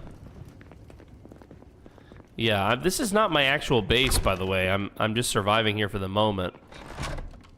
Gotta warm up the cast iron somehow. Yeah, I guess you do. That's a bad way to do it, brother. That's a bad way to do it. Let's eat this fruit jam. Yeah, so this is for those of you just joining us, this is a roleplay series that we do. It is called The Dead Die Here. This is our second season. This season is based around the cult.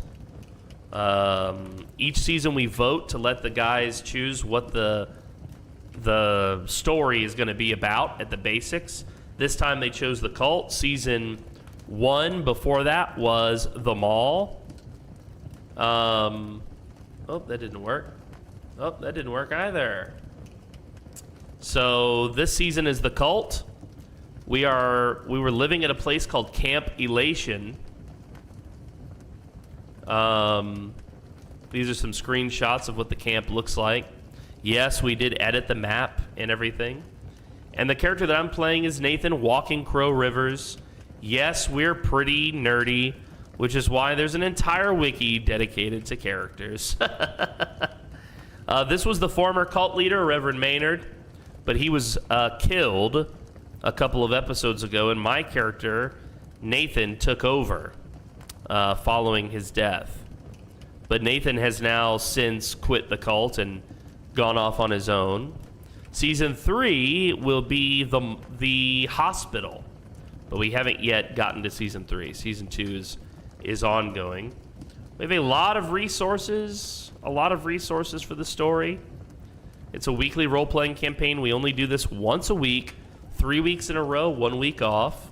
Yes, it's in Project Zomboid. Yes, you can play with us if you'd like.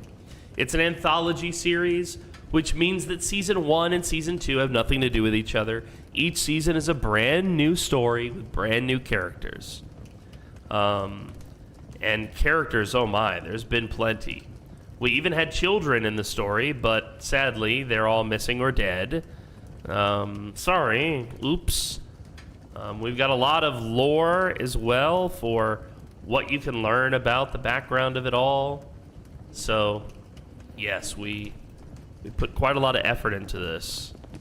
And then once the story starts, from there, it's all emergent storytelling. So it's just kind of what happens, you know? It's not scripted. So, just so you know. If it were scripted, I don't think they would have let my character leave the story the way that he did. He basically just quit the group of his own accord. So, yes, this is a full immersion roleplay, so once we start, we don't break character. Our mod list is not too bad. Mostly immersion stuff intended to improve our ability to do storytelling. Like up here, you can see the day of the week. This is important to us. Stuff like that.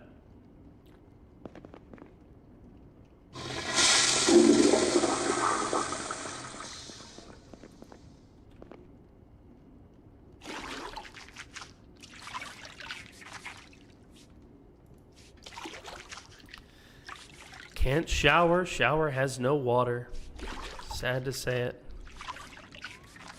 I'm a bit stinky. Did I not have toilet paper? I can wipe my own ass. It's true. Gumby says in the chat, after seeing your character holding a gun up to a few of the people in Haven House and hearing gunshots in the distance, my character held herself up in that small locked space near the kitchen exit and ate from cans of veggie soup. You also have that one house that you cleared and set sheets on the windows near the mall, but that is pretty close to the camp. Yes, yeah. So that's why he didn't go there, because also Gunner knows about that place. And he doesn't want to be found by the group. He doesn't want to be found at all by them. He doesn't want to... He wants to remember them by not remembering them. It's like... He wants a clean divorce, if you will. He wants a clean divorce. I'm done with you people, basically.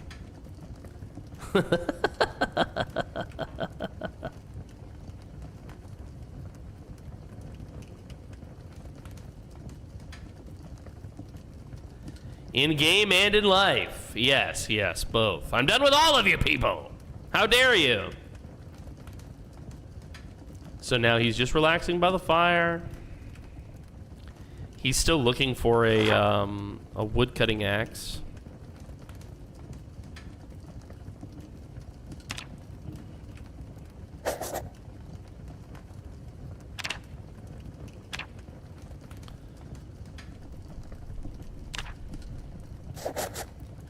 Straker was relaxing when I left him.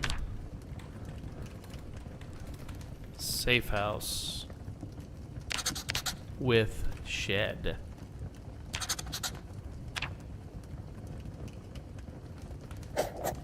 I think actually what I will do is I will do this. We will remove this marking.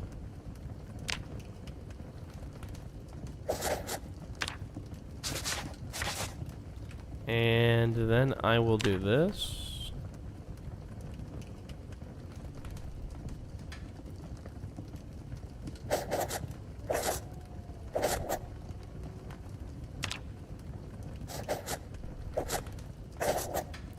That's the driveway. Good night, Mr. Motivation. I appreciate you, buddy. I'll be sure to check out your stuff.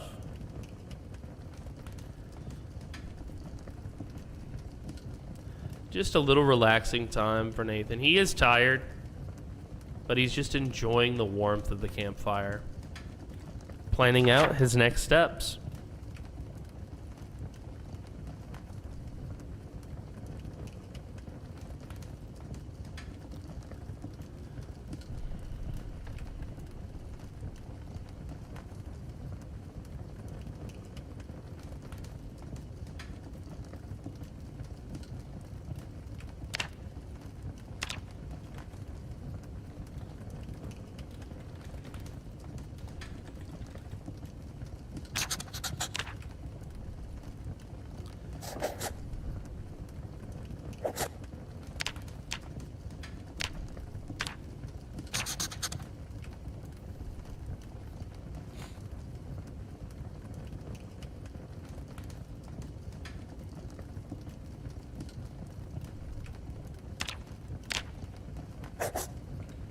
Excited to see where Nathan's story goes.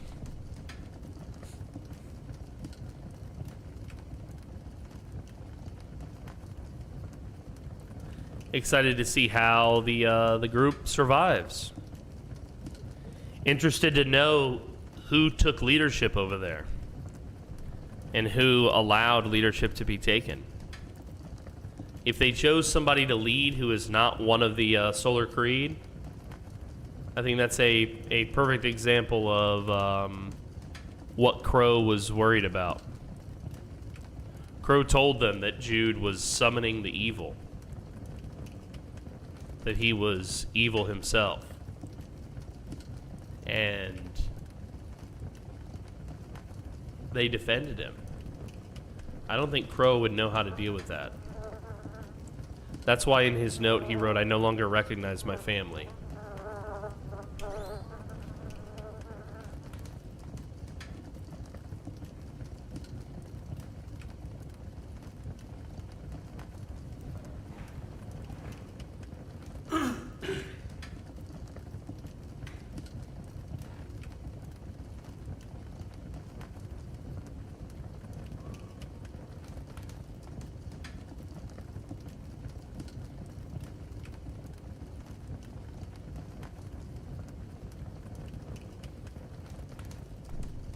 Just a relaxing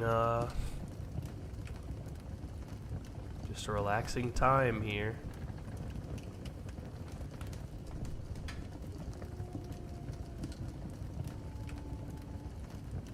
Really killed my vibe with how tonight went, but I rolled with it.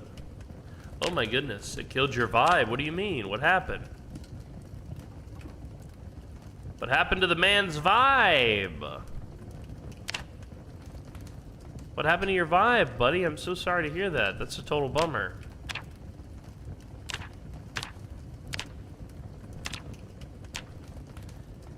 I did know that this would happen to my character. I had a feeling that this is how it would go.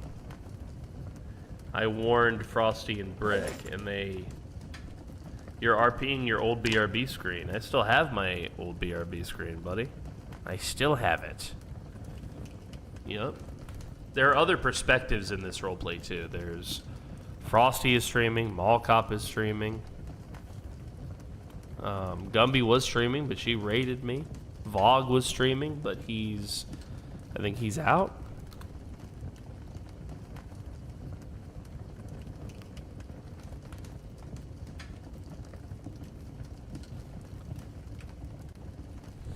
Yeah. I knew something was going to be sideways, at least in the sense of, there was no way to reconcile what was starting to happen. Eustace shoving Nathan, and then Courtney shoving Nathan. Like his own family doing violence to them. The outsiders being so unthankful for the fact that we've literally saved your lives. All of those things started getting to a point where it's like, I don't see how Nathan sticks around with these people.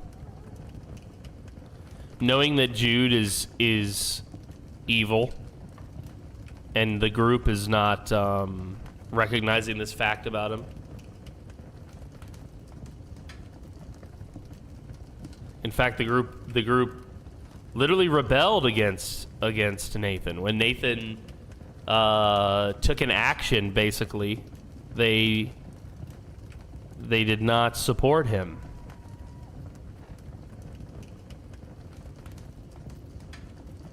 And Gumby said it really well earlier, the way she said it. She said, Nathan is a very serious guy. No one was listening to him.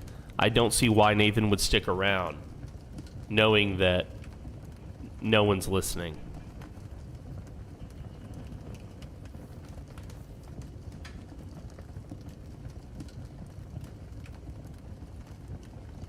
And that is sort of precisely the vibe. No one in the group isn't super fair. Well, that's true. That's true. I'm speaking in generalities. Obviously, there's like 15, 17 of us playing right now. So, when I say this, I'm not referring to everyone, just to be clear. But Nathan had lost his right to rule. He never really believed himself to be the leader anyway. That's part of it. The Reverend's ghost had warned him.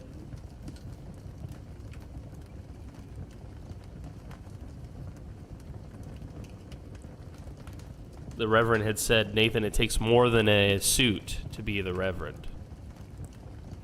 You're not a leader. You're maybe a guide, but no leader. Nathan took that shit to heart. Nathan took that shit to heart.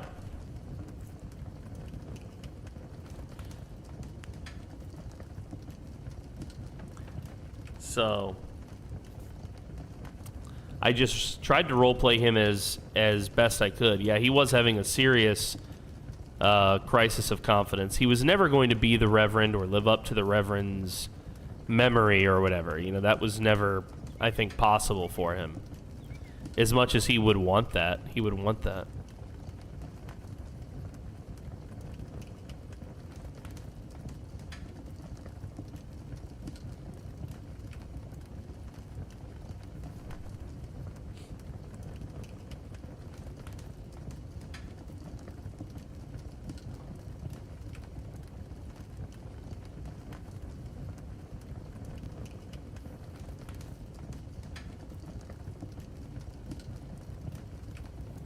I don't know how the shooting went down. I only heard it as Crow. I didn't get the chance to witness those events as Crow. Obviously, Crow would not want his brothers and sisters shooting each other. Precisely the opposite. You know, that was what his whole sermon was about, was the flock has to stay together. You know, the wolves are circling us, so to speak, majorly. You know, and if we don't do something now, it's over, basically.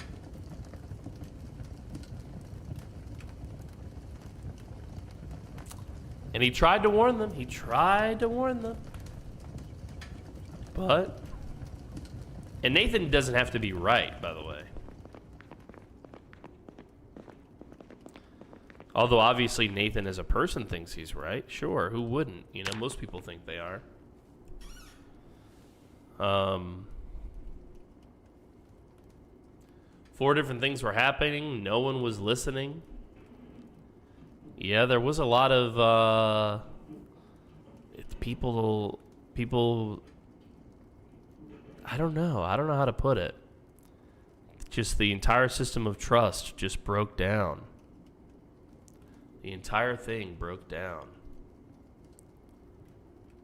For Nathan, it was not the shooting, actually. It was Courtney putting hands on him. It was her uncuffing Jude. It was the others telling Nathan what to do. Don't do this, Nathan. Don't do this. Even though Nathan knew what he was doing in the moment. And it worked, by the way. Threatening Jude got Jude to admit everything. That he was communicating with the dead, the children and the Reverend. That he was fucking around with the evil. That he had gone back in the compound, blatantly disregarding Nathan's command. So, no shooting him was necessary. Nathan was able to intimidate him into admitting the truth entirely. And when Courtney unhandcuffed him and stood in the way, as if she were defending, like when Nathan stood in front of her, he was defending his literal sister in his mind. But her defending Jude, someone who was literally trying to summon the evil, to Nathan, it was now fully obvious to Nathan that this place was now hopeless, essentially. It's over. Whatever influence I have is already gone. The evil that this man is trying to spread has already spread. It is too late. It is too late. And I don't want to be the next dead Reverend, I think, is a part of Nathan's mindset. He absolutely did not want to be killed, you know? And I kind of had a goal for myself in this new season as well.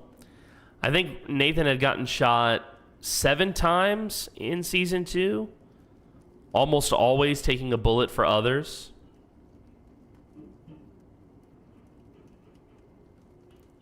And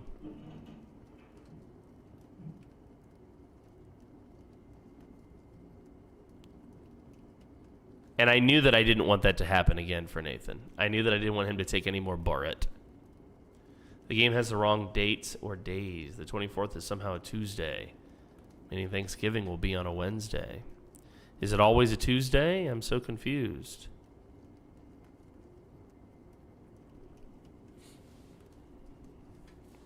I haven't celebrated Thanksgiving in a long time because I live abroad, so forgive me, guys. Forgive me. Thanksgiving is always a Thursday. Oh, interesting. Interesting. Oopsie poopsie. Oopsie poopsie.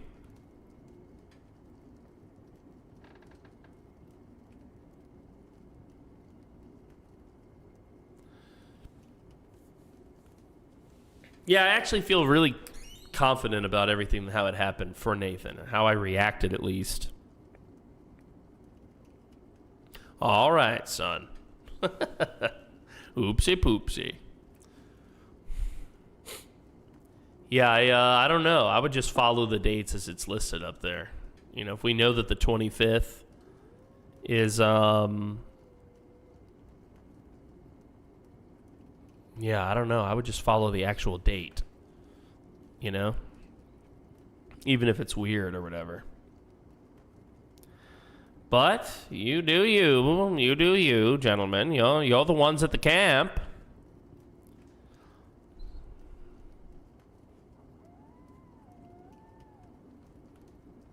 They broke down the wall to get armed, and no one is guarding the open armory.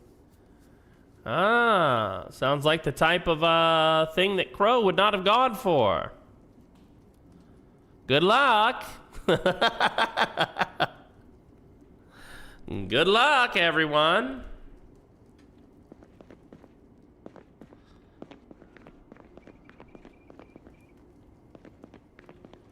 So long and thanks for all the fish. Boop, boop, boop, boop, boop, boop, boop, boop. That's my vibe.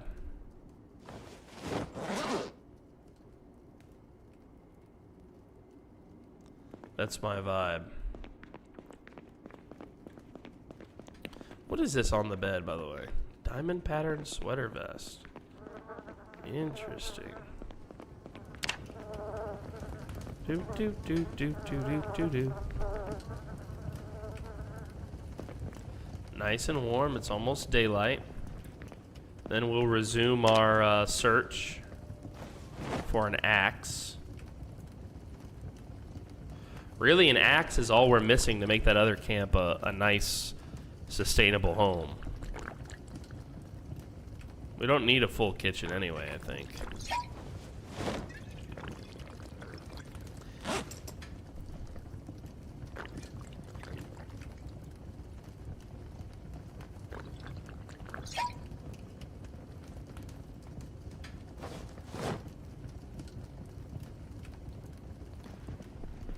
$1 a.m. beer, why not? Lard. We'll take the lard. Sody pops, we'll take it. We'll pour this into our canteen.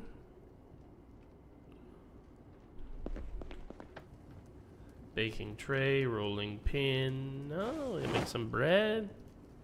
Baking tray. Empty cooking pot. This soup is rotten. Pour it on the ground. We'll take the pot. So long and thanks for all the fish.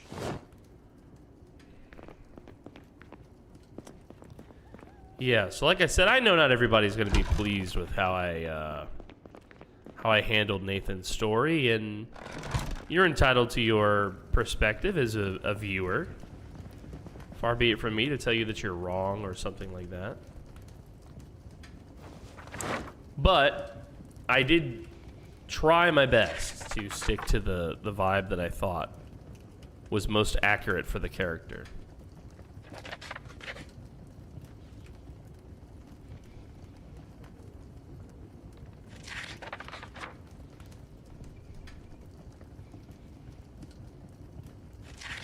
Yes, I'm particularly proud with walking away from it. What I'm most proud of, actually, is that once I made the proclamation, I was dead quiet. I didn't goodbye, I didn't communicate beyond that. That was, I feel like, powerful. The lack of words said a lot, you know?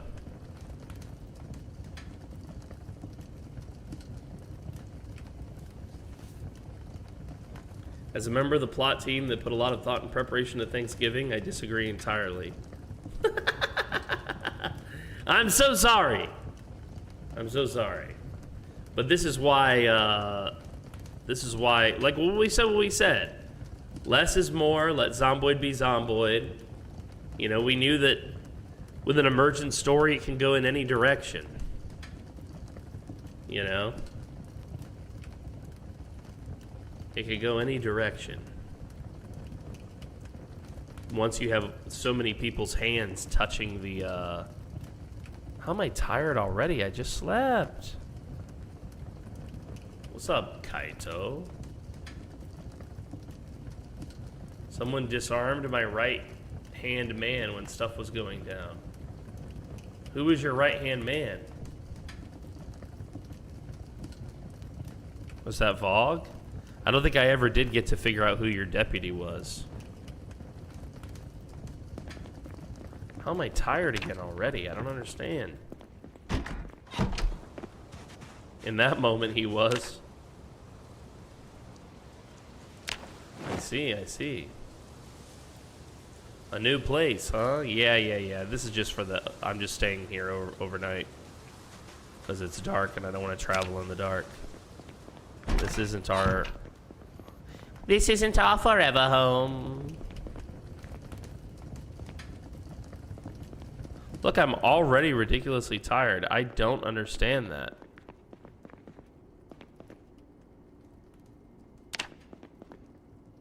I literally just slept.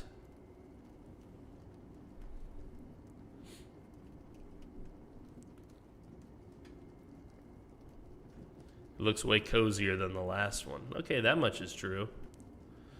I agree with you there.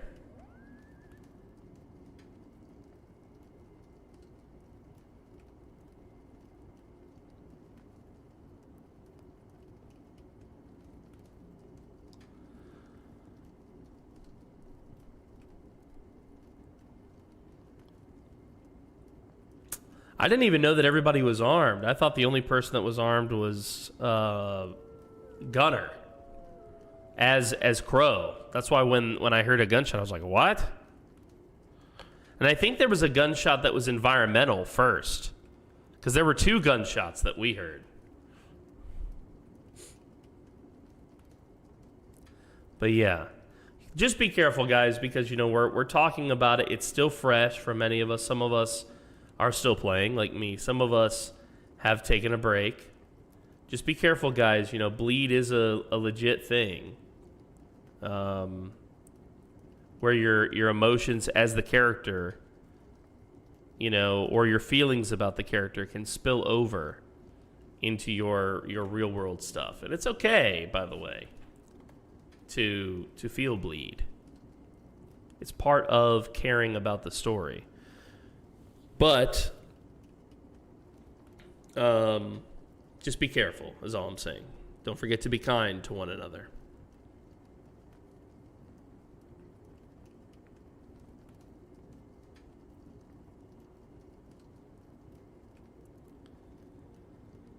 Yo, what's up, Sierra? Good to see you.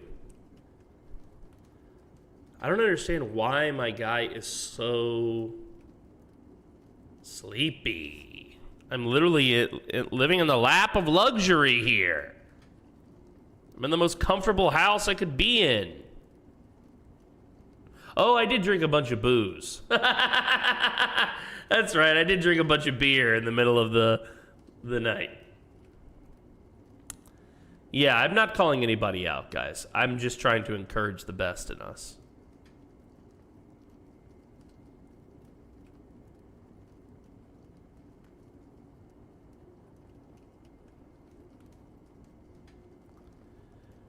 Whenever possible.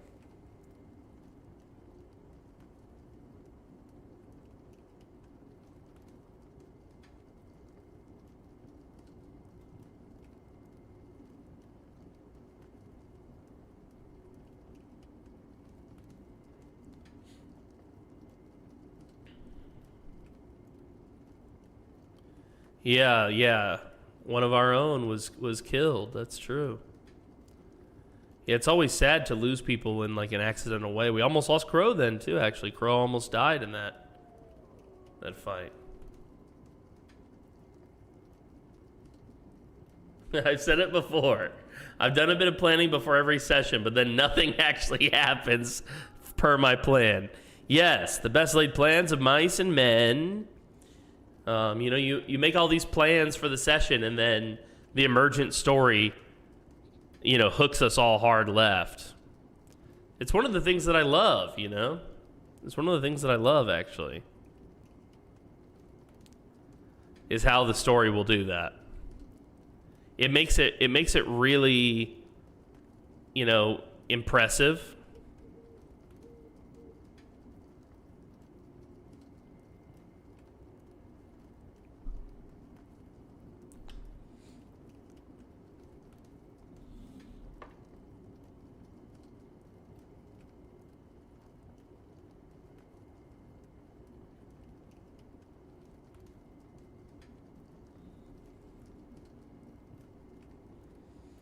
All right, we're awake again. Thank God. Yeah, and there's always going to be moments like that, you know? That's both the strength and the weakness, I think, of something like this. Of having so many, you know, the way I always tell people when we're role-playing together is imagine we're playing with like a Ouija board. You know what a Ouija board is, right? You guys know what a Ouija board is, I'm assuming. Here. It looks like this. Okay, you put your hand on the dial and you guys talk to the undead. Ooh. Okay, well anyway. I always tell people when we're role-playing together, imagine all of us are putting our fingers on the planchette. That's that white piece that moves around and tells us the letters on the Ouija board. We all have our hands on the planchette.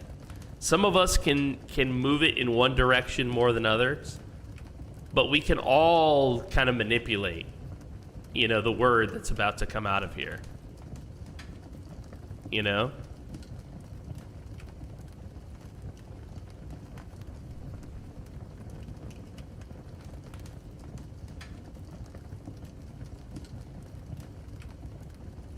So, anyway, the reason why I bring it up is just to say, Kato doesn't watch until there's a flash on the screen. Well, in fairness, I have been sitting here in front of this fire for a while, but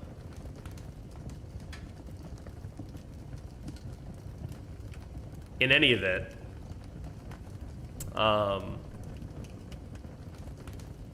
yeah, we all have our hands on the planchette.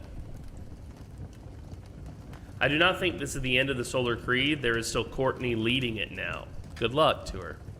Good luck to her.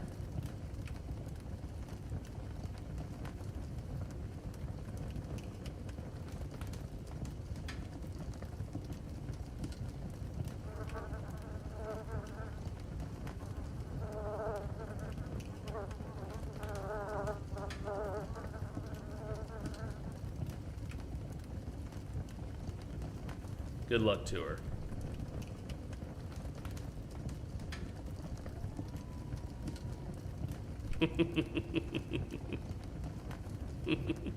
Trundle.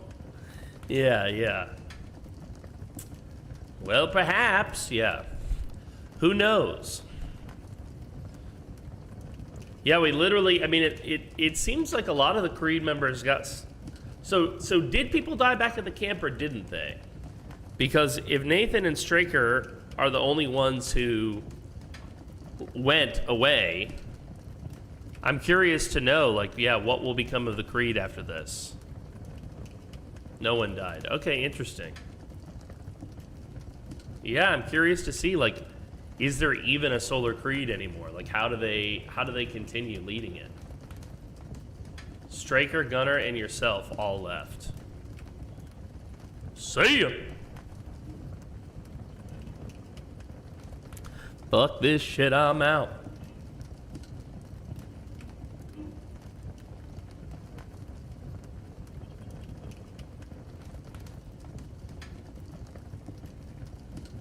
I'm interested to know how the story continues for the Creed. You know, it is a story of campylation, so the idea that, like, maybe a new group comes in and takes over, which is probably what is going to happen. I mean, without leadership, I would imagine that the Creed, you know, basically gets walked all over. I don't know if that's the case, but that's what was starting to happen.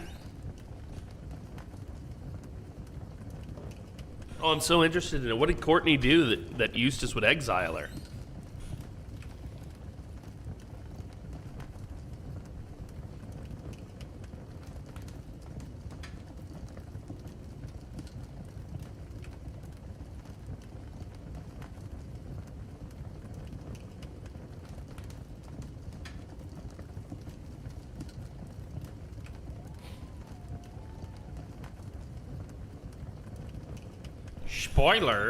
Spoilers.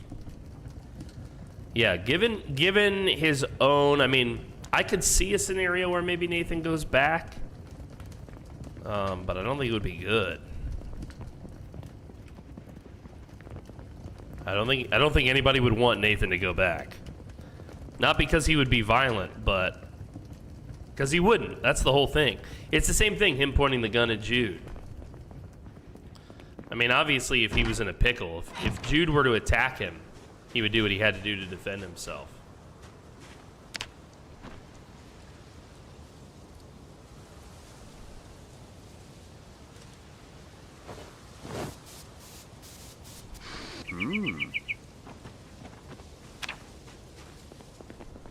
Just go outside for a little spritz. 30 more minutes in game and it should be morning.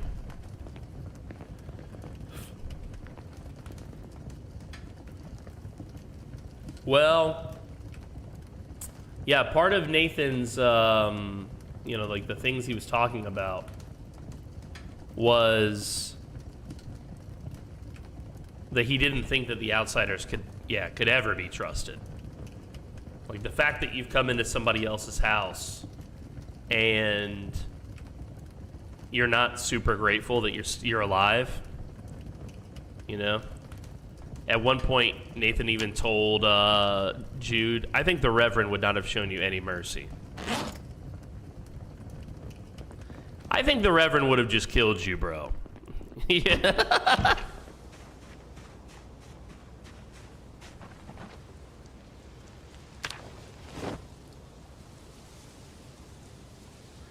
I think, we all think, letting you in here was a bad fucking idea.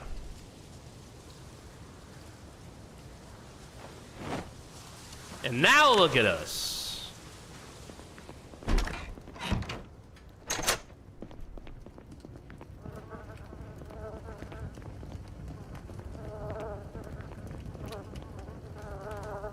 That's an interesting perspective from Eustace. I mean, the Reverend's entire teaching was that outsiders could never be trusted. And Crow took a big chance on them. He behaved in a way that is opposite the Reverend by letting them in. He took a big chance on them. And he tried to give them trust. Every time he organized a loot run, he would send one cult and one secular to go out together to try and team build. He tried to put Guy in charge of organizing people for the purposes of the Thanksgiving thing. I mean, aside from giving them like meaningful leadership, which Crow is never going to do. They are not in the Creed. They're outsiders, for fuck's sake.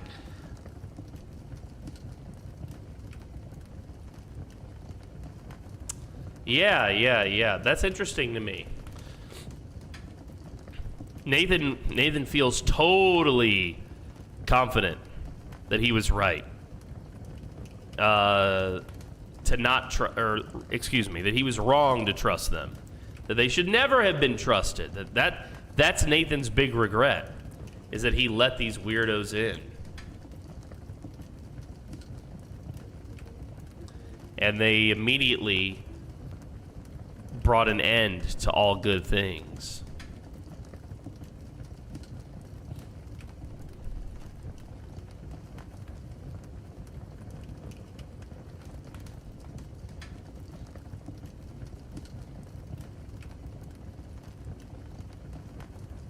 I don't know. I disagree. Nathan put one of them in charge of cooking. He put one of them in charge of organizing the feast. He told Gunner to pick someone to be his deputy, potentially from among the outsiders.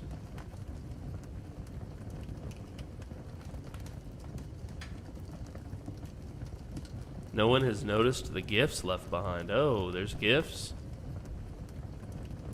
That's curious. I wonder what those are.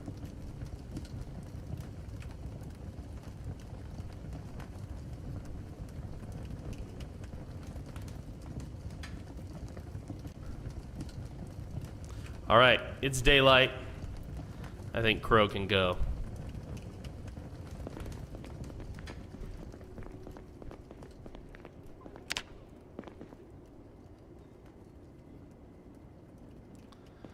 Guy noticed. Oh my goodness, see?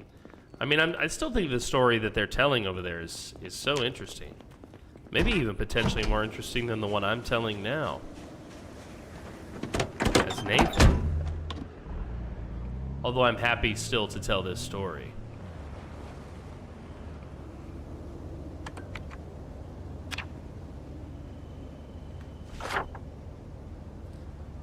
Let's see here.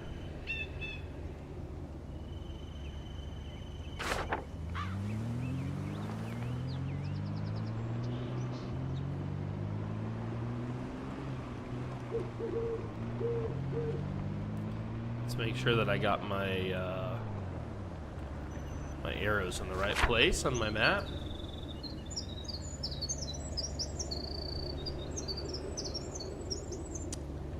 Well, I don't know what the plan. I mean, I don't think there is a plan.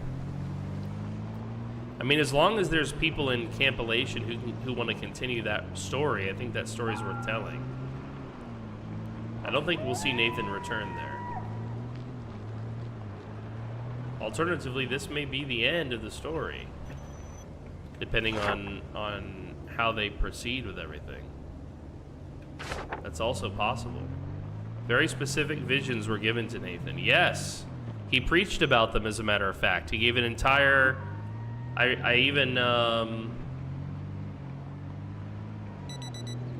gave an entire sermon about it, with biblical quotes and everything. Holy shit. That's a lot of you coming out of nowhere.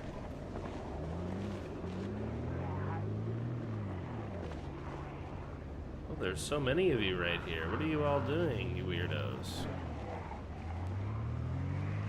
That's so many lost out of nowhere all of a sudden.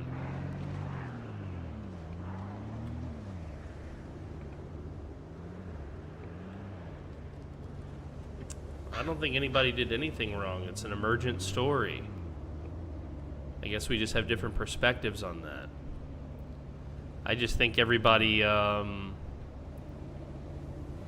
should be true to their character, and that the immersion of everything we do is the most important.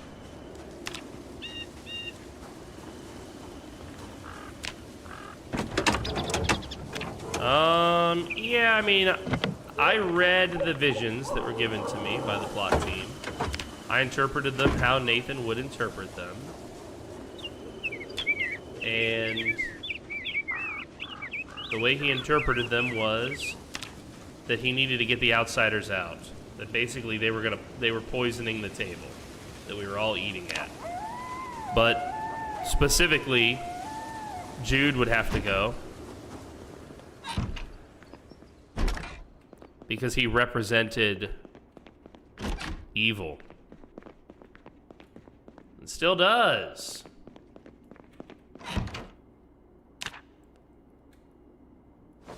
Still does represent evil.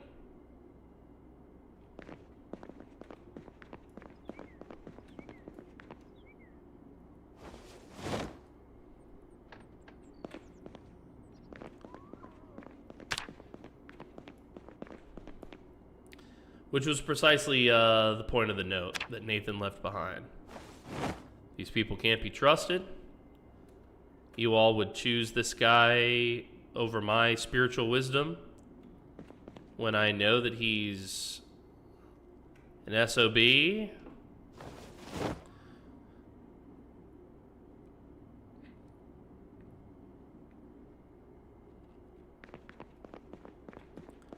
How double dog dare you?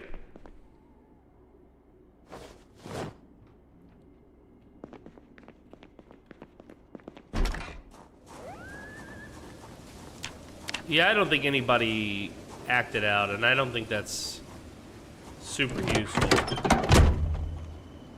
Whoa, whoa, coming from my RP to say it, this is the last session because of that. I got words. Well, usually we let everybody vote. If we think, should this be the last session? We let them vote on it. That's typically how we've done it in the past.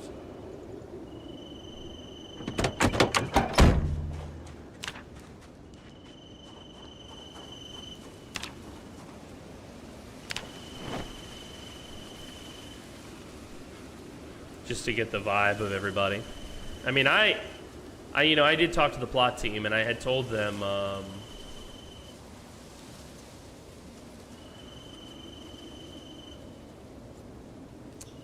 yeah, we won't make an executive decision. Don't worry, don't worry.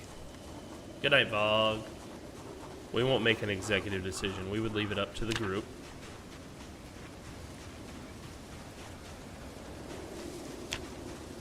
One scene doesn't have to dictate the end of it. I agree with you.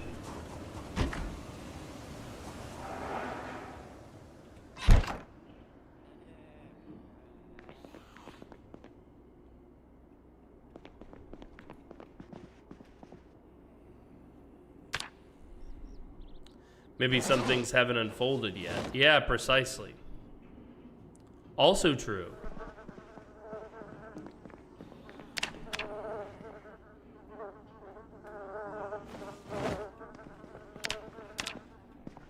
Alright, before we get heavy, let's deal with the undead threat.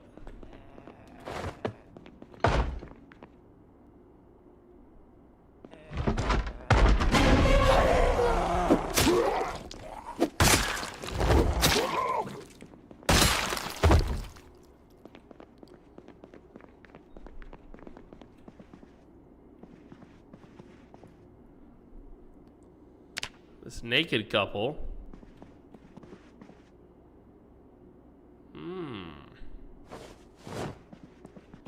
Interesting.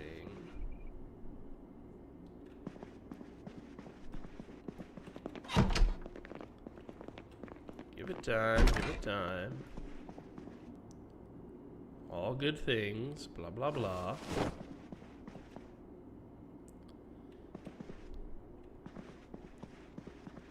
Nothing is fucked here, man. Nothing is fucked. Some butter.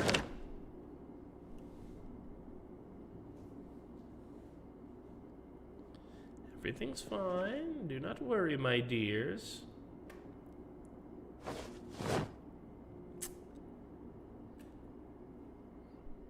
Yeah, we don't want a self-fulfilling prophecy, you know. Now, I will admit, you know, I mean, I told the other guys on the plot team, like, what I thought Nathan would do. This was prior to me getting the vision, actually. The vision that they gave me changed how I was going to go as Nathan. Originally, Nathan was just going to dip right away. But then I decided, okay, he tried to dip. He couldn't live with himself. So he comes back and is basically open to not dipping, but he's going to have to deal with these problems from this vision. You know, the vision made it clear to him that some things had to be set right.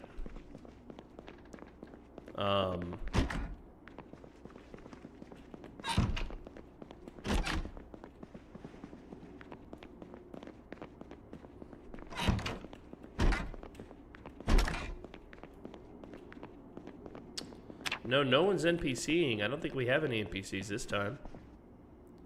Unless Frosty and Brick have pulled a fast one on me.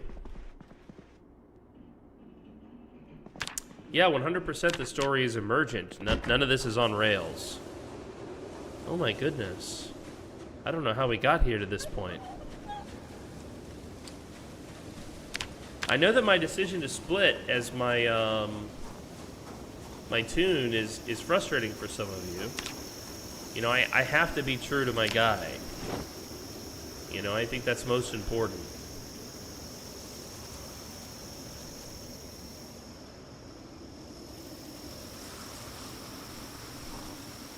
I have to be true to my guy, everybody.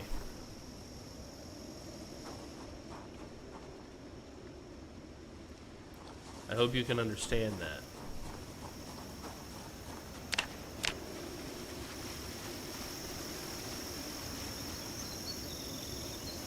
I don't even wish the story had gone a different way, because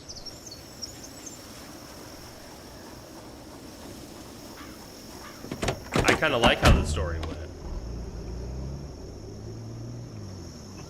You know, and some of you have been watching me play this this character for some time, and so you kind of know a little bit about Nathan, like who he is.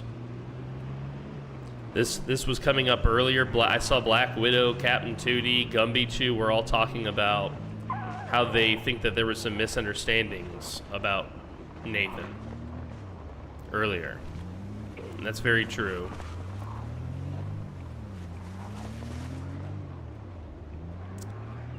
Yeah.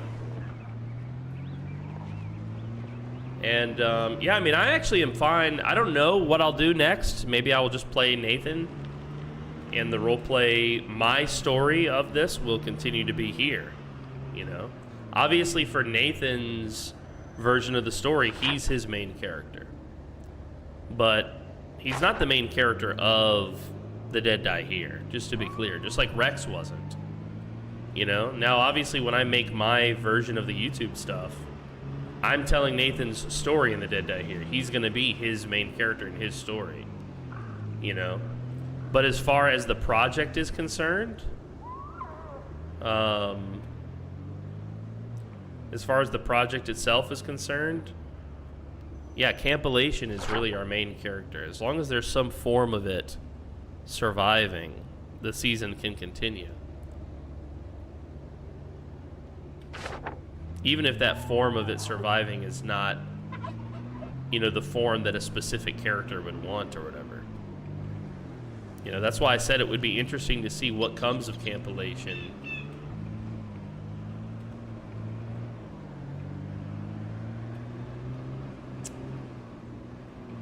Well, I don't know. I've been doing roleplay for an awfully long time. And you know, with all due respect to everybody, I have my style. And I know other people have their style, and I think part of what has made The Dead Die Here successful is my style, which is very little rails. Let the emergent story be the guide, you know? Like, the plot team needs to be reactive, not proactive. Which they've done a great job, by the way, of doing that. And when you have a story with a bunch of different perspectives, I see it less, you know, and people kind of doing their different ways. I personally see it less as chop suey and more like the layers of an onion, like some Shrek shit. Like, it's hard to see the full story because everybody's got their own path, you know? To me, that's kind of cool. That's kind of cool. It's kind of metal.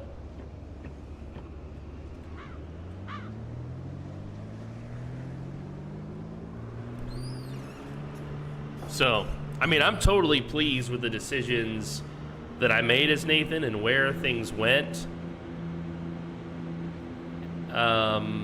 as Nathan and for Nathan. I don't really have, like, it wasn't my goal to, like, play him and be like, oh, I'm the new Reverend and everybody loves me. I didn't really have that as a goal or something.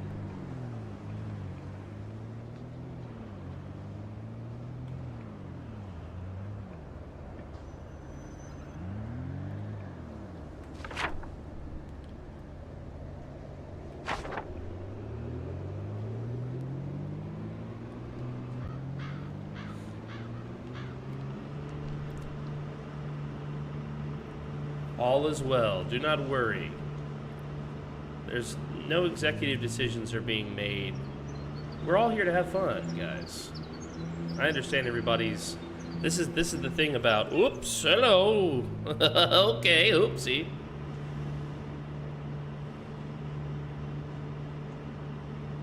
This is the thing about what we're doing, right? Is you care about it. It gives you emotions. That's good. That's a good thing. That's what you want from roleplay. But you don't want it to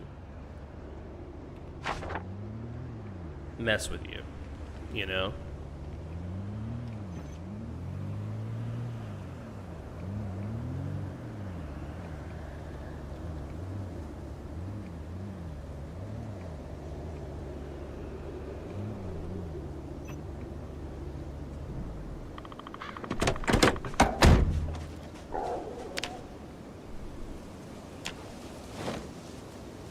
All right.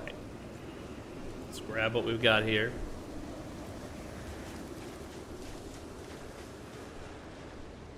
And let's go.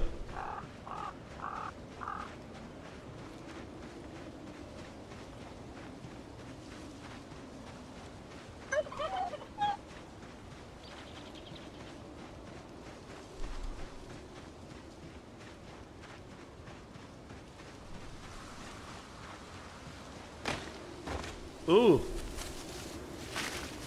What the fuck?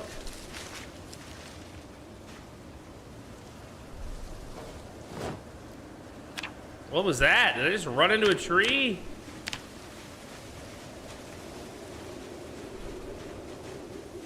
What the fuck? I've never seen that before.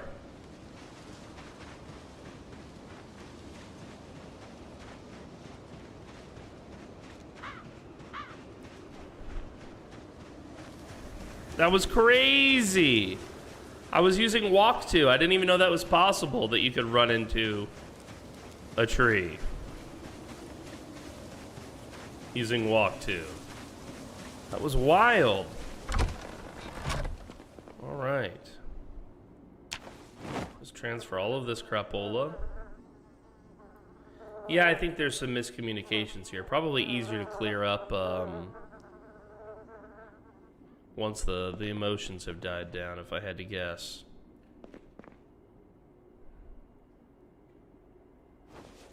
Some rice. Some dried white beans. Oh, my guy's getting very hungry. Empty cooking pot. We love this.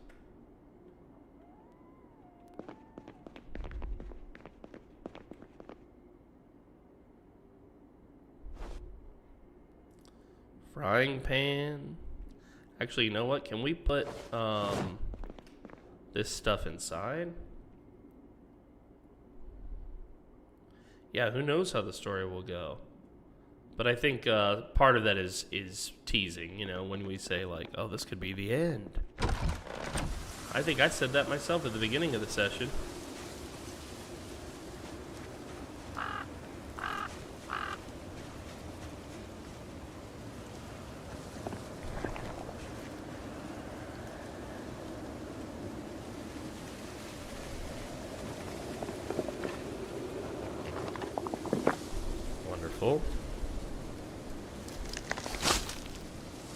Let's remove some of this.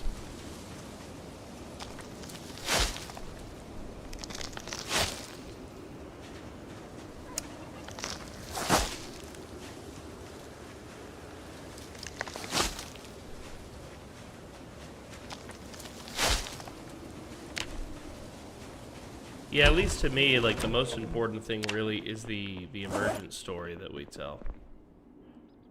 I don't really have another good way to put that. But that's my driving philosophy. Is that the story that kind of comes as a result of our individual decisions is the interesting part. You know, the fact that it's not scripted, I think, is what makes it so good.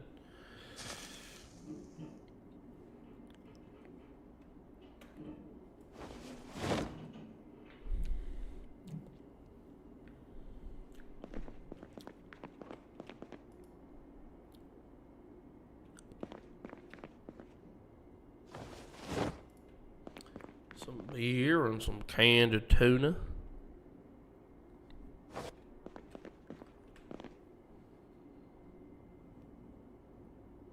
Right, of course. Yeah, if it were scripted.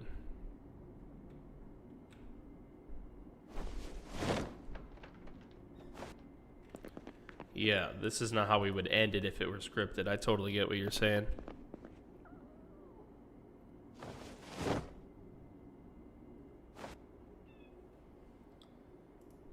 And who knows? Maybe the story ends. Maybe the story continues. You know, that's the important part is that we give it our best throughout the thing. I don't know if the story will end or if it will continue because that's dependent on the group voting. Last time we had a major oopsie poopsie, which was when the episode when the Reverend was killed. That was the last time we put up a vote where we said, is this the end of the story? And we respected the vote, you know, like what people thought and said, and that's kind of how we will do it. That's our driving force. And nobody here, I think, is NPCing or anything like that. I think what you're seeing is that everyone's decisions here are shaping the story for better or for worse for the individual characters. You know, their decisions shape the story.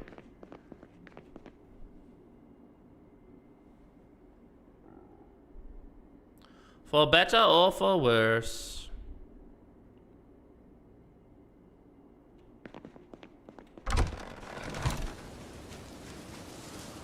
Yeah, let's grab this log. Oopsie poopsie. Add fuel, the log. Fireplace info, 6 hours. Not a bad. Oh, did I lose my sunglasses? No, I think I put them up. Okay, so there's two things I want to do here. I want to have a foundation makeup because that is how I'm going to bring the makeup menu. Full face. Let's move this.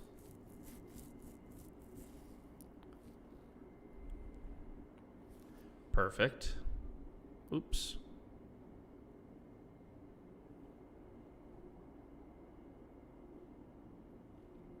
Here we go. Just like that. Perfect. And we're going to look for firewood. Clothing effect. -20. What clothing am I wearing that's messing with this? Is it my bandana? Nope. Is it my mask?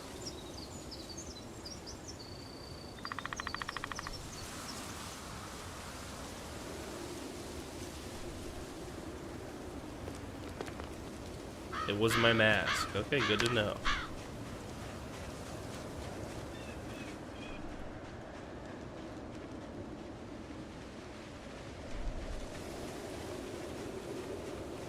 Alright. We're gonna see if we can't find some firewood on the way back to the car.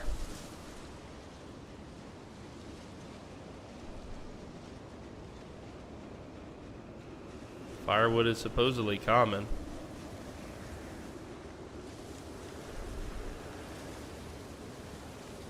Oh, we don't want caterpillar.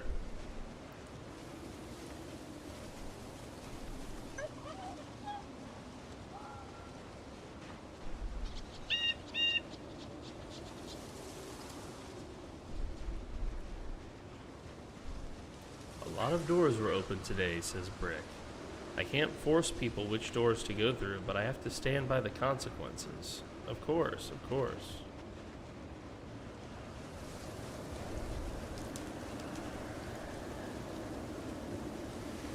Well, I think you guys are doing a great job, so please don't, you know, my job is to sit up here and bullshit, so don't misinterpret. I'm just running my mouth, you know, I'm not trying to, like, disparage anybody. I really am proud of the the work that the plot team has done, and just really proud of everything we've accomplished, you know, telling these stories together.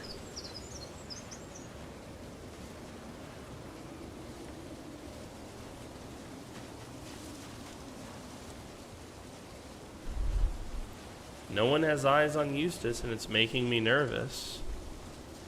Uh-oh. Eustace Poopstus.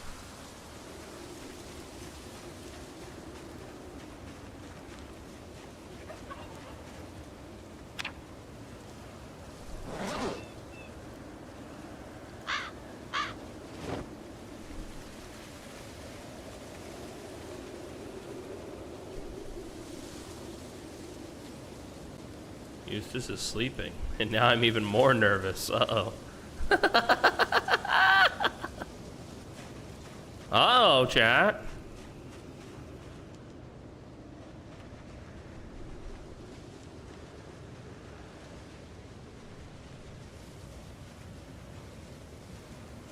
Uh-oh.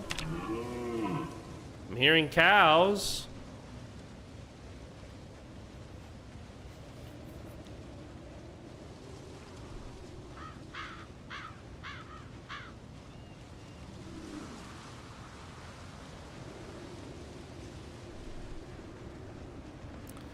He just searched for the traitor that tried to burn down Camp Elation. What?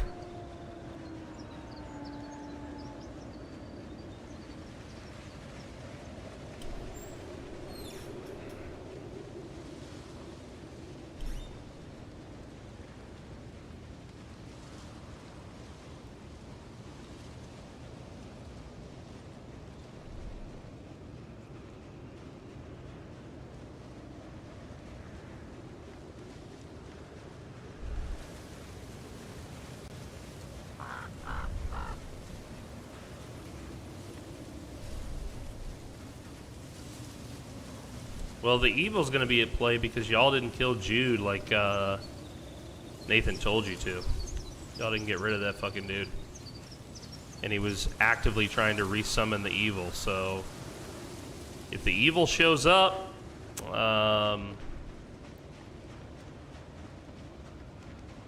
not it. Nose goes. I don't know what else to say.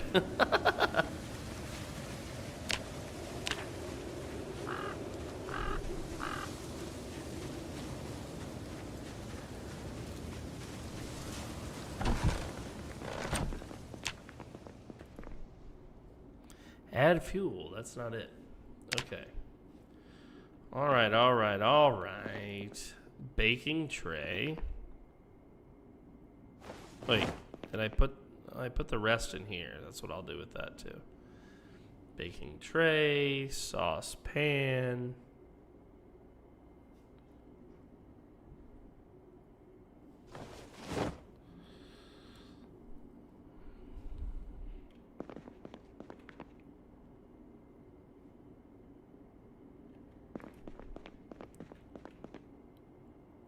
Some butter. Damn, that butter is fucking... That's some thick butter.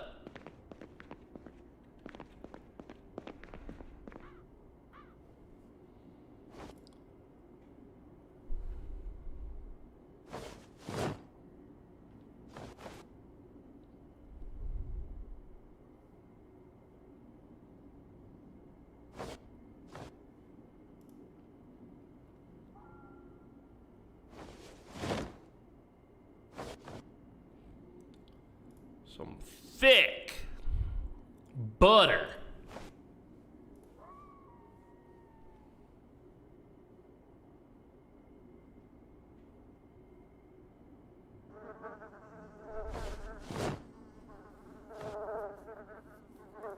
Some instant popcorn.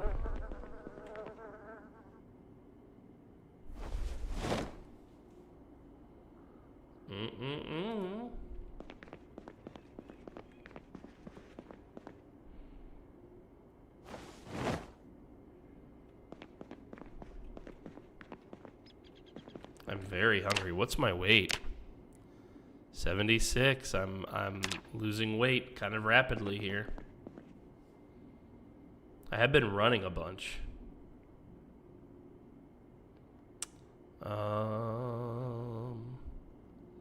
Skill book the herbalist. Let's move that.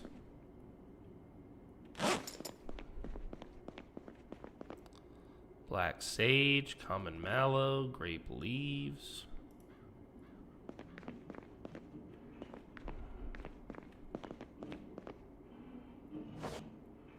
That's his new toilet paper, his grape leaves.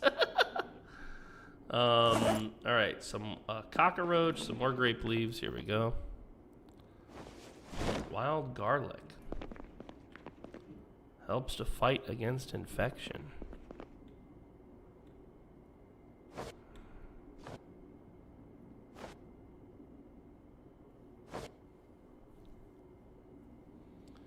Cockroach uncooked.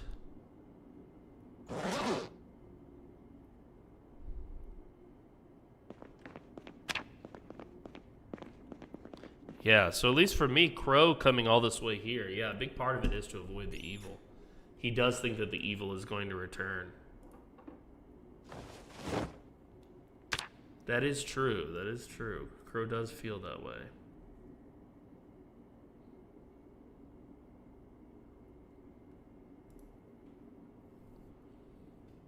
Crow does feel that way.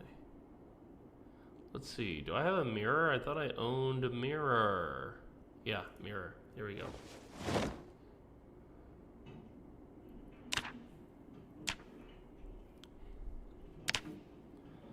Shave beard. You're not supposed to have a beard, Nathan. You are a Native American, bro. I don't even think it's possible.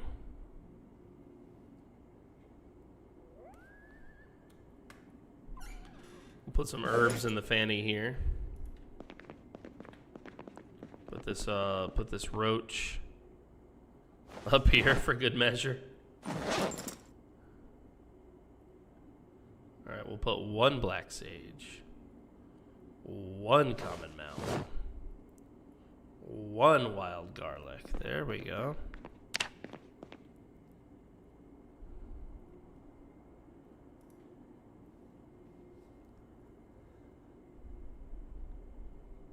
What's going on with my placement? Do you guys see that? Place item?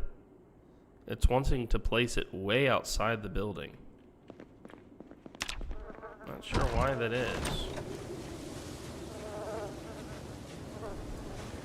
I cannot believe that I didn't find any firewood. And now it's dark.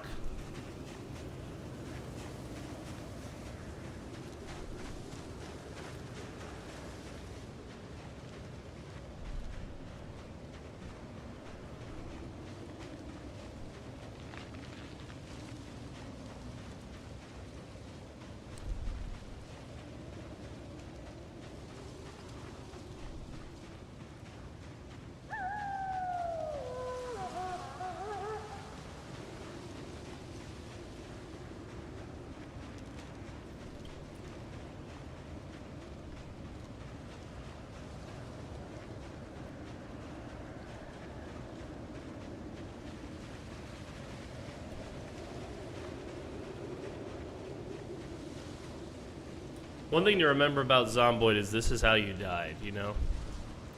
You're not entitled to the story to continue even one moment longer. Which is a part of what makes the game great, but also sad in a way.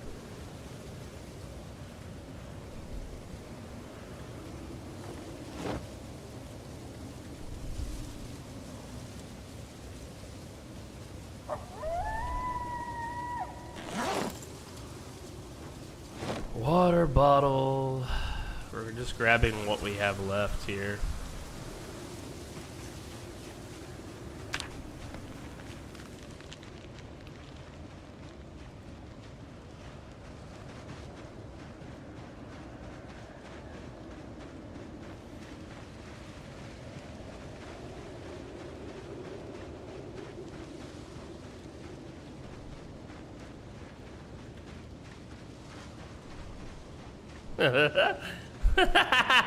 That's funny to me, dude.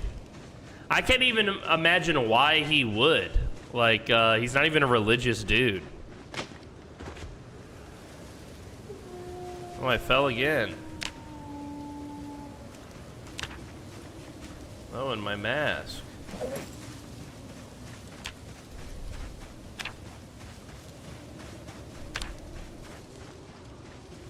I don't understand how I'm falling.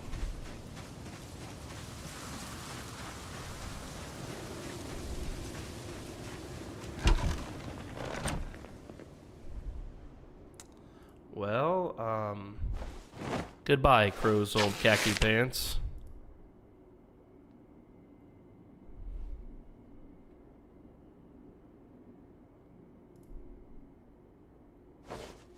Didn't even need to do that. Didn't even need to. You see how it is? It's not out of sincerity.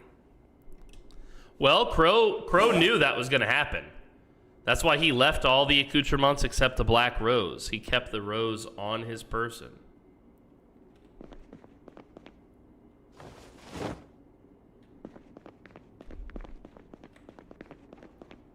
I have so many moodles.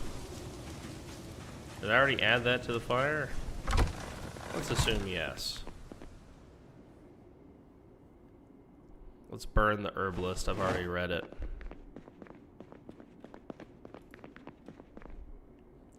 Well, I say that. I haven't prepared a meal, have I? Am I still taking damage? Well, I am heavy load. That's true. Unfavorite. Drop.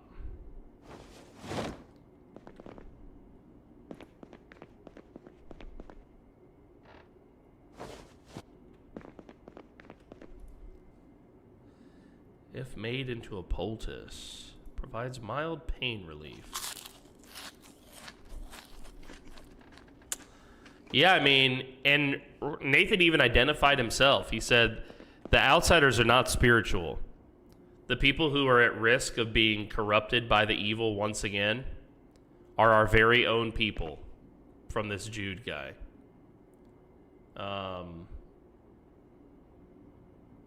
Yeah, I mean, Nathan knew all this shit. He called it!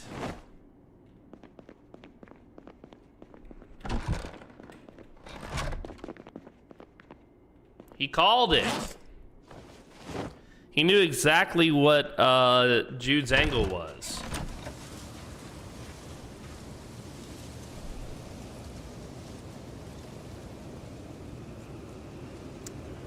Well, yeah, I mean, I can only go off of what Nathan thinks and knows. I certainly can't base my knowledge on what I don't think or know.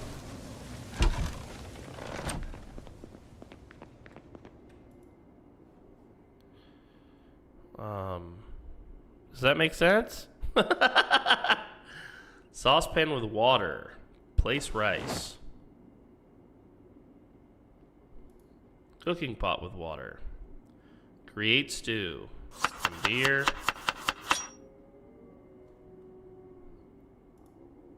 From pepper.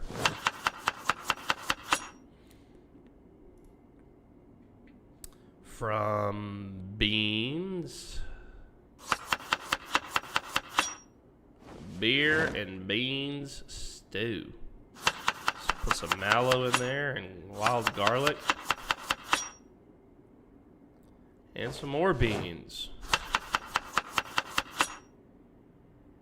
And some more beer.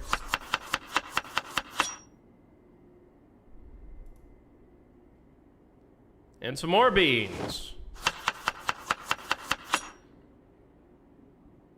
Put some pepper on our rice.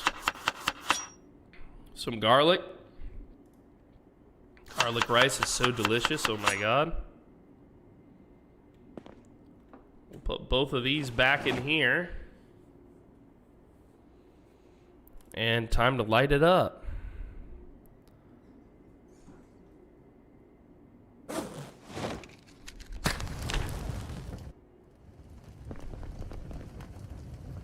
Precisely.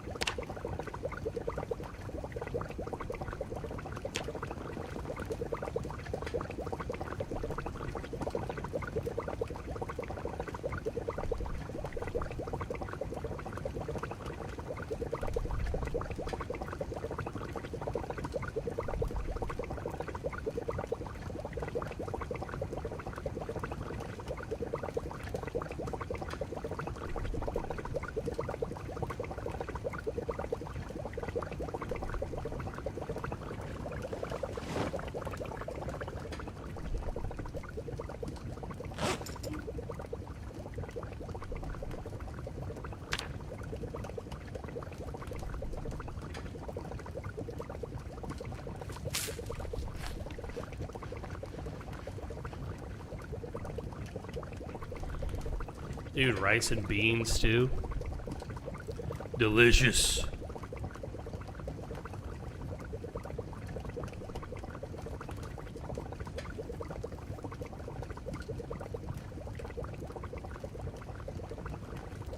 Delicious.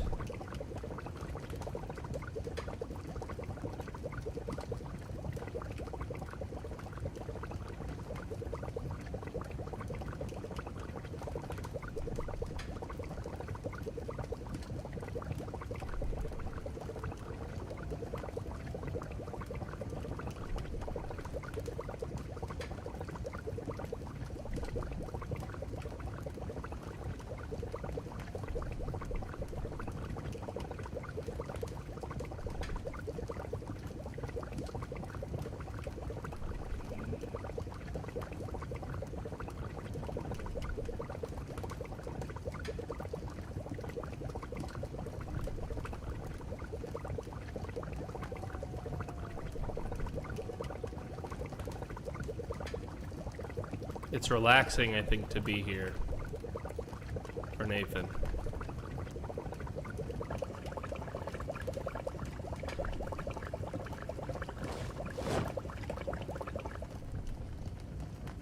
It would feel peaceful. Nathan was never really meant to be a leader.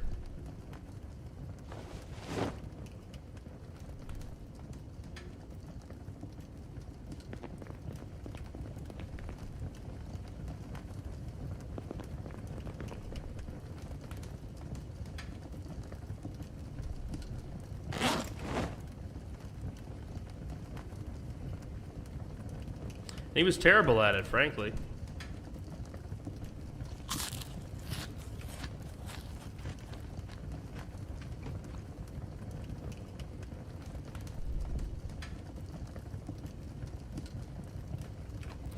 Now he's left everyone to their fate. What will become of them? I think Nathan would be trying not to think about it, but he's feeling a little sad. So maybe it's on his mind. It's still raw. It's only been a couple of days, right? Happened pretty much right at the beginning of the session, actually.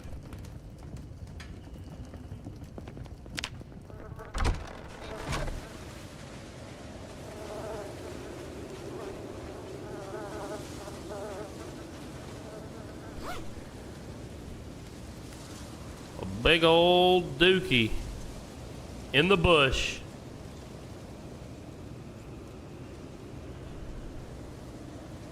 He's left himself to his fate. You're only in control of yourself.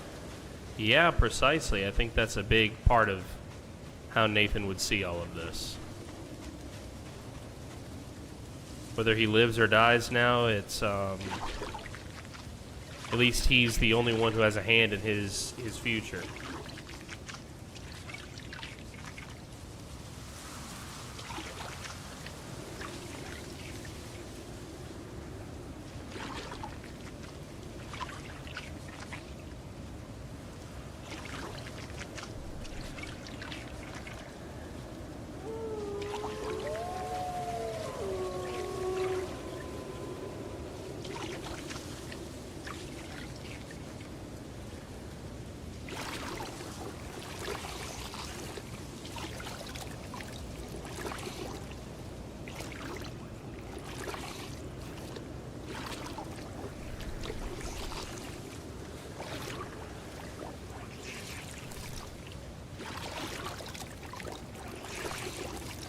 Yeah, I liked Gunnar too as a character.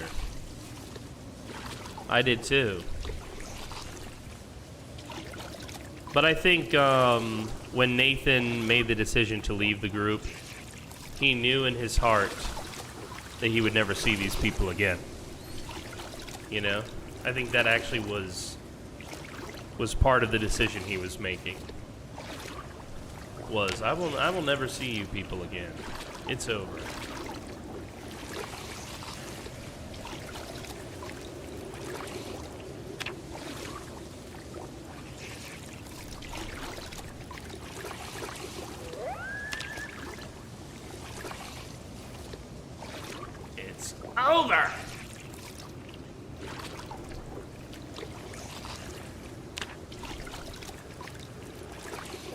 Yeah, Gunnar was an interestingly complex character, going all the way back to the beginning.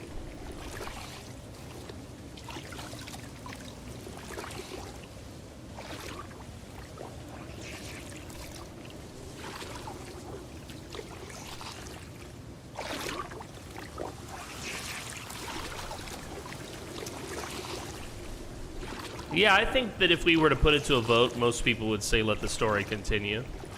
And at least at this point for me, I think I would continue to play Nathan Rivers' story solo. That's where I'm at. I still think that his solo arc has more to it, you know, that hasn't been explored. Jesus, he's only in the very beginning.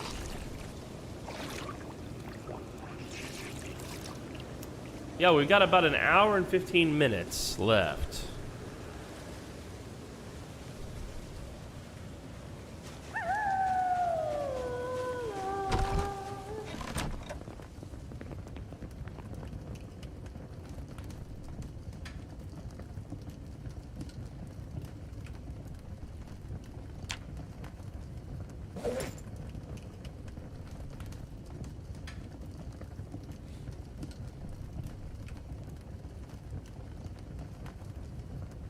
I'm just stream sniping while it's night. Are you in character still? Are you still in play? You're somewhere, yeah, you're somewhere. Cool. Don't die. Did Militia ever, I think he was playing a new character and then they were like, Nathan, you need to meet this new guy. And Nathan's like, that'll have to wait. And then Nathan is like, actually, fuck off everybody.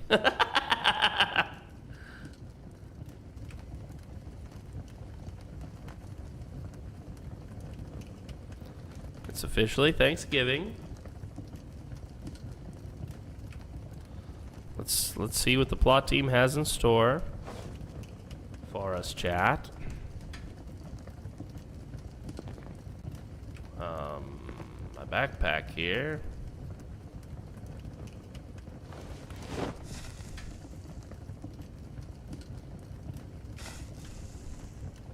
I loved hearing him go, I don't think it's safe for me to stay here, when I was preparing to leave. Oh, did Gunnar say that? I don't think I said that as Nathan. Oh, the new character. I don't think it's safe for me to stay here. Yeah, he's precisely right. Nathan is spending Thanksgiving on his own. Yes, he is. Sad. With all of his food. Jesus! He's got so much food. His own cooking pots and everything, and he learned how to cook thanks to his day with Guy in the kitchen. So...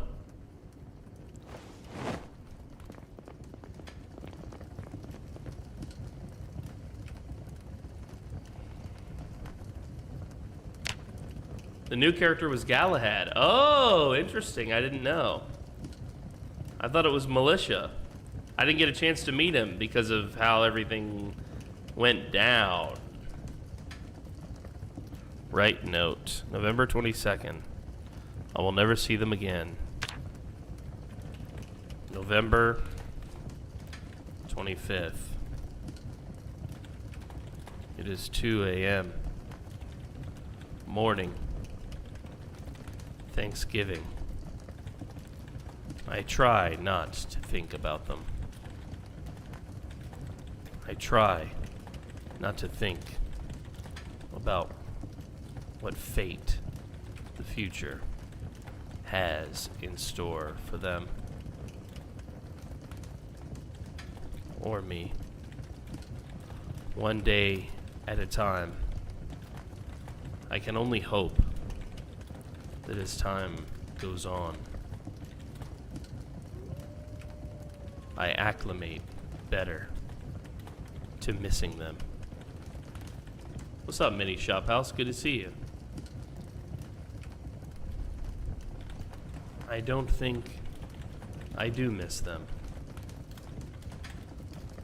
I think I miss what the Solar Creed was before.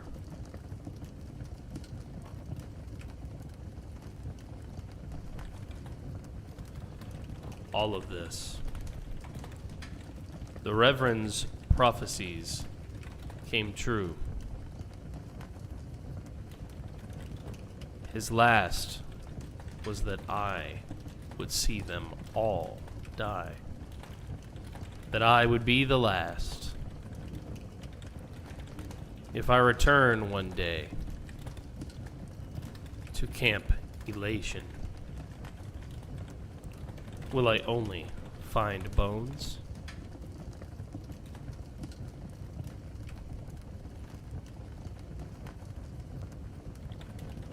I shouldn't think of it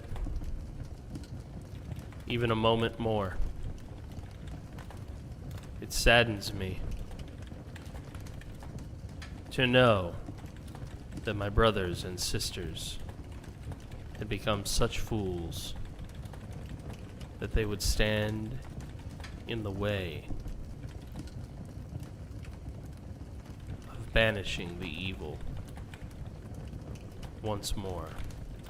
An evil that corrupted, took, and killed our dear Reverend.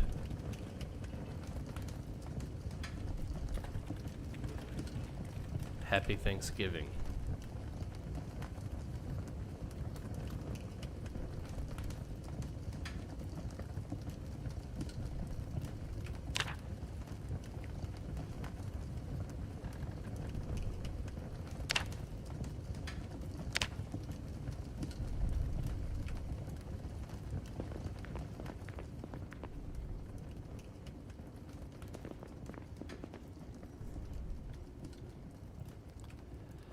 Crow is not alone. He still has the memory of the people that he loves.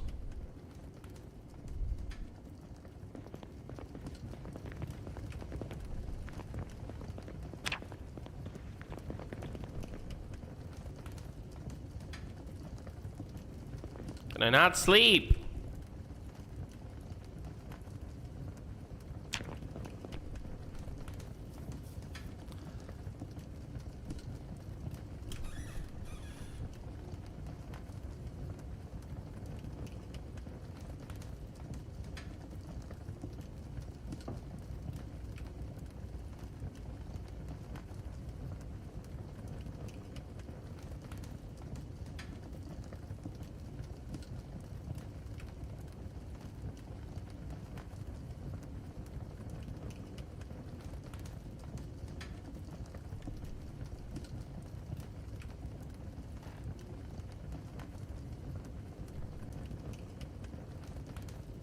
The reality is this is what Nathan always wanted. Everyone, leave me the fuck alone. I think that's probably not true, but was true after the Reverend's death to a degree.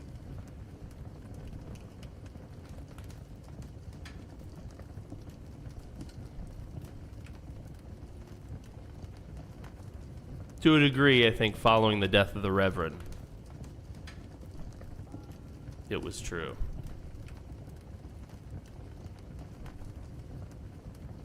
I still play Nathan as loyal to the Reverend. You know? I would love to go back to nomming on the children. Yeah. Well, yeah, basically.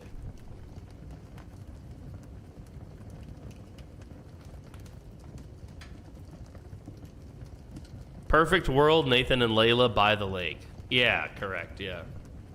I think that's probably accurate.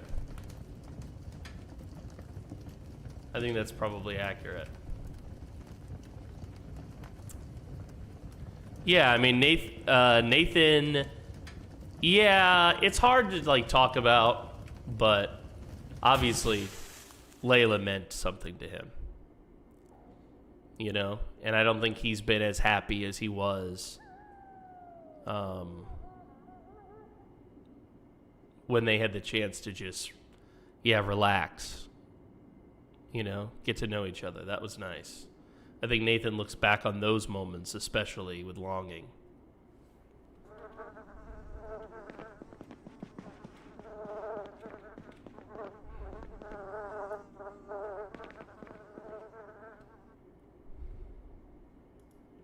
For sure.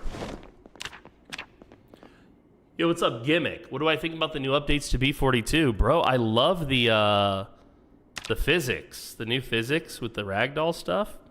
I think there's a lot of potential there, man. I really like it. I haven't played it yet. So I can't speak to like how good it is just yet. I haven't had the chance to try it out. Automated broadcast system. What's the weather going to be like?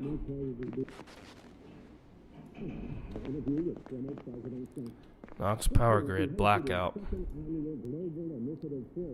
Average temperature 34 degrees Fahrenheit. Damn. Clear skies but periodical clouds.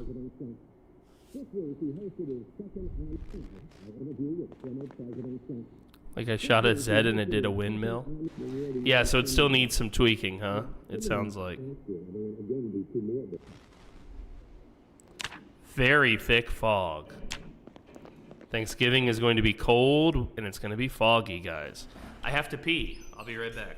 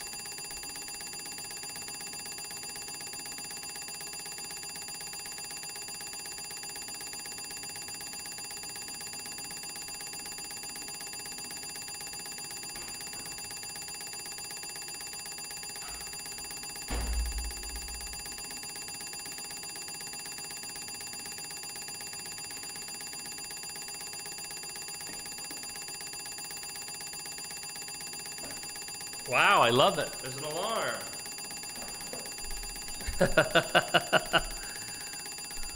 I chose a great time to go to the bathroom.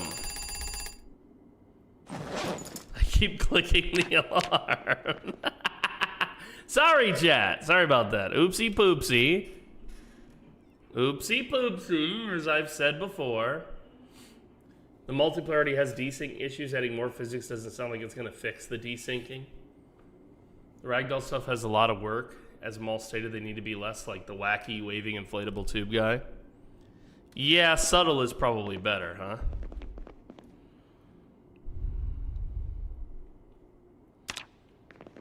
Subtle is probably better.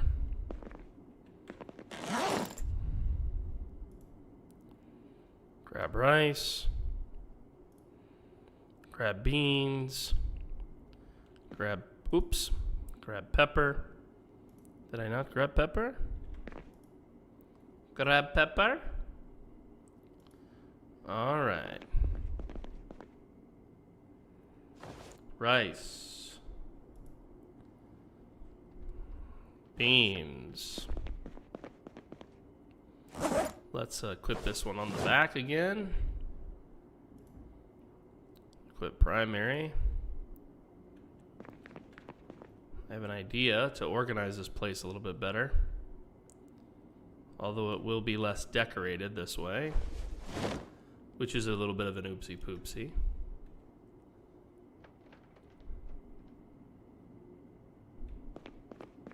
I couldn't even think of a positive thing. What are we... Positive what? I'm so confused, guys.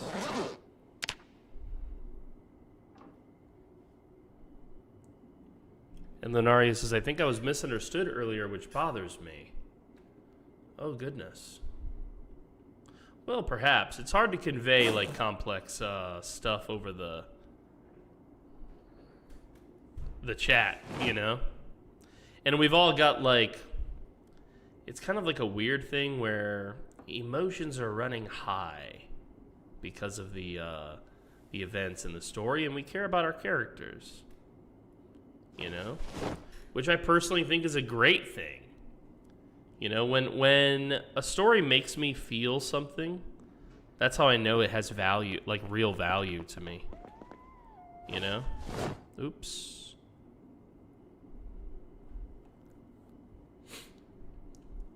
That's how I know a story has real value. It made me feel something that I didn't feel before.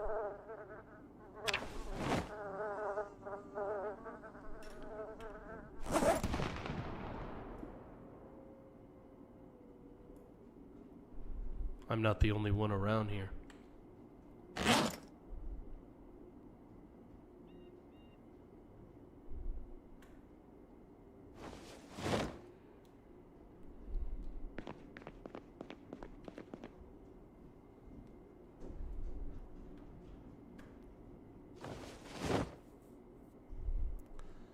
Positive thing. I guess you're talking about the physics stuff, huh?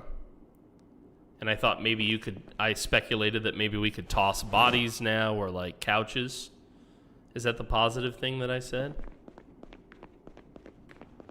Yeah, I mean, I always try to like look for the good. Even in this scenario with the story, how it went. I still think, like I said before, I think that there's value in telling not a solo story, so to speak. I don't know. I think that would be a misunderstanding of what I'm getting at. But there is value in seeing a story where like a character leaves and it's like, well, where does this go for him?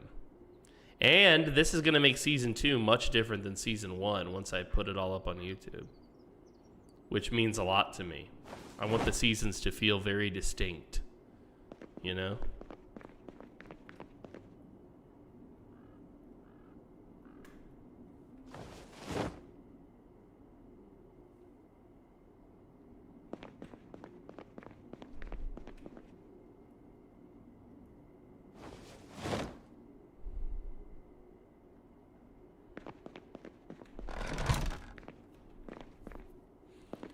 So, got one hell of a day here ahead of us. If we're going to celebrate Thanksgiving, we're going to need a lot more firewood. And I need to get some of this crapola out of my inventory here.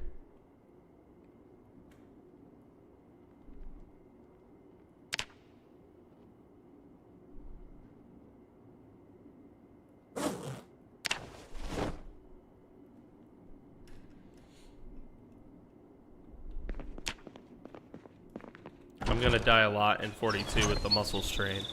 Well, you know, thinking back, I kind of felt the same way. I remember my first impressions of it. I was like, God damn, like I'm not able to do nearly as much as I used to, you know, combat-wise. Was how I felt at the time. As Jim. But actually, it made me appreciate it. I felt less like Superman and more like, I don't know, it felt like the combats were more meaningful. Now, by the time I was playing my second B-42 guy, it was even better because I had realized like how to use that to my advantage, you know? Like gunplay now was possible in a way that I could appreciate a little bit more, you know? But yeah, it made stealth better, I think. I think that's part of what the muscle strain has done is it, in addition to some of the other changes they've made, I think it's made stealth more meaningful.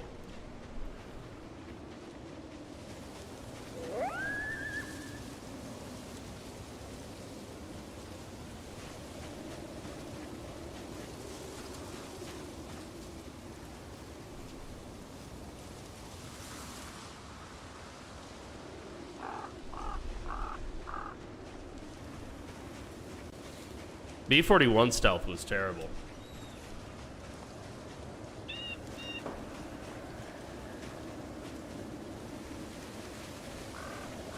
I heard it.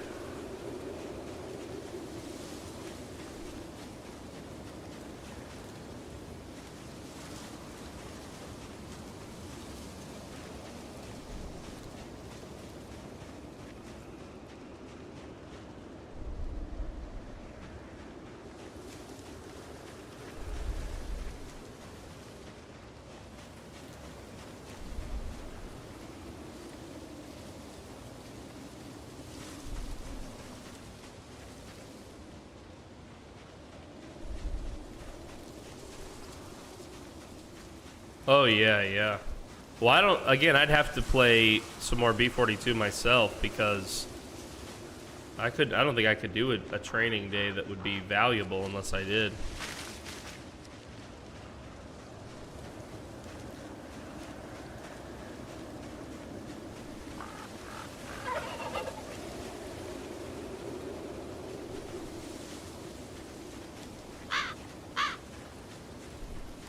I've been doing so many collabs and so much multiplayer stuff that I haven't done nearly as much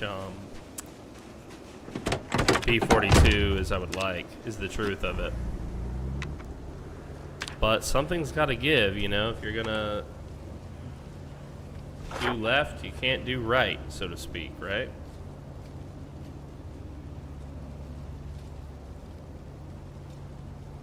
Well...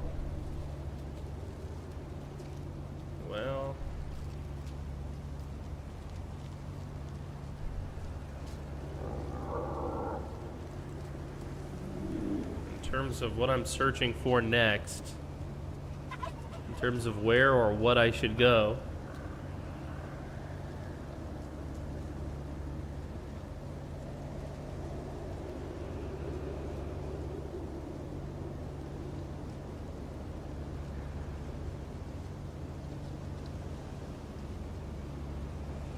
Thanksgiving is here, sadly not many on. Yeah. Well, we got 11. Still a ton of people on. Still a ton of people on.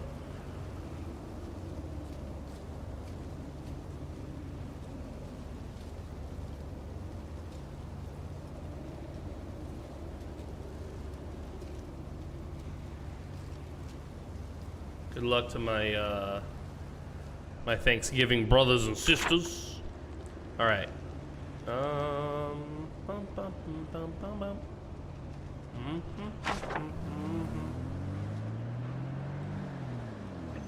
Do I still have my... Oh, did I lose it? Hold on here.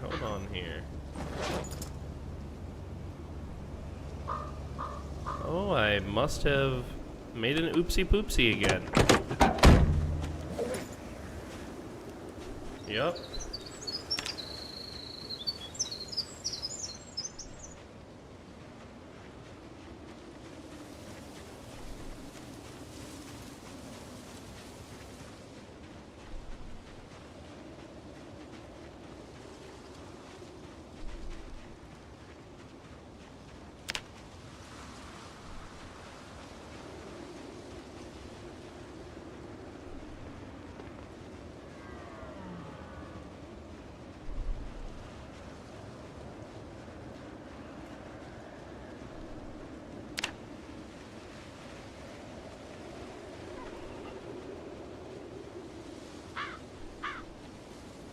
I'm actually enjoying the solo gameplay a little bit. I do miss my friends, but...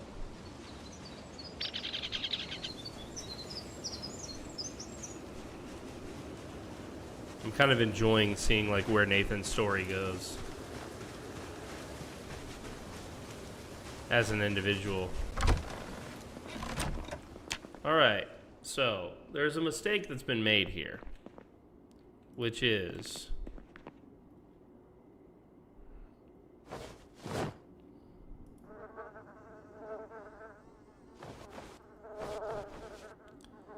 that I think I misplaced my weapon. I've got my hunting knife, I've got all of this, I've got my weapon on my back.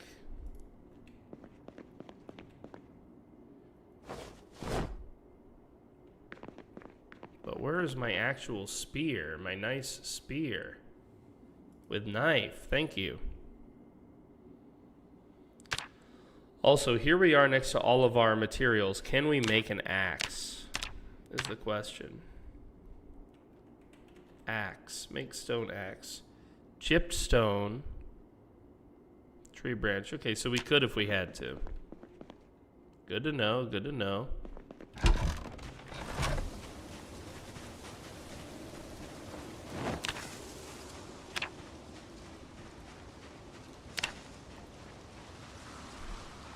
Yeah, the big adjustment for me with Build 42 was learning that you've got to always have batteries with you.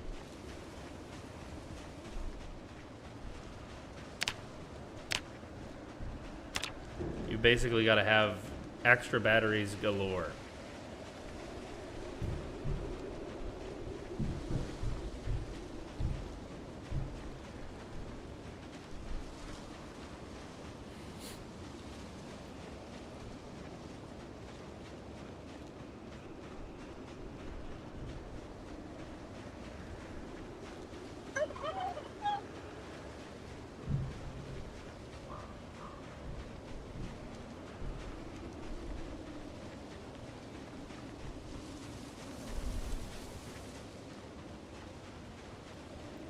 Curious to hear how Thanksgiving goes. Brick has really been hyping that that somehow Thanksgiving is a make or break for the future of the story. I can't wait to hear about how that goes. Lunchtime. Hope you're eating too, PDM, says Sakura Lee Show. Yo, what's up, Sakura? Welcome back. Hello. Good to see you. I haven't had a meal. No, I've been doing one meal a day. So I've been skipping all my meals in the day, replacing them with black coffee and water, and then just eating like a very big dinner, you know?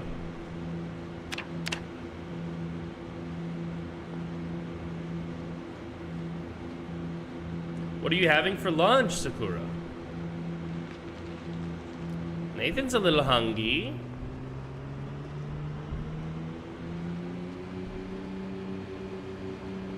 What are the ha-has for? Eustace? What did Eustace do?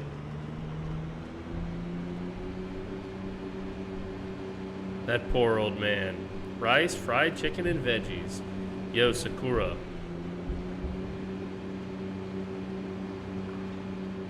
That's, that sounds delicious.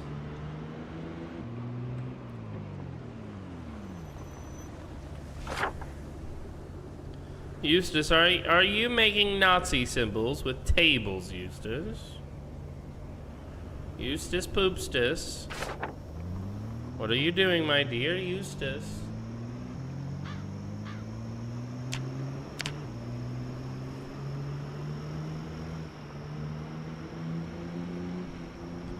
My dearest Eustace. Do not make naughty symbols, Eustace. See, haha. If I don't roleplay with them, they can't get me in trouble.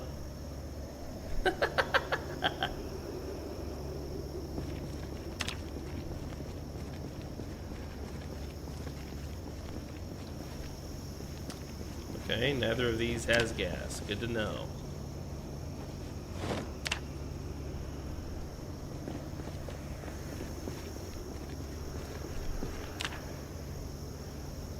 Yeah, did he make a haha? Frosty, dude, he's a funny guy.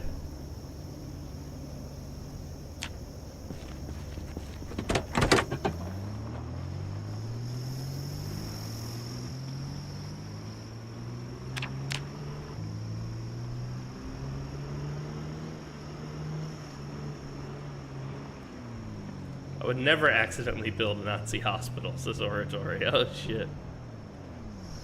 Never accidentally. Right, not accidentally. Purposefully? Well, that's a whole nother story. Come out.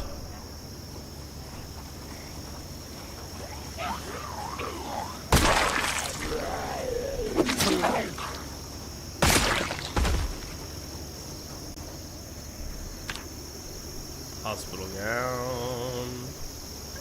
Formal shirts. With a hole in it, I presume? Oh, no. Okay, not.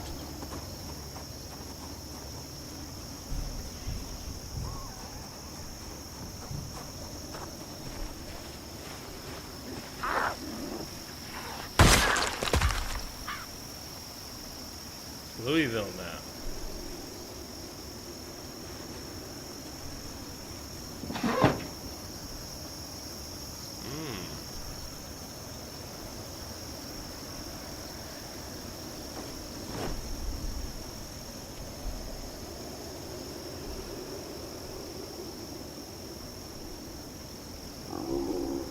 Oopsie poopsie.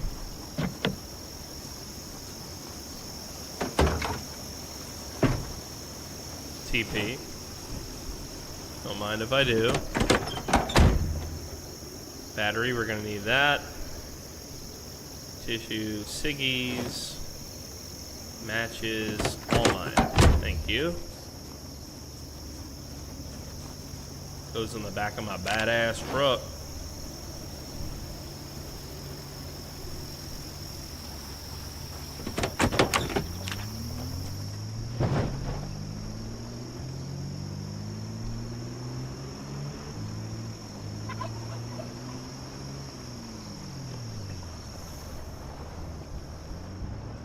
See, I think we already spotted, yeah, there's some,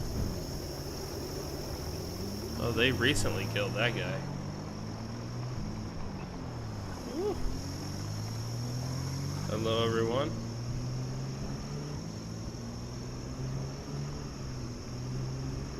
There should be a house down here, huh? Yeah, here we go, here we go. Whoa! That's a cool fucking Bronco.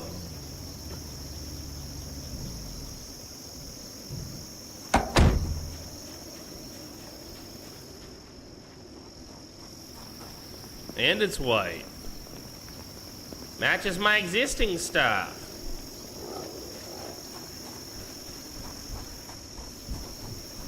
I like it. Oh, the windshield's cracked. Door's locked. Oh, she's locked up tight. Well, we might find what we're looking for inside, the keys.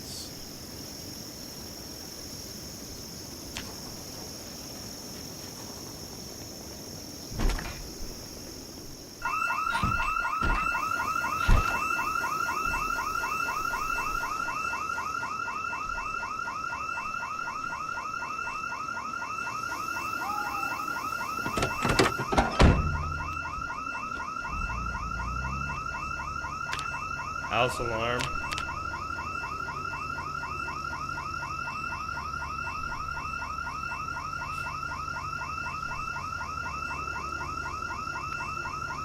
Loud house alarm. Let's see, it'll go away, it'll go away. I think we might be rural enough that this won't be too big of a penalty.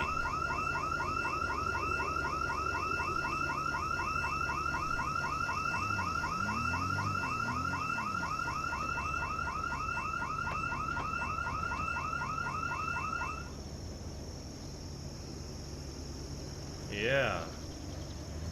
We're fortunate. That's actually a good sign since it shows that this area is relatively free of the undead menace.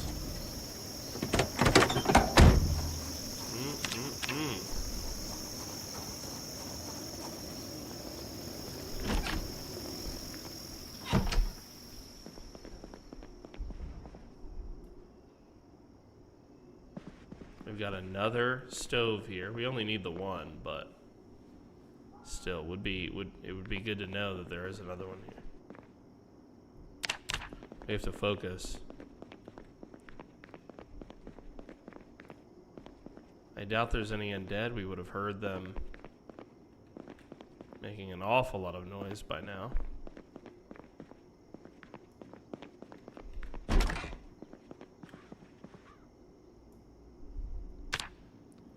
We'll take the TP and the sewing kit, the medical supplies, and the toothpaste. Brush your teeth. First time in a long time, Nathan.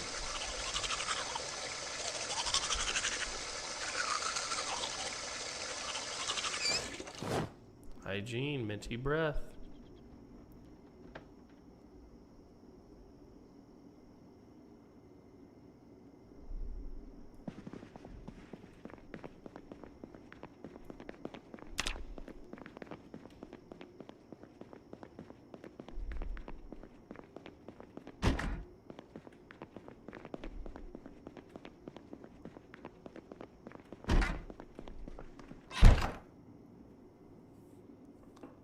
Gold wristwatch, some 9mm rounds.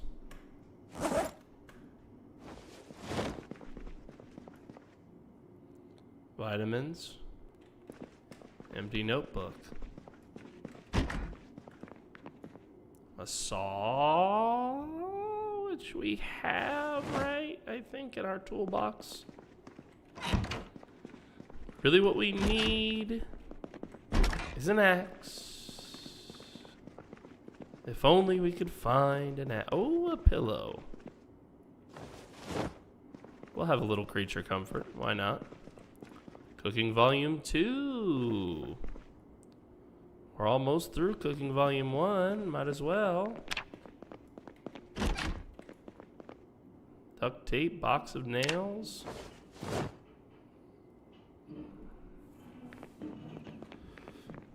What's this on the... Oh, that's the door handle.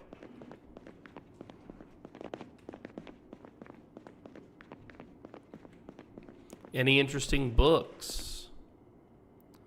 Farming and first aid. Why not?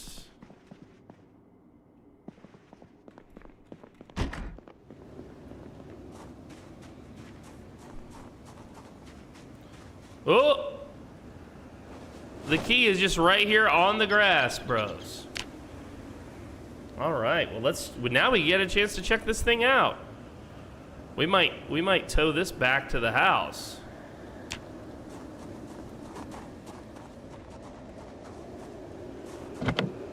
Wait, what?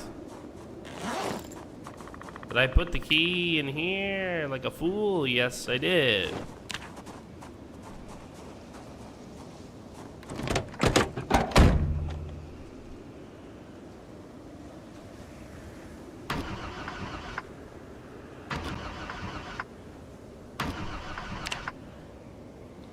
Alright, well there's ciggies, matches, tape, which we love the tape. We love having all this tape. A battery. Let's look at the trunk now. And some more toilet paper. I love it.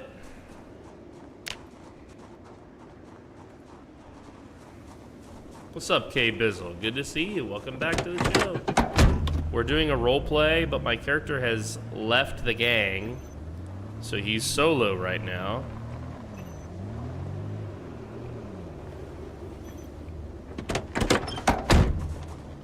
So I haven't done much role play aside from, you know, by himself, you know, in a couple hours because he left the group.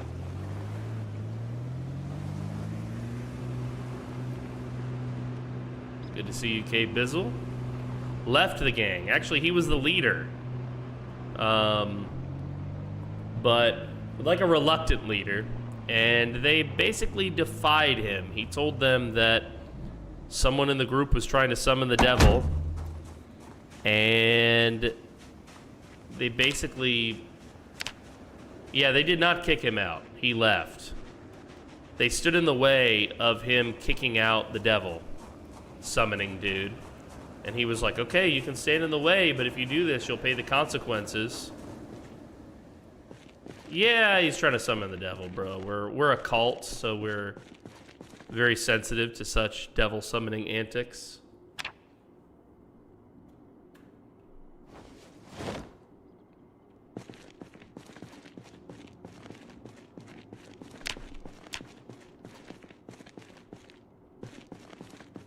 We're very sensitive to such antics. Oh my goodness! Looky what we have here. Still no axe.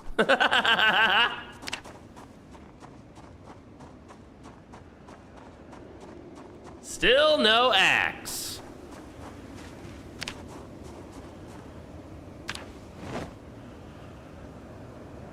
Hard to believe, but true.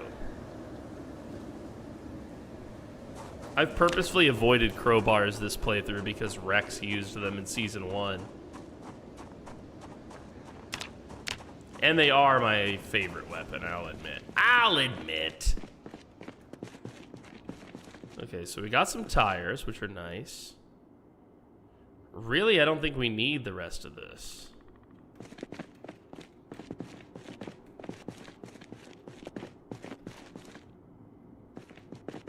I do kind of want the gravel bags, though.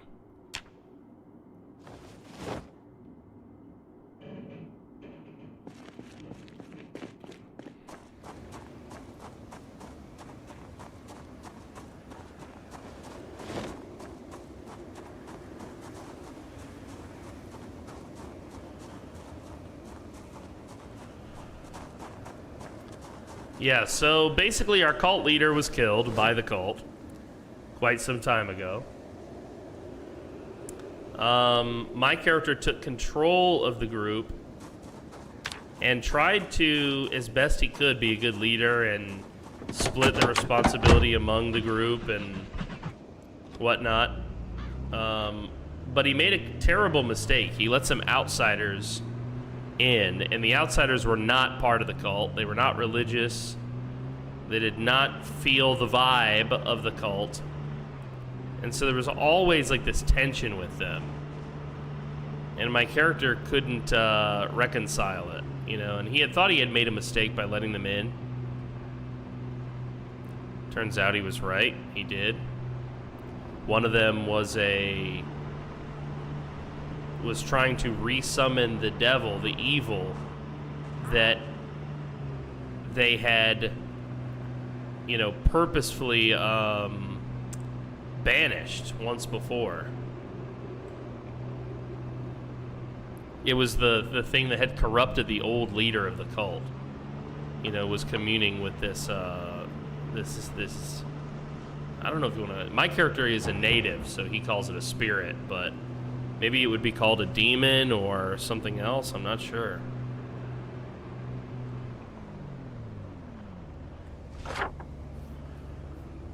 But in any event,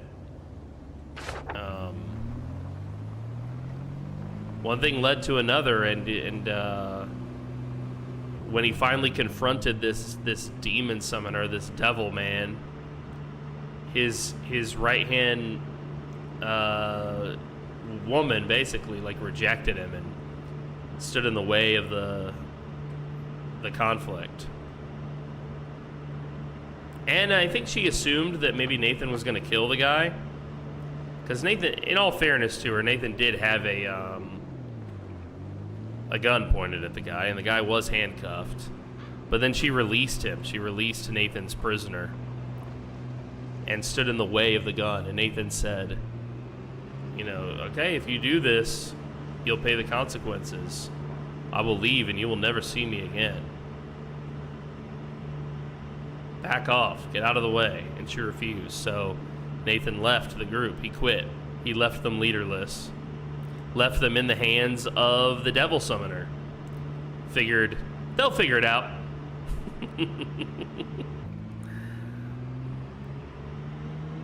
Well, the plan for now is he's building up his own survival. He's been slowly but surely gathering the things someone would need, you know, to survive out here on their own. He also wants to survive in a hidden way because in his heart he thinks that they might come looking for him and he doesn't want them to find him. Mainly because he thinks they've been corrupted by this Devil Summoner. The fact that they would stand against him, their brother, in favor of this Devil Summoner, makes Nathan feel like, no, they're not my brothers and sisters anymore. Things have changed, basically. They're not who I thought they were. Things have changed too much. So the plan right now is he's just building up his empire in the forest, you know, as best he can.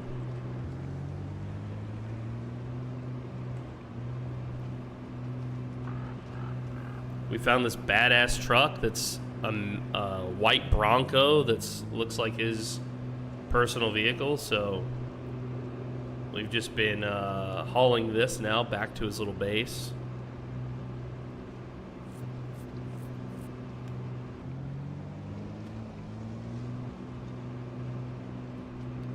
Yep, so that's his current plan.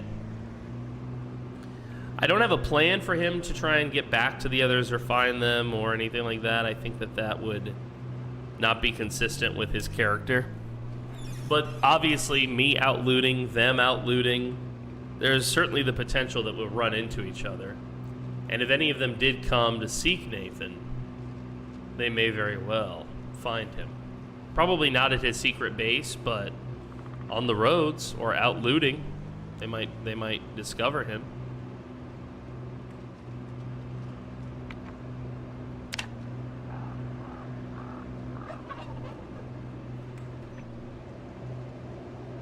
What's up, Solo Caldaka? Good to see you, baby. This is an interesting chapter of this season because it's so different from Season 1. In Season 1, I played a character who absolutely wanted to be the leader. Nathan never really wanted to be the leader. It's just that nobody else was spiritually in tune enough to do it, I think. BG3, dude. I still have yet to play it. One day soon.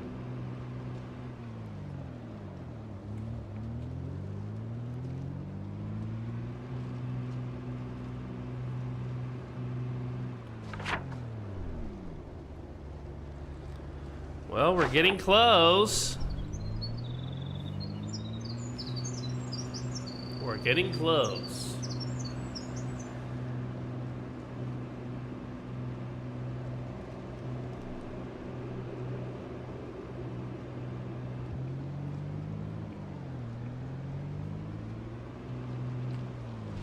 I think this is it, yeah. This is my path. Alright. So, what I want to do here is if I grab the gravel bags, and you have pour on ground, yeah, let's unpack one.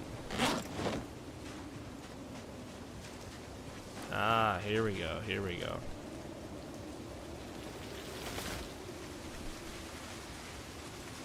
His damage is the SUV. How damaged is the SUV? I don't think it's damaged at all. I haven't looked. But I think it's in good condition, frankly.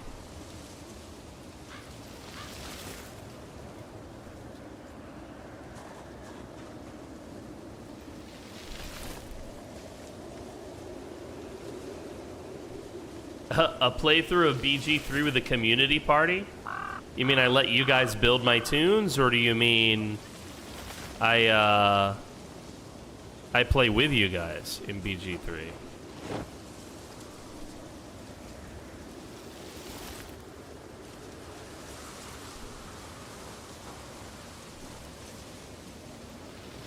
Multiplayer. Oh, I see, I see. Yeah, I'd be willing to consider that. I'm gonna wait till that game comes down in price a little bit. $30 to $40 is really the sweet spot for me.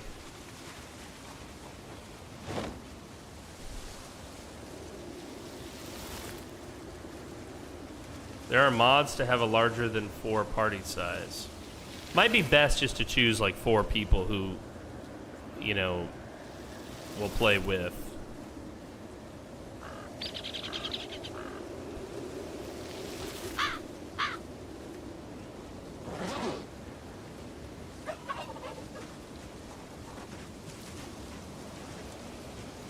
Ah, there we go.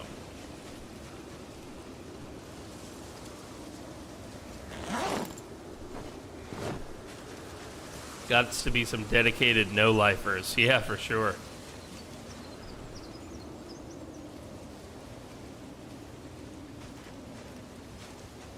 We tried this. Did we? I don't remember trying it. Maybe he means just them by themselves.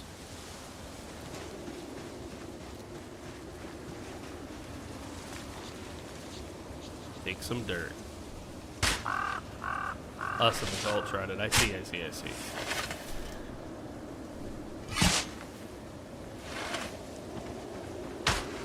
Myself, Jojo, Luna, Squiddy, and Crowbar. Oh, nice.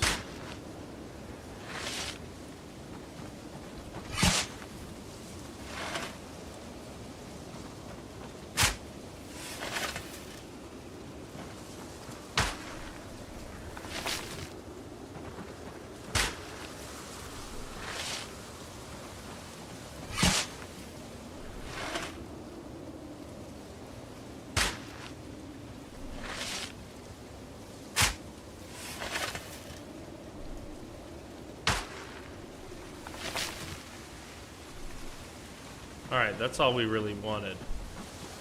Dirt bag.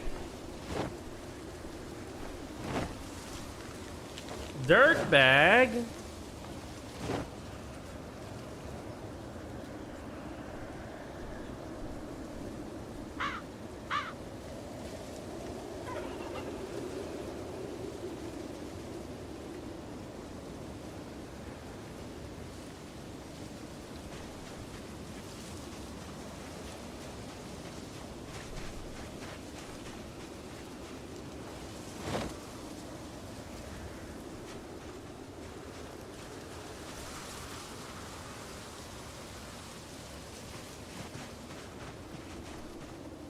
I can't believe I still haven't found an axe.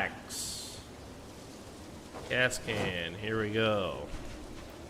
Add gasoline. Yeah, and I have to disconnect these as well, I think.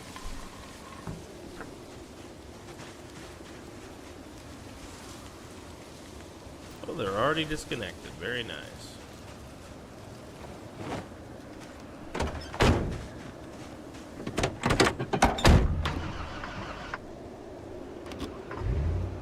Nice.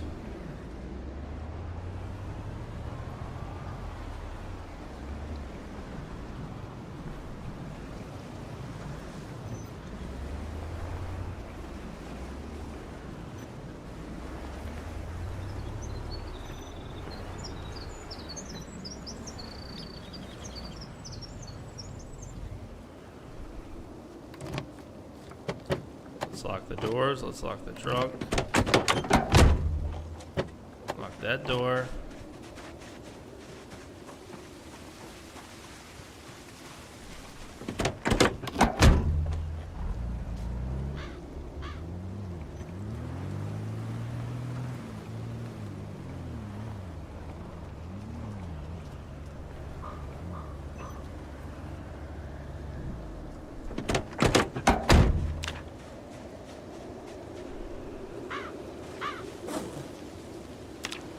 Let's take all of this out of here as much as we can. This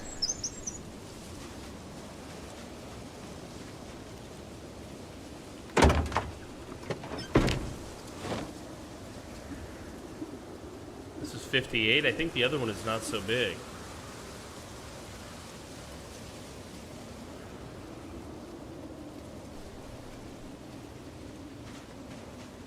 maybe it is. Baseball bat, crowbar, and 2 trauma bags, and a partridge in a... Okay. We'll add this.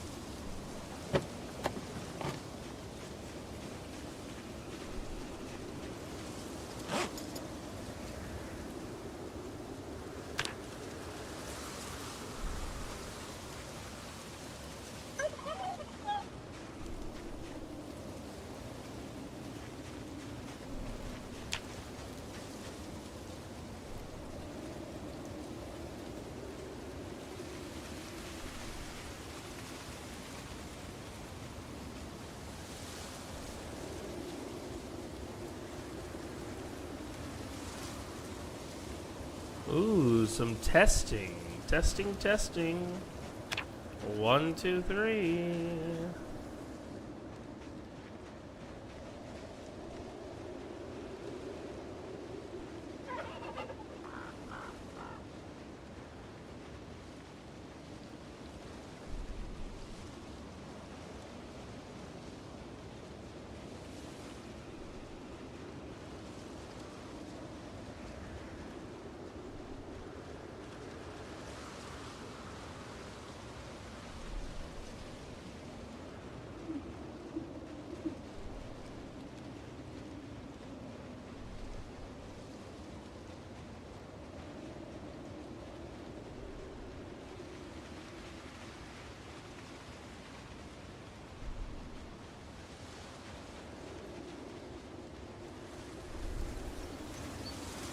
This is not firewood.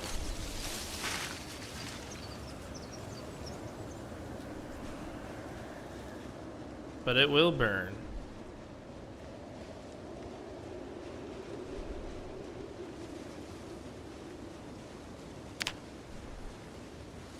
Of course it will burn.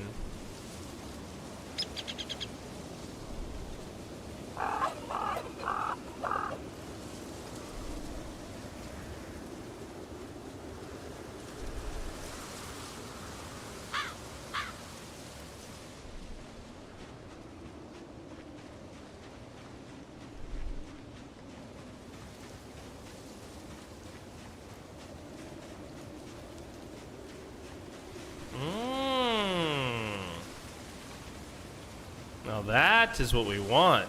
A log.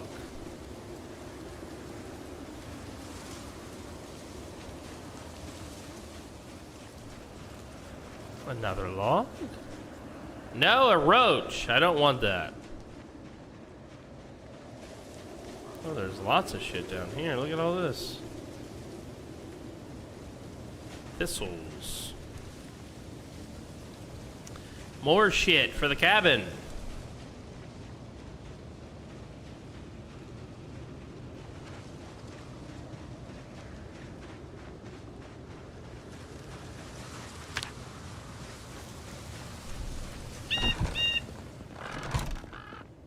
Very nice. Beautiful. Add fuel.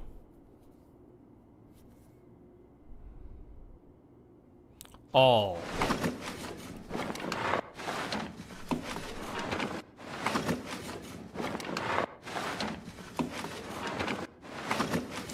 See, we can have a campfire even without.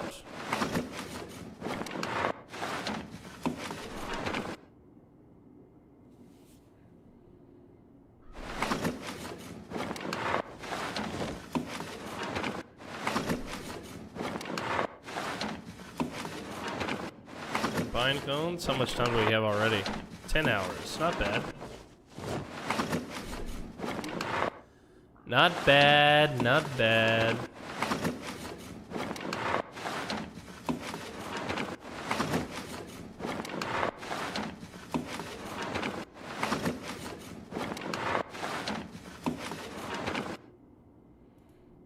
And the total is 15 hours. Not bad.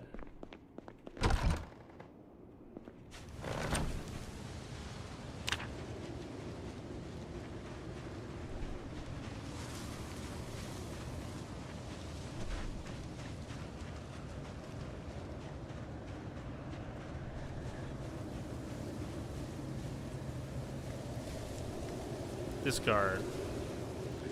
We do not need crickets.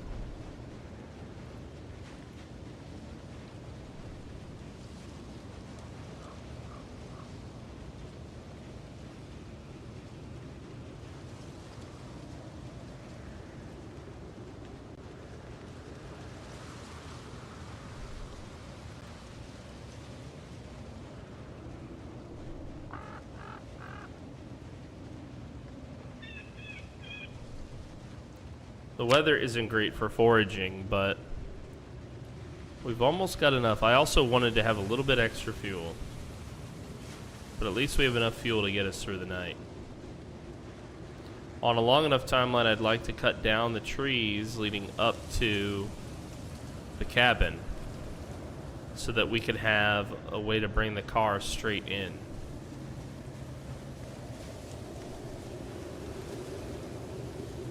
Pick up a snail.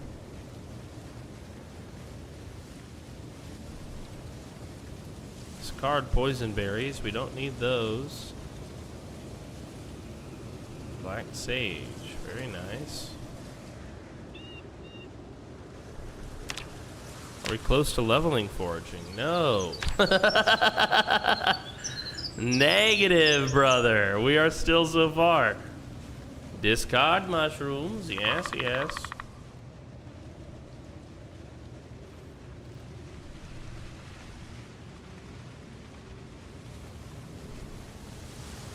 Well, it's about time for Thanksgiving dinner, I think.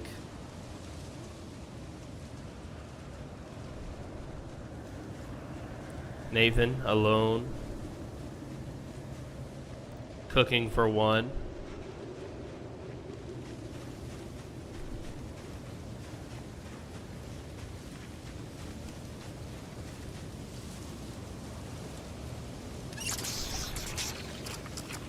Yeah, I mean, unfortunately, too many voices is probably... But, you know, it might be fun just to fuck around.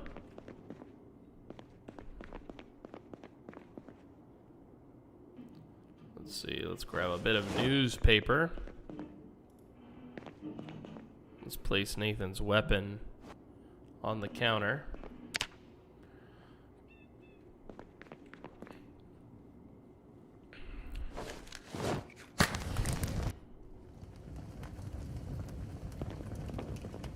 Put his backpack here as well.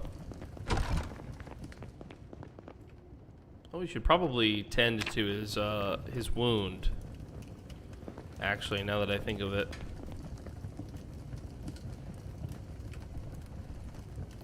How's that arm doing, Nathan? Ah, it's healed. It was just a scratch.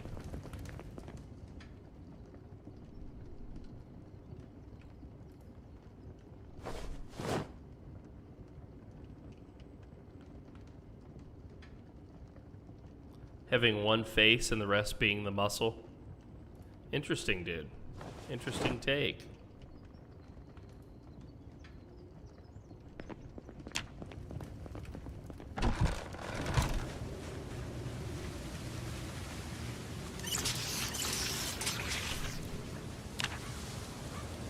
Let's celebrate Thanksgiving in style, chat.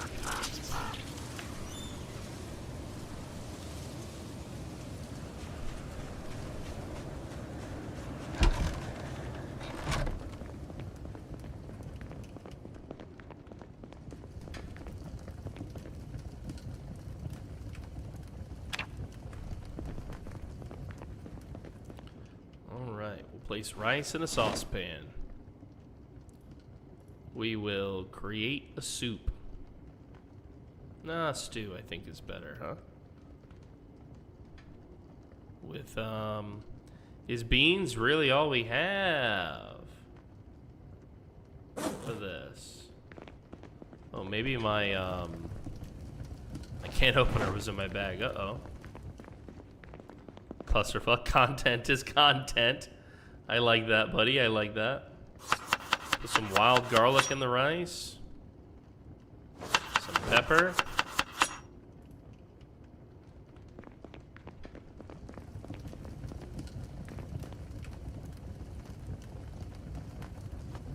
Set the rice down. Now let's go back to our stew. Some dried white beans. White bean stew. Some garlic. Yo, what's up, Sahakio? Good to see you. What's good, man? We're just doing some roleplay here today. But my character is alone. He left his group, which is why you don't see me with others at the moment. Sort of going on his own. He's not convinced that staying with the group is the smartest or the right thing. He honestly thinks that they might be better off without him and that he's better off without them. Such is the way these things sometimes go, right? Let's open up a can of chili. Add your chili. Let's, can we add the beef? Oh, we can. Big, hearty, meaty stew. I love that. We're living in harsh times. Well, yes and no. We're a little underweight. But otherwise, we're okay. We're actually, I don't want to say the word thriving, but I think we're okay.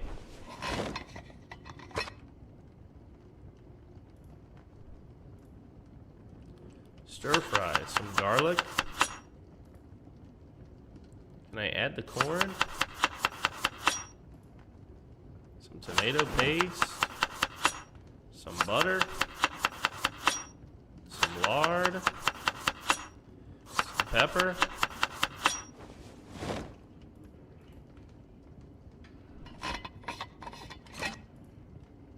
Some potato.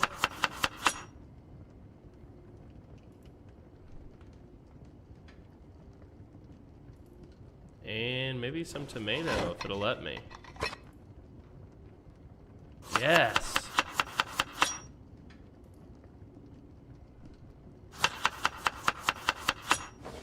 Okay. Yo, well, I'm glad that you're back with us, Sahakio. Welcome, dude. You know, this is a great place to be. I still do a lot of Zomboid, but I also do Valheim. And I was just doing some Stellaris recently. Stellaris, really a favorite of mine. I know it's not necessarily a fan favorite, but wow, I love that game.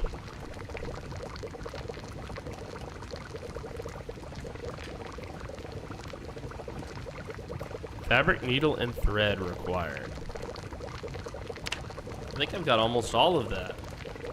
Maybe I can patch this hole. The rice is almost done. You don't want to overcook the rice.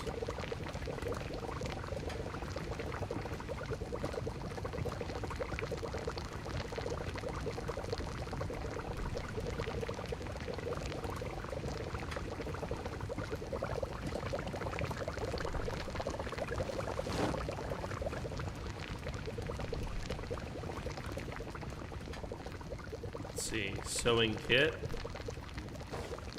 on the ground. Let's say thread, needle. Let's put the sewing kit back. I think we had some fabric in here somewhere. Now, of course, I can't find it. I swear I had fabric.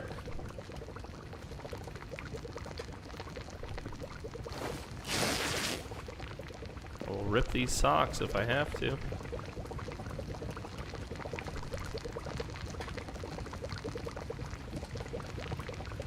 Patch hole, left forearm. Here we go. Did it work? I think so. I can't tell. A ripped sheets patch. Yeah, so it did work.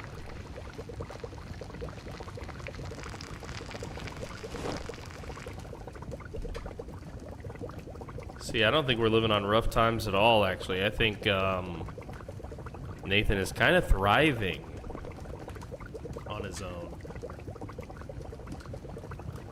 That's my take. I don't know how you guys would characterize it.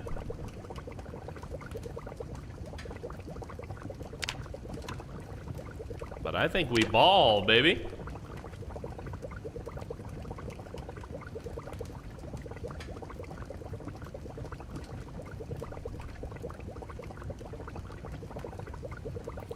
I think we ball. Why does this take so fucking long to cook on this thing? Oh, and I leveled up my cooking. Things are better than ever. How much time is left on the fire? 15 hours. Beautiful. Enough time to sleep through the night and stay warm?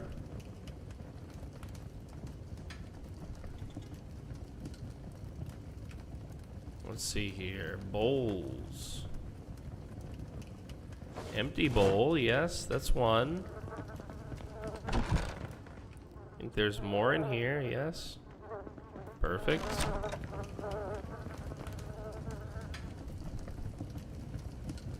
Let's make 2 bowls of stew.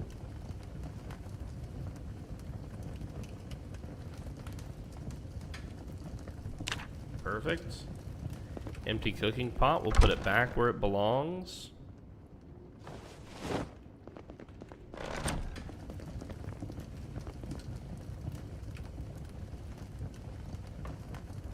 All right, let's dig in, guys. Let's dig in. Can this play CDs? No. No, it can't. All right, so I'm gonna sit on the ground. Let's see here.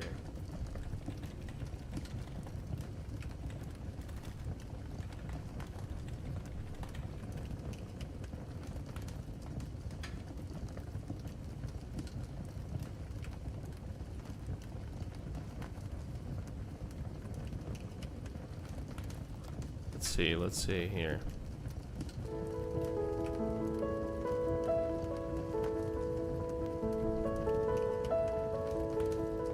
Audio Jungle.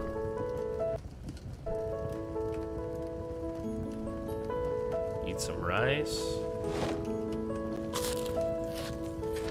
Audio Jungle. Oh god, dude.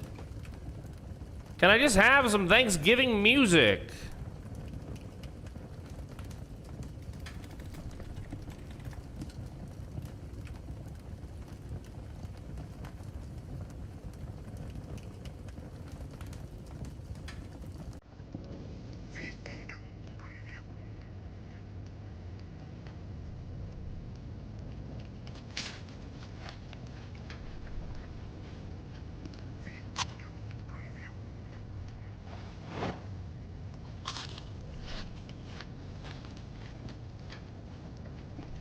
Ate a little bit.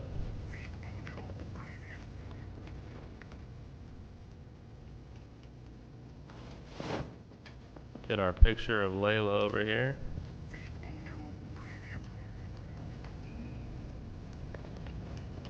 Maybe not up there.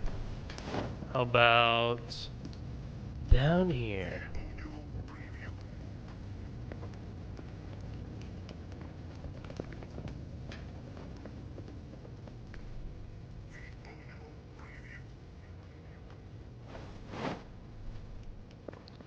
Layla, my dear.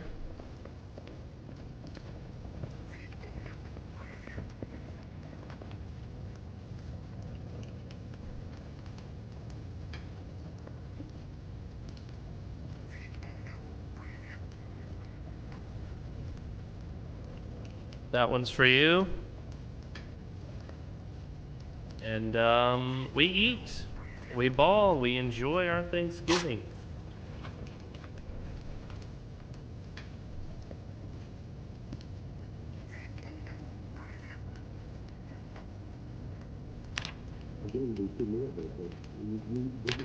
Automated broadcast system.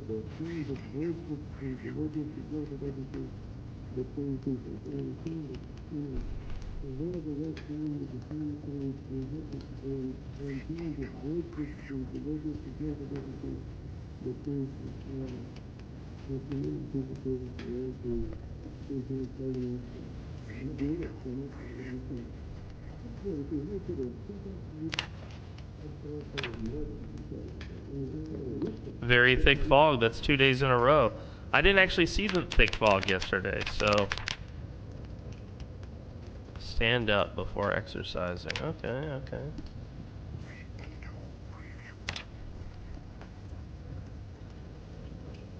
Just sitting and considering.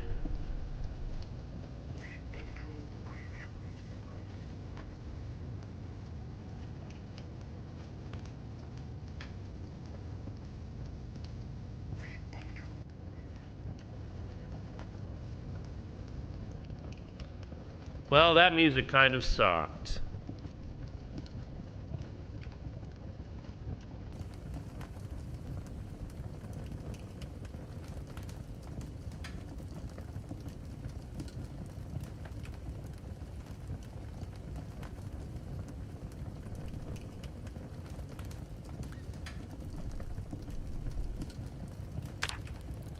Well, Nathan, how do you feel about your decision to leave the group? You're celebrating Thanksgiving all by your lonesome, buddy. Is this how you thought it was gonna be?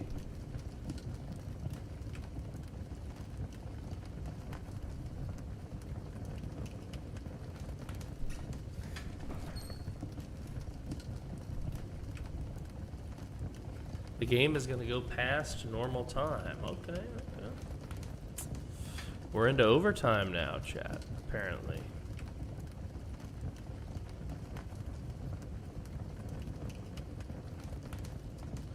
We're into the overtime.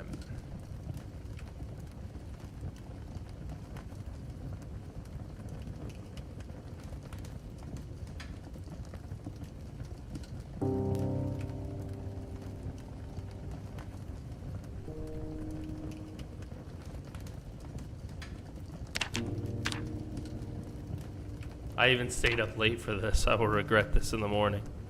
Oh my goodness. What's up, Olame? Olemo! Welcome to the show, Olemo. Hello.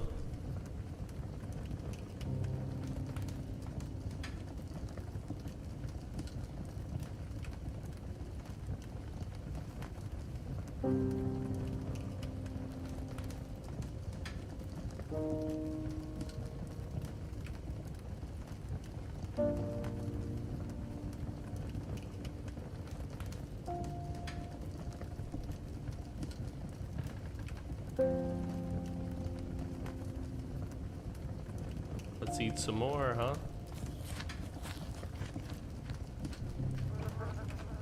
Just eating some food. Enjoying the memory. I think Nathan is gonna hone into this memory. It's important to him, you know?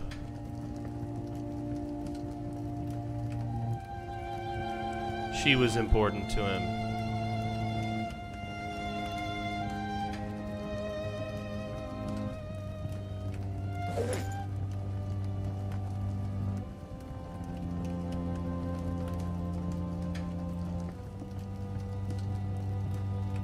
I'm just gonna enjoy the evening here as Nathan.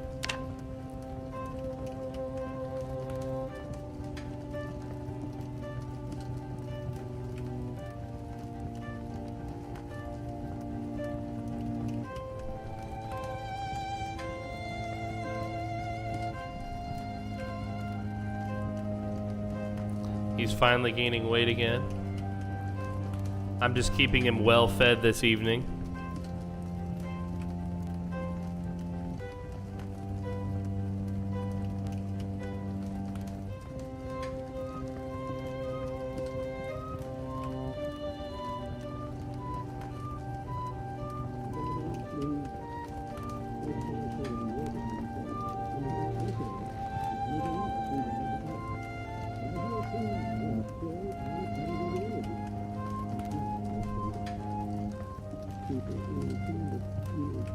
Once my moodles go away for food, I'll eat again. Just relaxing here. I think I found the place where Gunnar might be able to die of old age. Not the story I expected him to end with. Oh, did you get lucky? Did you get lucky? Alone of old age. Oh, shit.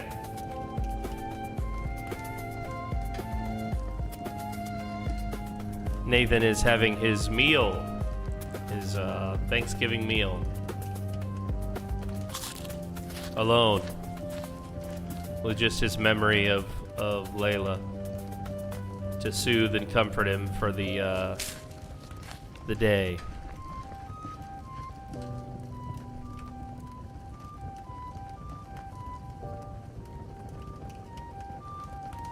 No doubt thinking of his friends, thinking of the people that he's left behind, people he considered family.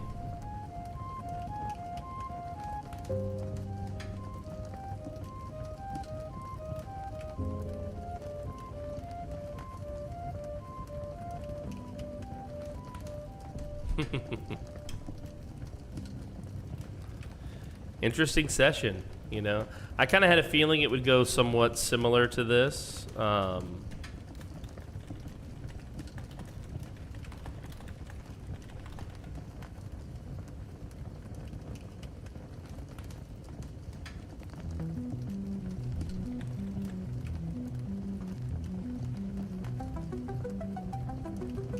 Personally, I kind of theorized it before. I thought I knew kind of some things about how Nathan was feeling, and that really guided me.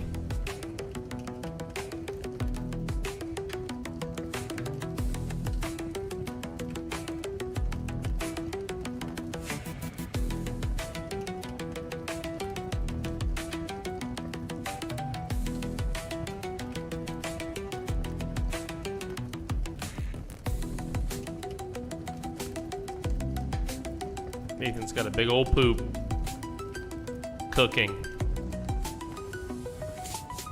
A big old dude.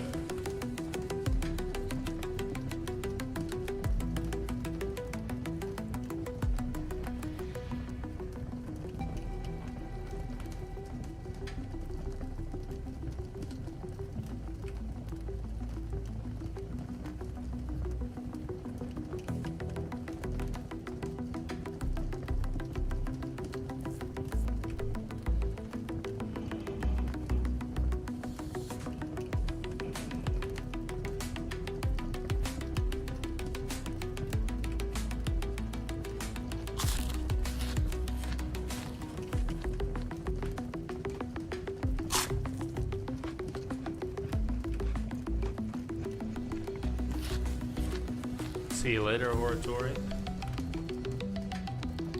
I'll continue until the plot team calls it.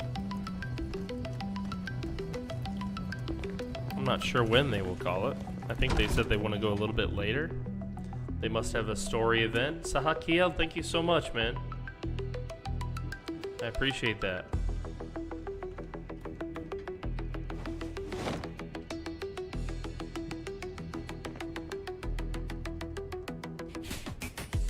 Thank you for the gifts on TikTok, Sahakio. Not much to do alone at night in game. Well, you can always do this. You can come over here into this bush. This is my poop bush. You can do one of these.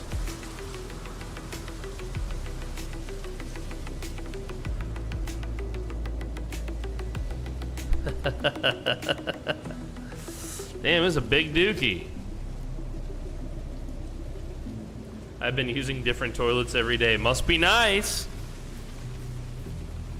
Nathan has always been an animal, so clean the shit out of the poop bush. No, I refuse. That is my poop bush. I poop on that bush.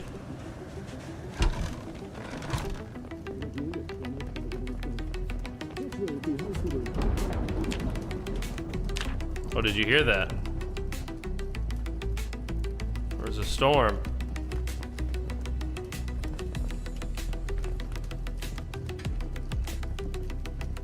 There was a thunder. And again.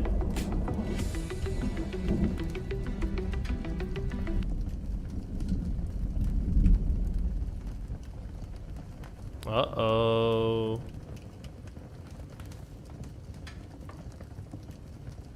There was a lightning. Yeah, it even shows up here.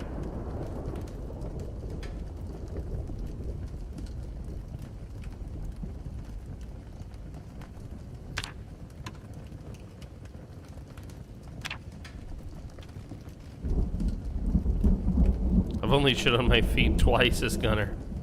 I've never actually dookied on myself as Nathan. But I did take a shit in the doc's back room once. That was exciting.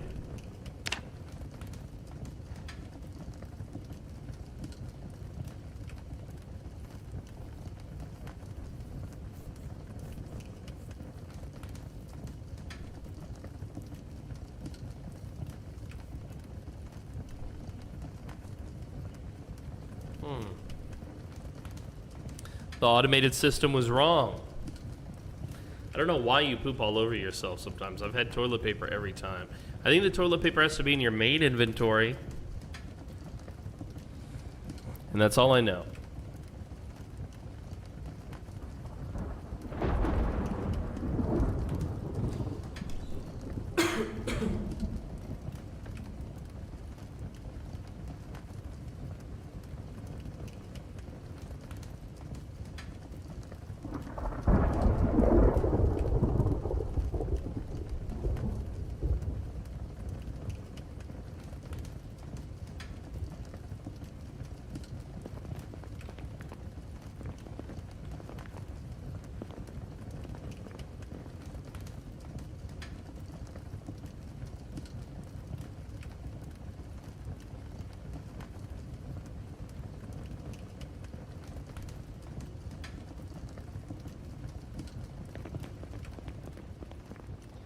Yeah, I think it's the same as like the toothbrush. It's got to be in your main inventory. That's about all I know.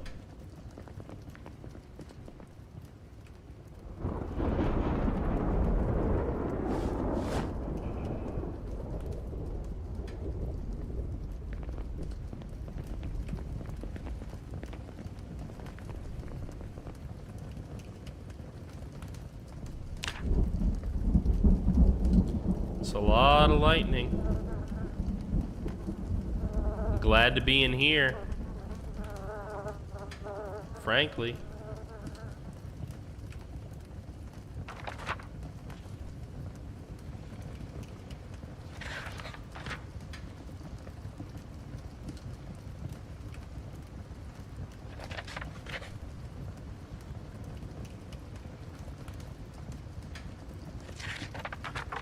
Let's see if this removes his boredom. Okay, well he's getting bored. Too bored to keep focused. That's a damn shame. We'll read a book.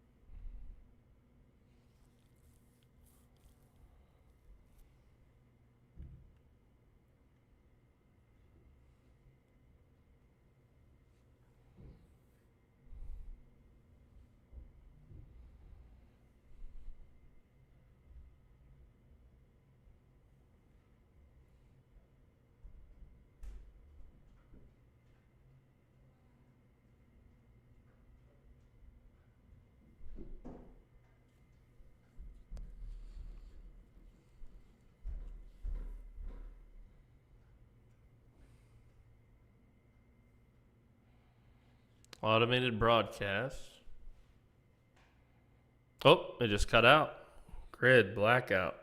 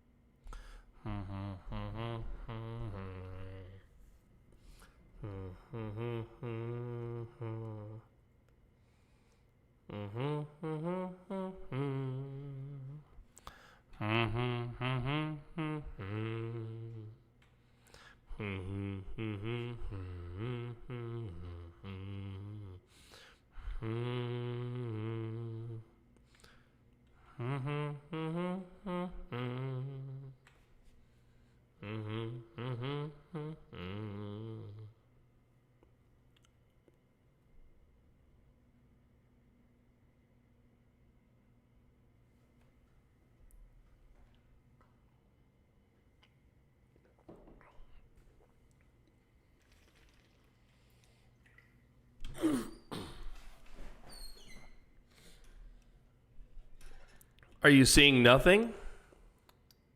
Oh my goodness. HDCP. No, you're not supposed to see nothing. Let me see if I can turn my screen off and on. Hold on. No. Okay. Interesting. I'm literally just sitting here reading a book, humming. I don't know what's going on, why it did that. Hold on.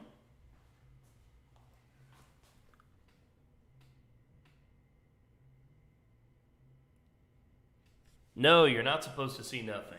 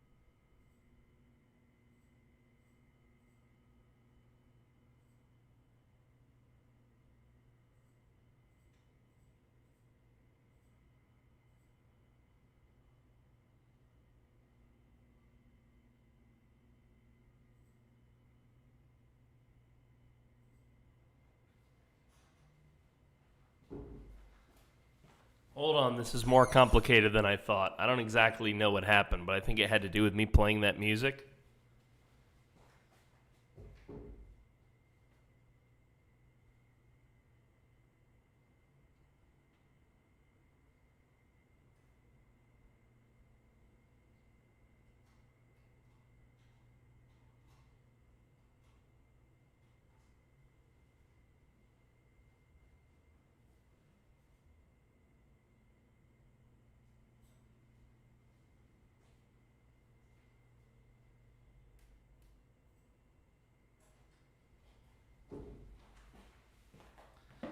Well, okay, I was able to fix it, but now my Zomboid is on the wrong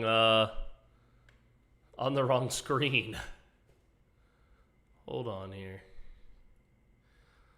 There we go. Back to the right spot, Zomboid. Keep these settings, yes. And now borderless windowed again. What are you doing, Zomboid? It wants to... It's putting Zomboid in a very unusual format.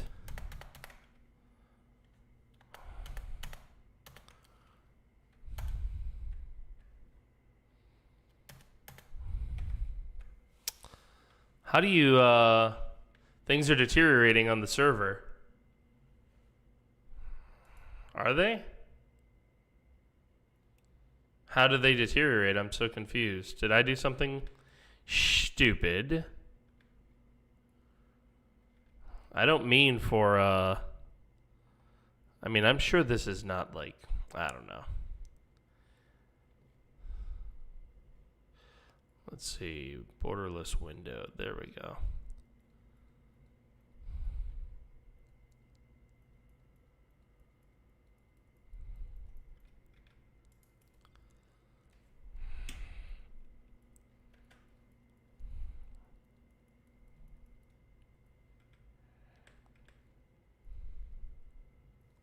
All right, I think I'm able to fix it. It's so hard to tell what's going on here.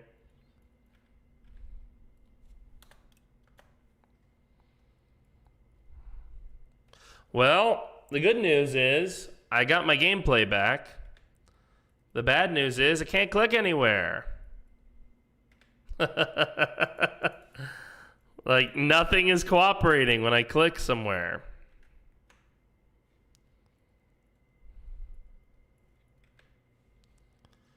Goodness gracious. Well, this is a great end to the session. It's good, bad, is it? What happened? I'm so confused. I wish I knew more.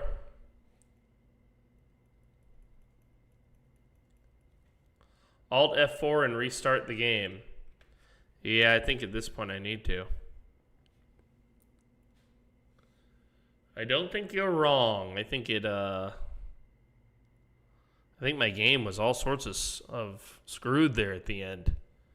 Yeah, so basically I got, oh man, my capture card got confused because I was playing music, which said it was copyright free, but clearly it wasn't, and there was some sort of HDCP protection. So I had to reset my capture card. I didn't actually know that I could do that. Camp is being attacked. Oh my god.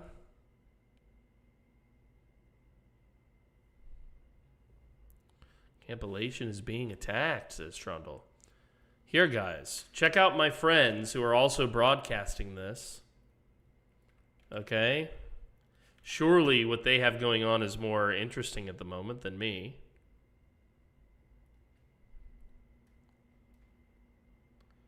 Yeah, the capture card auto-detects DMCA stuff. Correct. Precisely. And so it died, basically, as a result of what was going on there, which you saw. Like something copywritten was played in the background, basically.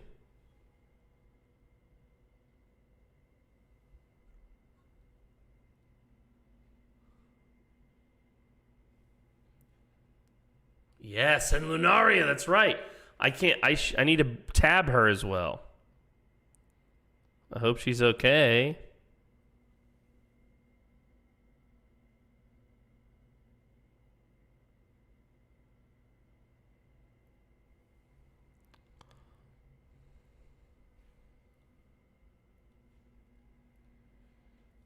Looks like she's still alive.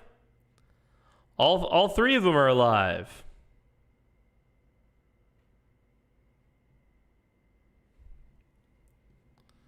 It all worked out.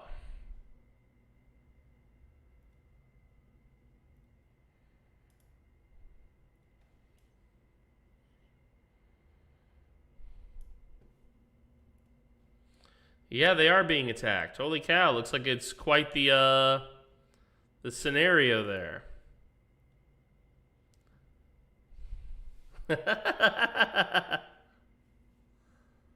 Did it? What is did it?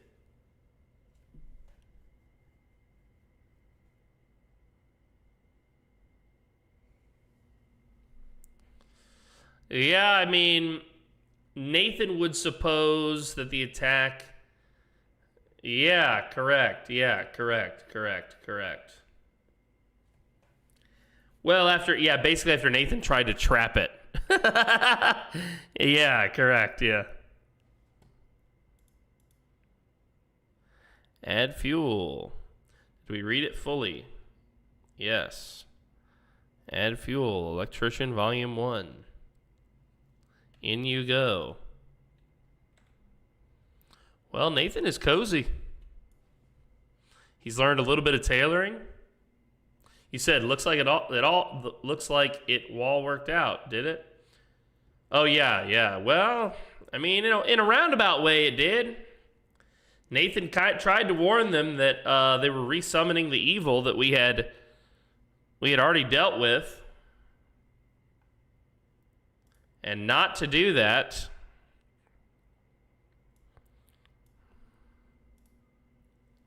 But well,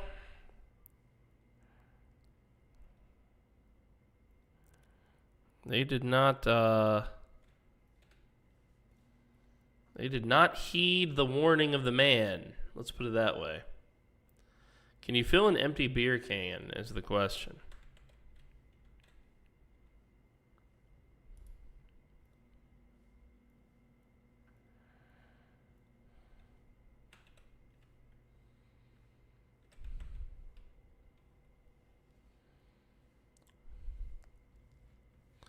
Joseph is down. What does that mean? Did you get injured?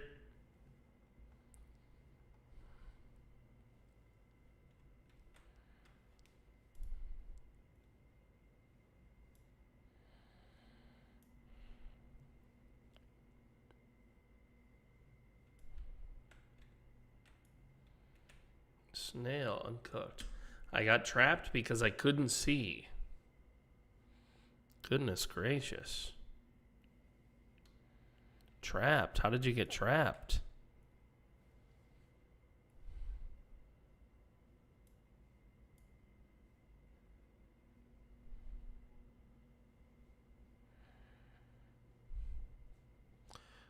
Were you trapped in a building? Were you trapped? How are you trapped? I'm so curious to know.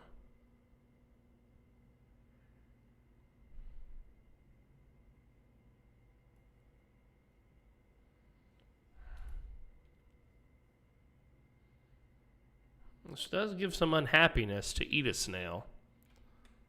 But the French do it, and they seem totally happy. Right? Right?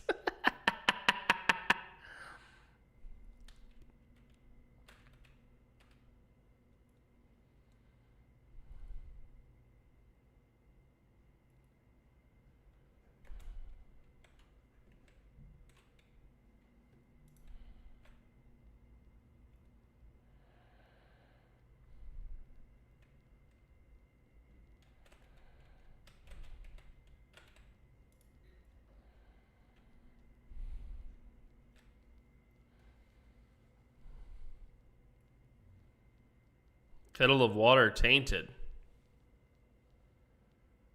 Why is the water from the well tainted now?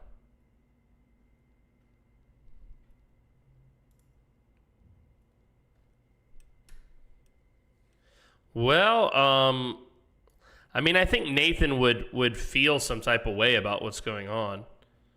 He wouldn't have expected shit to go down at Camp Elations so quickly, but he knew that that something was coming.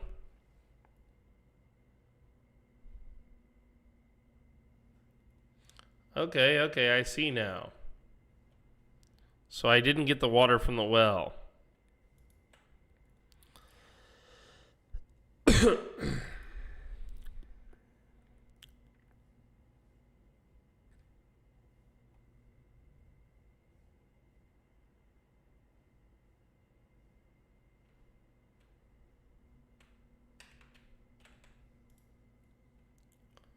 No.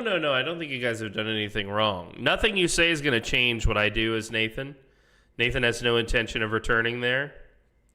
So I don't think that you guys are acting out. Let me just be clear. And I'm totally curious, you know, I mean, I do love to know what my fellows are up to.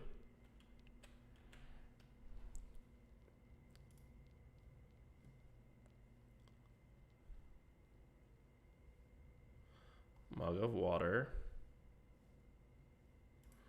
We're gonna make a thistle beverage with black sage. Herbs beverage, yeah, herbs beverage. Too bad we can't add some butter to this thing, huh?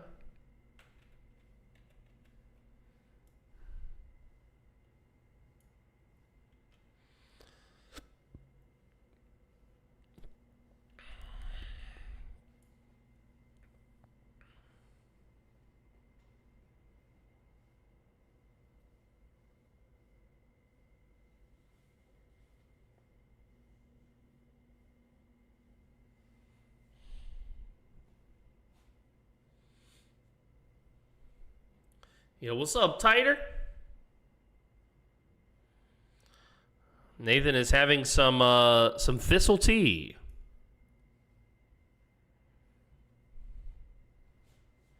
Soon he will, at least.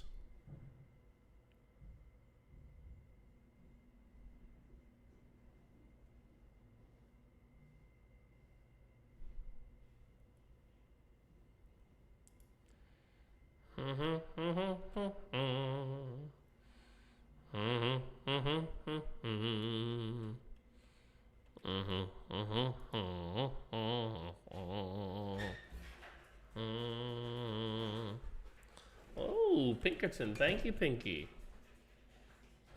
Pinky brought me a little snacky poo. Now I can eat. Wow. I love it. All right. What's on the ground here underneath me? Just some trash because I'm a messy guy. Let's smoke us a ciggy.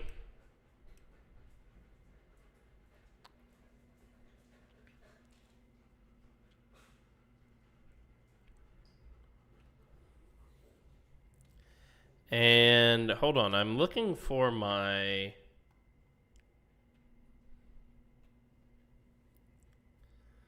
Well, I guess the eye... Well... Yeah, the eye makeup will have to do. You need a mirror or to be in front of an item with a mirror. Okay, well... I have a mirror. Can I now open the eye makeup?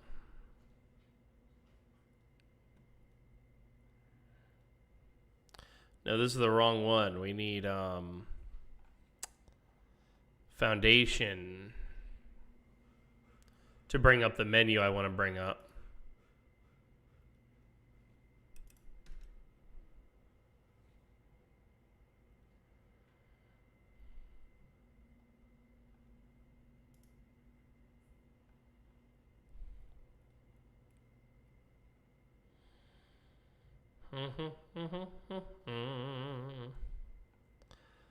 Nathan, by the way, still has his Hotties magazine.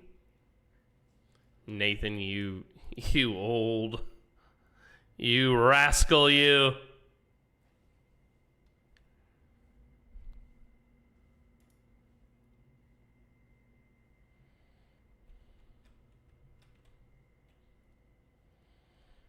So I don't know what happened to my foundation. I can't bring up my little picture of Nathan ever again. At least not right now. That's a sad reality. Well, fine. We're just going to sit here and enjoy our bourbon beverage. Sip it with Layla by our side.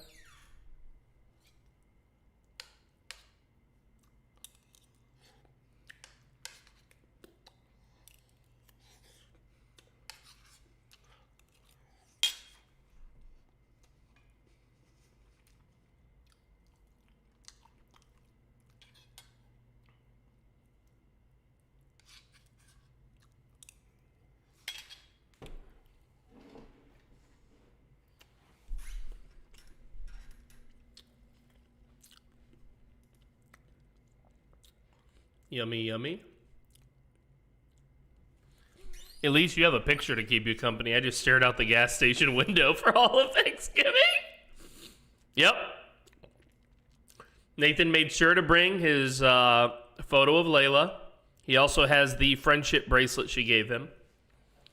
And he's been journaling, which is what I also did when I started the character. But I stopped journaling because so much was going on.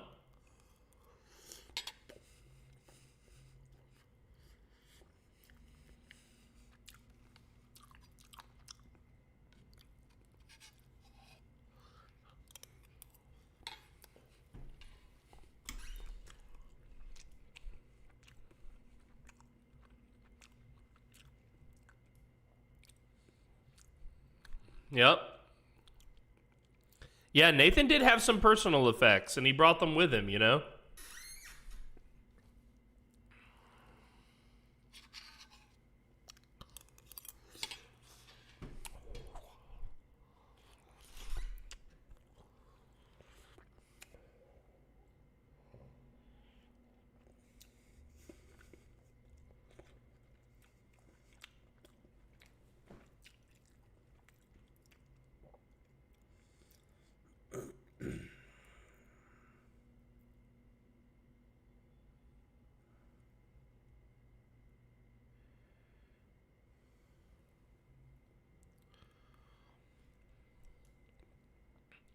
I'm actually really interested to see where Nathan's story would go from here, you know?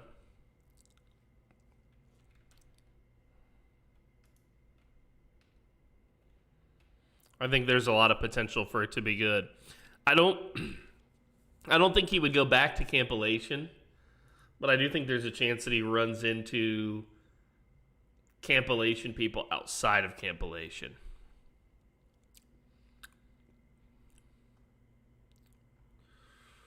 And he's still a believer, by the way.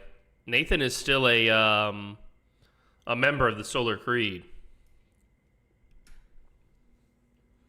In his heart, he is absolutely and fully a believer in the Reverend's teachings. He just thinks that the Reverend got corrupted by the evil. A mistake that he thinks Jude was trying to repeat and would bring down everybody else with them.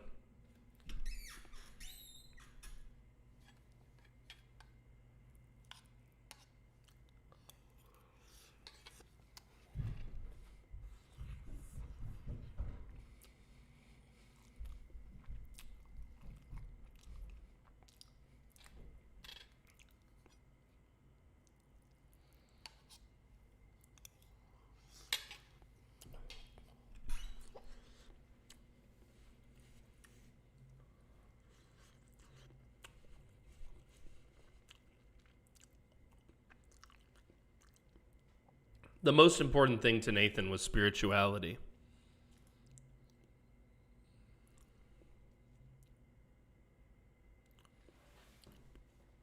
He felt from the get-go that, you know, having a connection to the natural world and to the spirits was possibly the most important thing he could do. The only part where he thought the Reverend went wrong was where the evil came into play.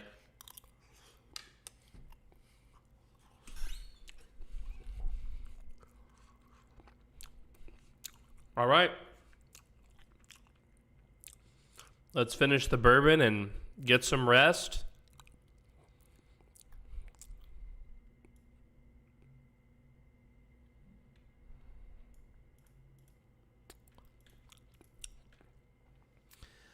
Ladies and gentlemen, meat bags of all ages,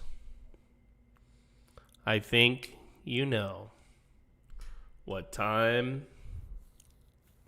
it is.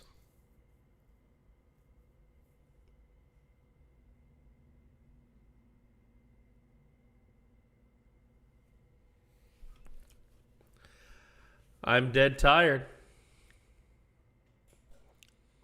I need to stop for a bit and go dig up some old friends. So finish your homework. Be in by 9.